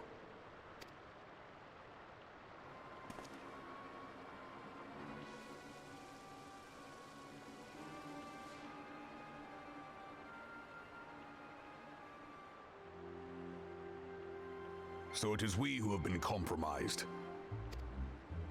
Teleji Adeleji's machinations have shaken Ul'dah to her foundations. In such uncertain times, a man's loyalty may be bought for a fistful of gil. But if this snake has truly been in our midst for as long as you say, we must needs consider a far graver possibility. Conspiracy. Could it be that the Monetarists have been in league with the Empire from the first? Very well. I will have my most trusted men investigate the matter. Continue your inquiries in the meantime. It does me well to see you again, old friend. When next we meet, let it be over a flagon of ale. I look forward to it. Let us reminisce of bygone days and drink to the future of our homeland.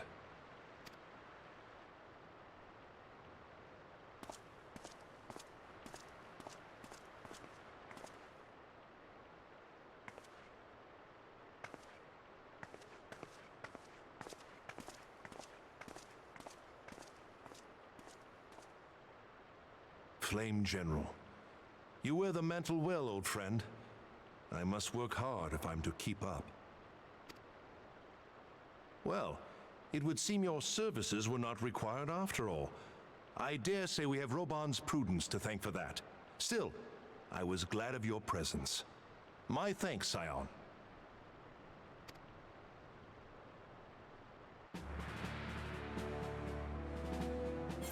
Okay.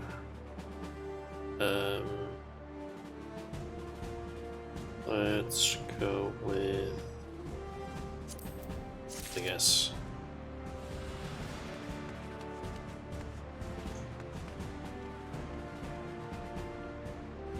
Person I was supposed to accept a quest from his business wallet. There we go.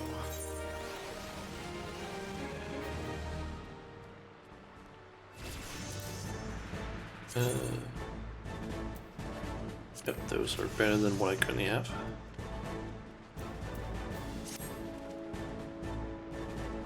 Our hunt for the Ivy begins in earnest, Scion. Suffice it to say, we must tread warily. But one misstep may well cost us our lives. Our business here is concluded for the time being. Let us return to the Rising Stones and report to Commander Leveler.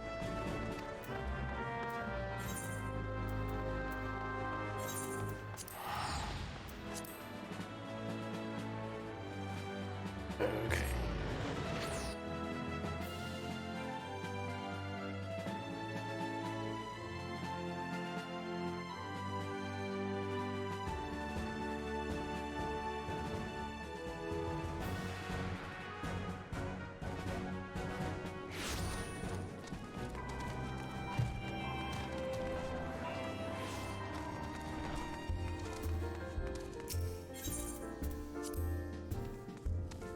Alright, time to find Alpha Note.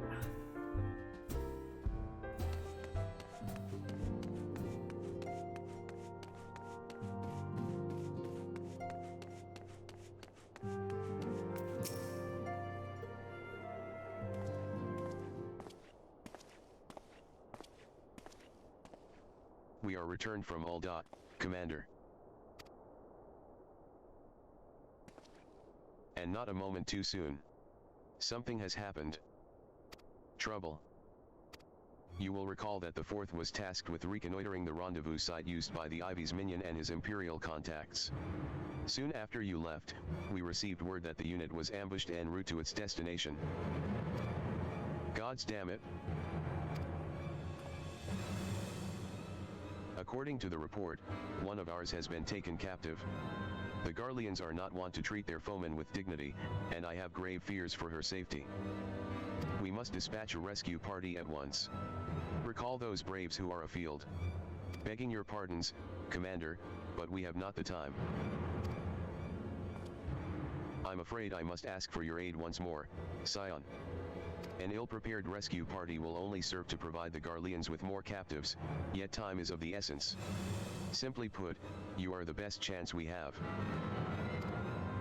Captain Ilbert has the right of it. I trust you are willing? But of course you are. Now, Aliene of the Fourth lies in wait in the Tangle, near the entrance to Castrum Sentry. Seek her out, and she will apprise you of the situation. Alright.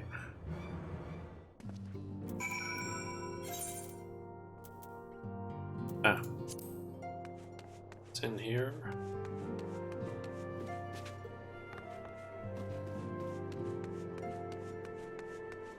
Or rather, it's in Mordona, at the very least.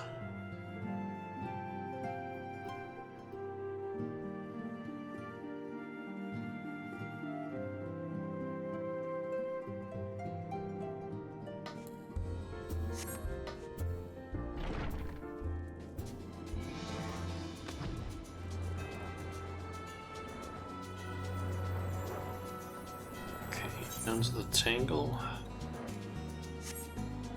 Talk to Elaine.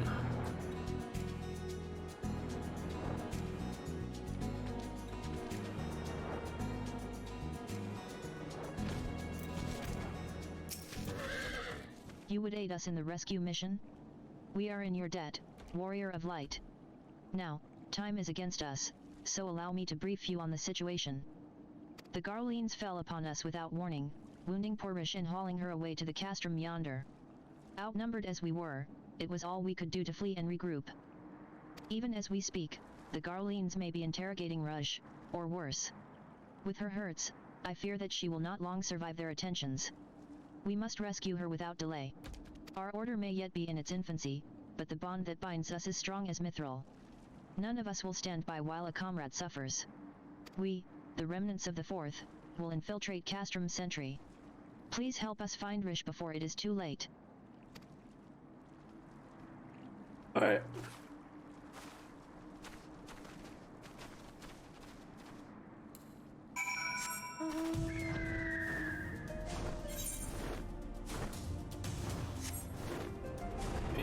Into Castrum Sentry. Yes.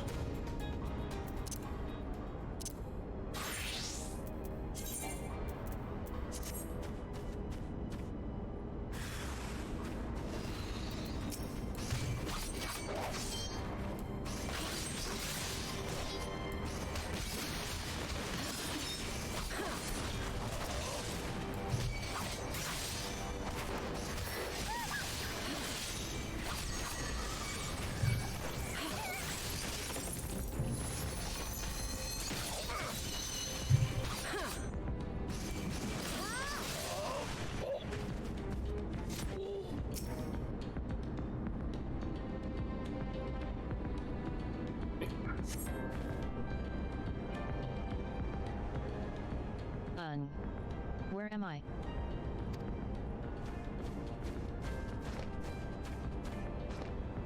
Raj. Thank the gods we found you. And thank you, Warrior of Light. Now, to quit this accursed place. Rish cannot move with those wounds. She will need to be carried out. I believe a diversion is in order. Might we trouble you to provide one? Given your reputation, I suspect the Garleans will be only too happy to grant you their undivided attention. If you were to create a commotion within the castrum, we should be able to steal away unnoticed. Let us speak again once we are safely outside these walls. Kind of wondering why do most of these people not have mounts of some sort?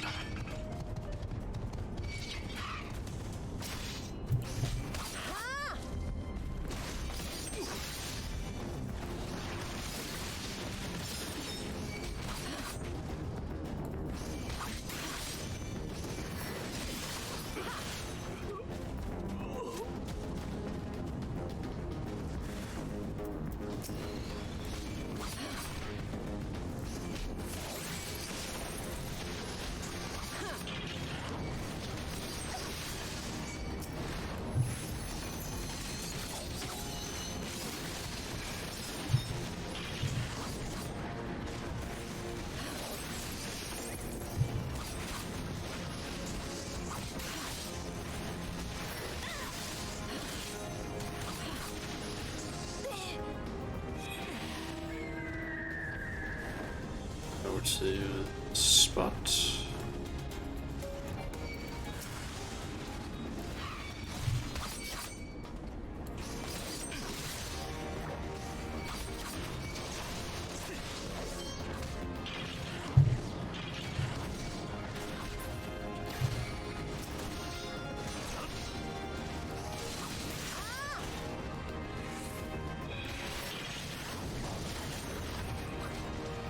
Let's just grab up this one.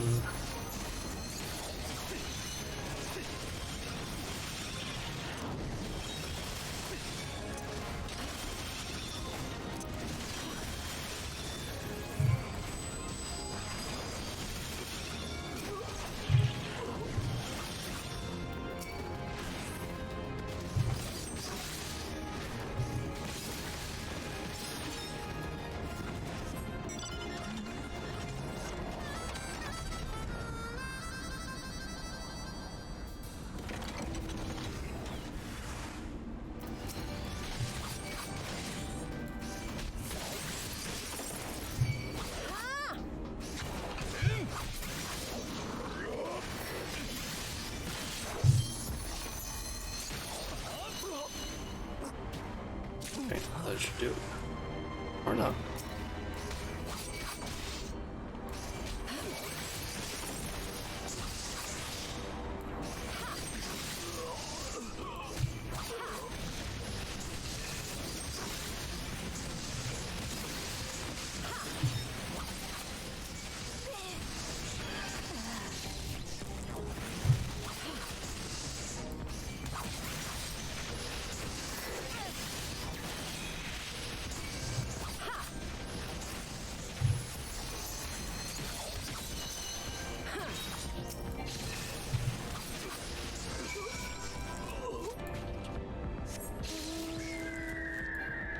Come on. Done with the paralysis.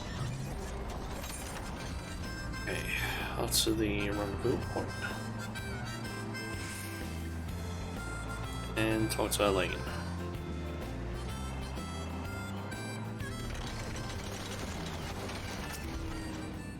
I have awaited your return most anxiously, my friend.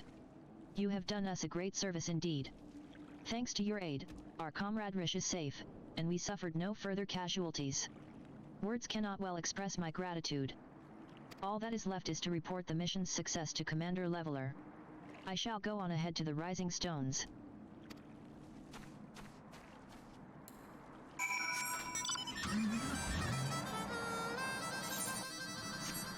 To Alphano. Alphanod. I still actually don't know how to pronounce it completely. It's been a little while since they last pronounced it, and sometimes it feels like they pronounce it different ways.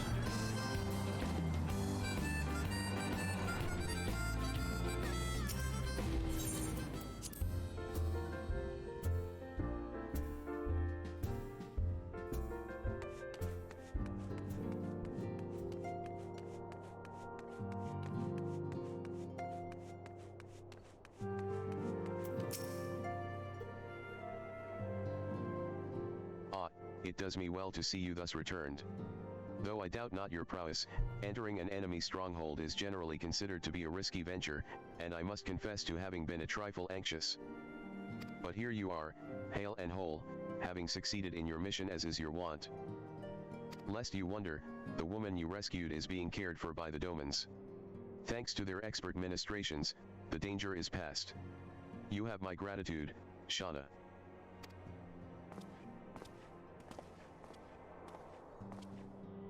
Allow me to thank you also, Scion. Rish owes you her life. We escaped with minimal casualties this time, but we can ill afford to be caught off guard again. The Empire is not an opponent to be trifled with. As you say, Commander. I will see to it that the men keep their wits about them. And it may yet take time, but I will not rest until we have identified and apprehended the Ivy. I have every confidence that you will succeed, Captain. As for you, Shauna, I realize you have scarce caught your breath, but I'm afraid there is no rest for the weary. I require that you accompany me to Korathats. I have been granted an audience with an Ishgardian dignitary, you see, and the man expressly requested your presence. Oh, do not look so surprised. You should be familiar with the trappings of fame by now. We shall depart as soon as you are ready.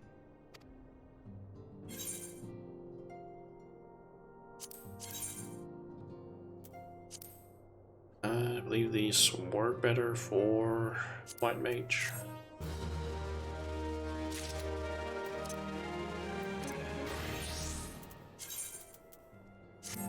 Yep. Okay, then we get some new pets and shark fin soup. Craftsmanship up and CP. We have been blessed with a rare opportunity, Shauna, an audience with an ambassador of the Holy See of Ishgard. We are to treat with Ser Imeric, Lord Commander of the Temple Knights, in Camp Dragonhead. It is considered a great honor to serve the Holy See directly as a Temple Knight. Needless to say, their leader wields tremendous political influence. We would be wise to court his favor. For that reason, I consider your attendance essential. If Ser Imeric wishes to meet the woman behind the legend, I would not deny him the pleasure of your company. The antecedent should see the wisdom of this plan when you request her permission to accompany me to Korathats. Mayhap you feel this to be a waste of your talents, which could doubtless be put to nobler use. If so, I should remind you that more good can be accomplished with the stroke of a pen than the thrust of a sword. Okay, Tolton Philia.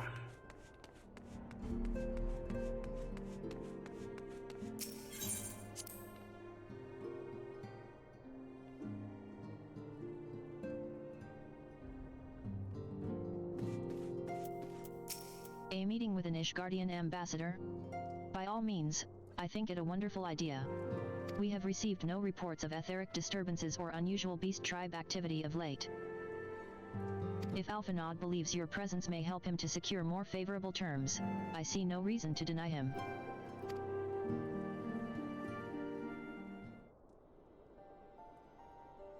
Dead hoist. Oh. Antecedent. I take it Shauna has explained the situation? She has.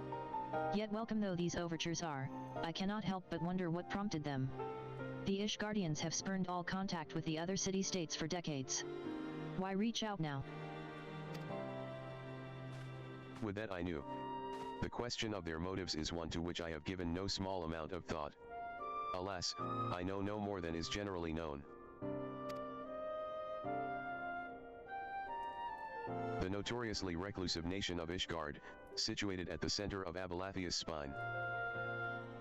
Ruled by the Ishgardian Orthodox Church, at the head of which presides the Archbishop. Members of the original Eorzean alliance, formed in the wake of Alamigo's fall some 2 decades ago. Friends of convenience who withdrew from the alliance as soon as the Imperial fleet was routed at the Battle of Silver Tear Skies.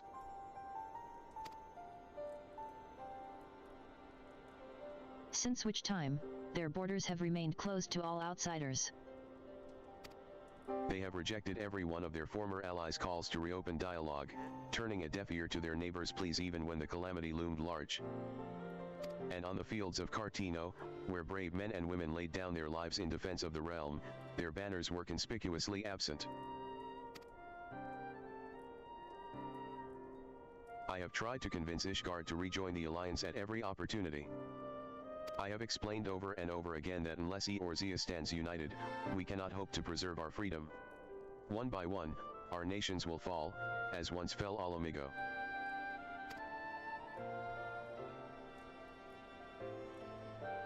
And what have mine efforts yielded? Why, naught. Surely this can be considered a step in the right direction. I should hope so. Rather than the lowly messengers we have been fobbed off with in the past, this time we shall meet with a man of genuine influence. Of course, I am not so naive as to think that they come to us out of the goodness of their hearts. We have something they desire, though I have yet to find out what. But such is the nature of diplomacy. They will bring their agendas to the negotiating table, and so will I, along with a handful of incontrovertible truths. The Empire will soon be at our doorstep once more. Indeed. You may be assured that I will expound upon this point and others. Let us depart for Camp Dragonhead, Shauna. Our old friend Lord Orchifant is expecting us. Since our quest to recover the Enterprise, I understand you have further ingratiated yourself with the man. Excellent work. His fondness may prove useful to our cause.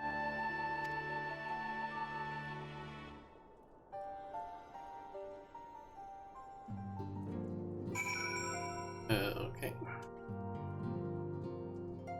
Archivant. And Dragonhead.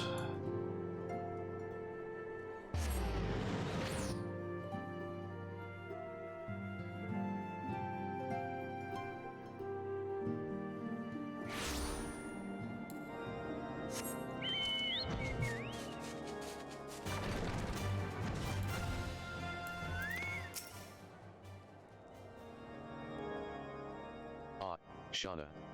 Ever a welcome sight? Our hearths have been stoked to blazing in preparation for your arrival. It would not do for such a distinguished personage to catch cold whilst enjoying our hospitality. The gesture is much appreciated. I fear I shall ever struggle in cold climes. Good Master Alphanod. An honor, as always. Likewise, Lord Orchifant. Forgive us yet another imposition. I fear we have relied overmuch on your aid since you so generously assisted us in locating the Enterprise. Nonsense. Any debts incurred have long since been repaid. Besides, who can say what the future may bring? House Fordumps may even seek the aid of your newly formed Crystal Braves. In any case, I am simply delighted that the Holy See is at last willing to grant you an audience. No doubt your discoveries at Snowcloak helped to justify the decision. This recent resurgence in heretical activity is of grave concern to us all.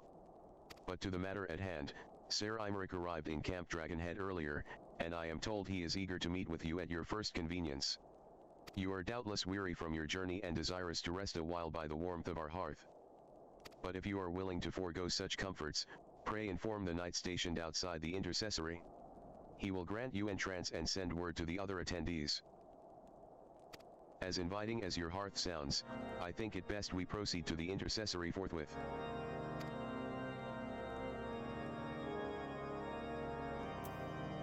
Okay.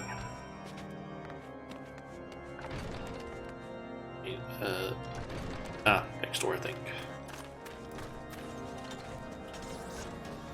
Or over here. Gatekeeper. We have been expecting you, madam. Pray take your ease inside and I shall summon the others.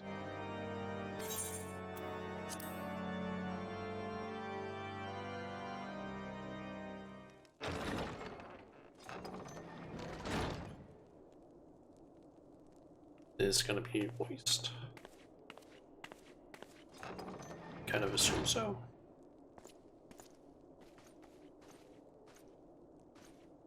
Have faith, my friend. You need only state your case with confidence and clarity.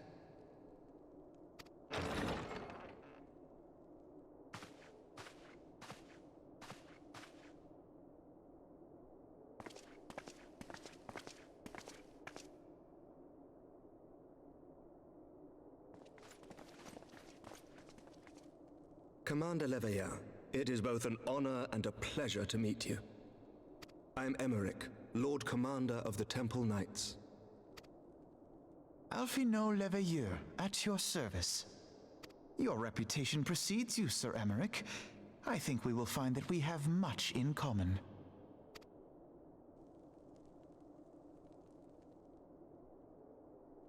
Speaking of reputations, yours towers over us all. Does it not?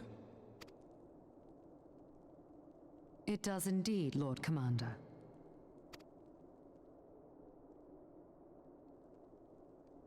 I am not too proud to admit that I have followed your activities with an interest bordering on fascination. Full glad was I to learn that you would be joining us. Now then, shall we begin?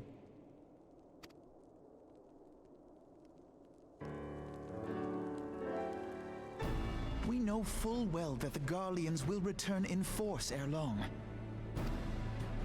What is more, we have yet to achieve a lasting victory over the primal menace. The beast tribes continue to summon their gods, and each incarnation is stronger than the last. Ishgard is not immune to these threats. I must reiterate that it would behoove your nation to rejoin the Eorzean Alliance. Once again, I must respectfully disagree. On what grounds? Despite their presence in Kurthus, the Ixal do not concern us. Their territorial claims pertain to Gridanian lands, and it is the people of Gridania whom they harry.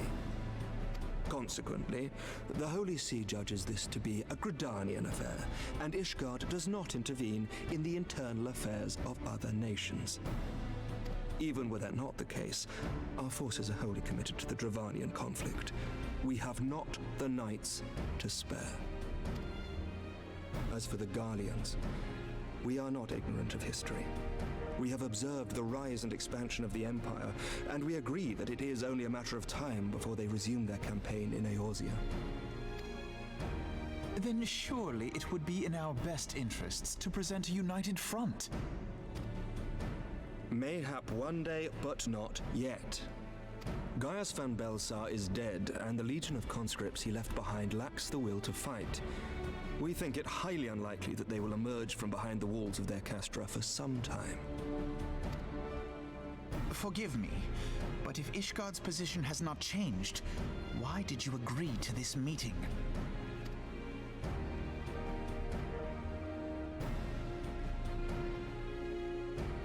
It was not only as a representative of Ishgard that I came here. Pardon? It is not within my power to change Ishgardian policy, regardless of my personal feelings. There is, however, one area in which I may exert a measure of influence.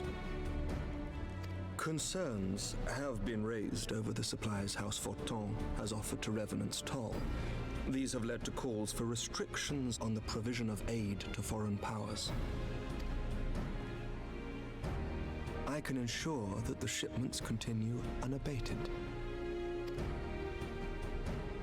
Sir Emmerich, we would be in your debt. No, you would not, for I require something in exchange.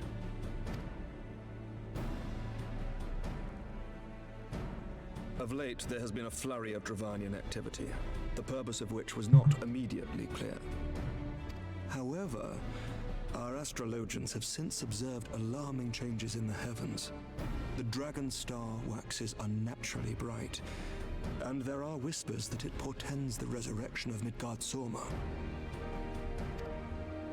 The fallen guardian of Silvertear Falls? That's absurd. Full many times have I gazed upon the dragon's corpse still wound around the Agrius, and wondered how different our world might be if it yet lived to plague the skies. I do not know, and I do not wish to know, nor does any son of Ishgard. Yet the mere presence of Dravanian forces is not sufficient grounds to send knights to Mordona, whatever our astrologians say. As I told you before, we have not the forces to spare. But we do. So you will intervene on our behalf if we agree to watch over the Keeper of the Lake. Do you accept these terms? I do. I will see that you are kept abreast of any developments. I regret that we could not come to a similar agreement on other matters, but I understand that you are not at liberty to make such decisions. Nevertheless, I hope that what we have accomplished here today will serve to demonstrate to your countrymen that we can work together towards a common goal. Mayhap one day we shall look back on this moment as the first step towards a united Eorzea. Mayhap we shall, Commander.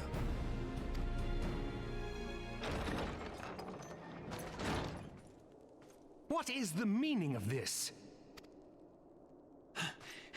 The caravan, my lord. It's been attacked. It was Iceheart, my lord. What? By the Fury? All our precautions were for naught?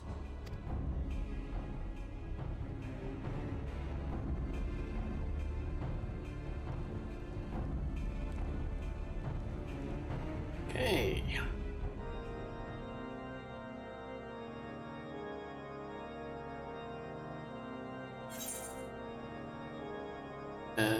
Let's just keep going with these.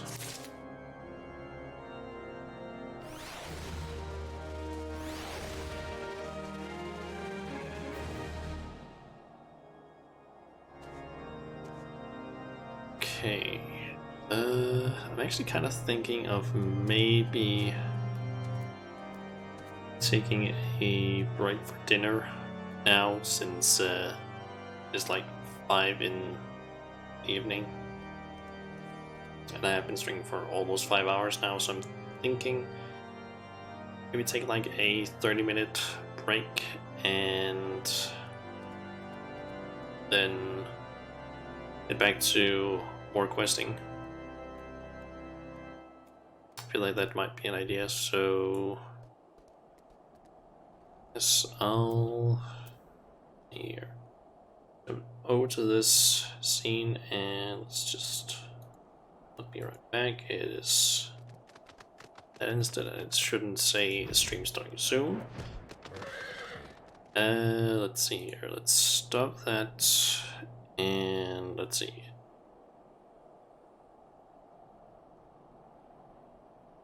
Let's set that to.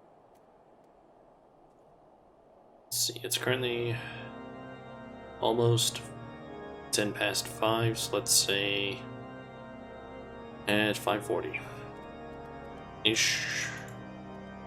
So I'm gonna be back, hopefully. Start this.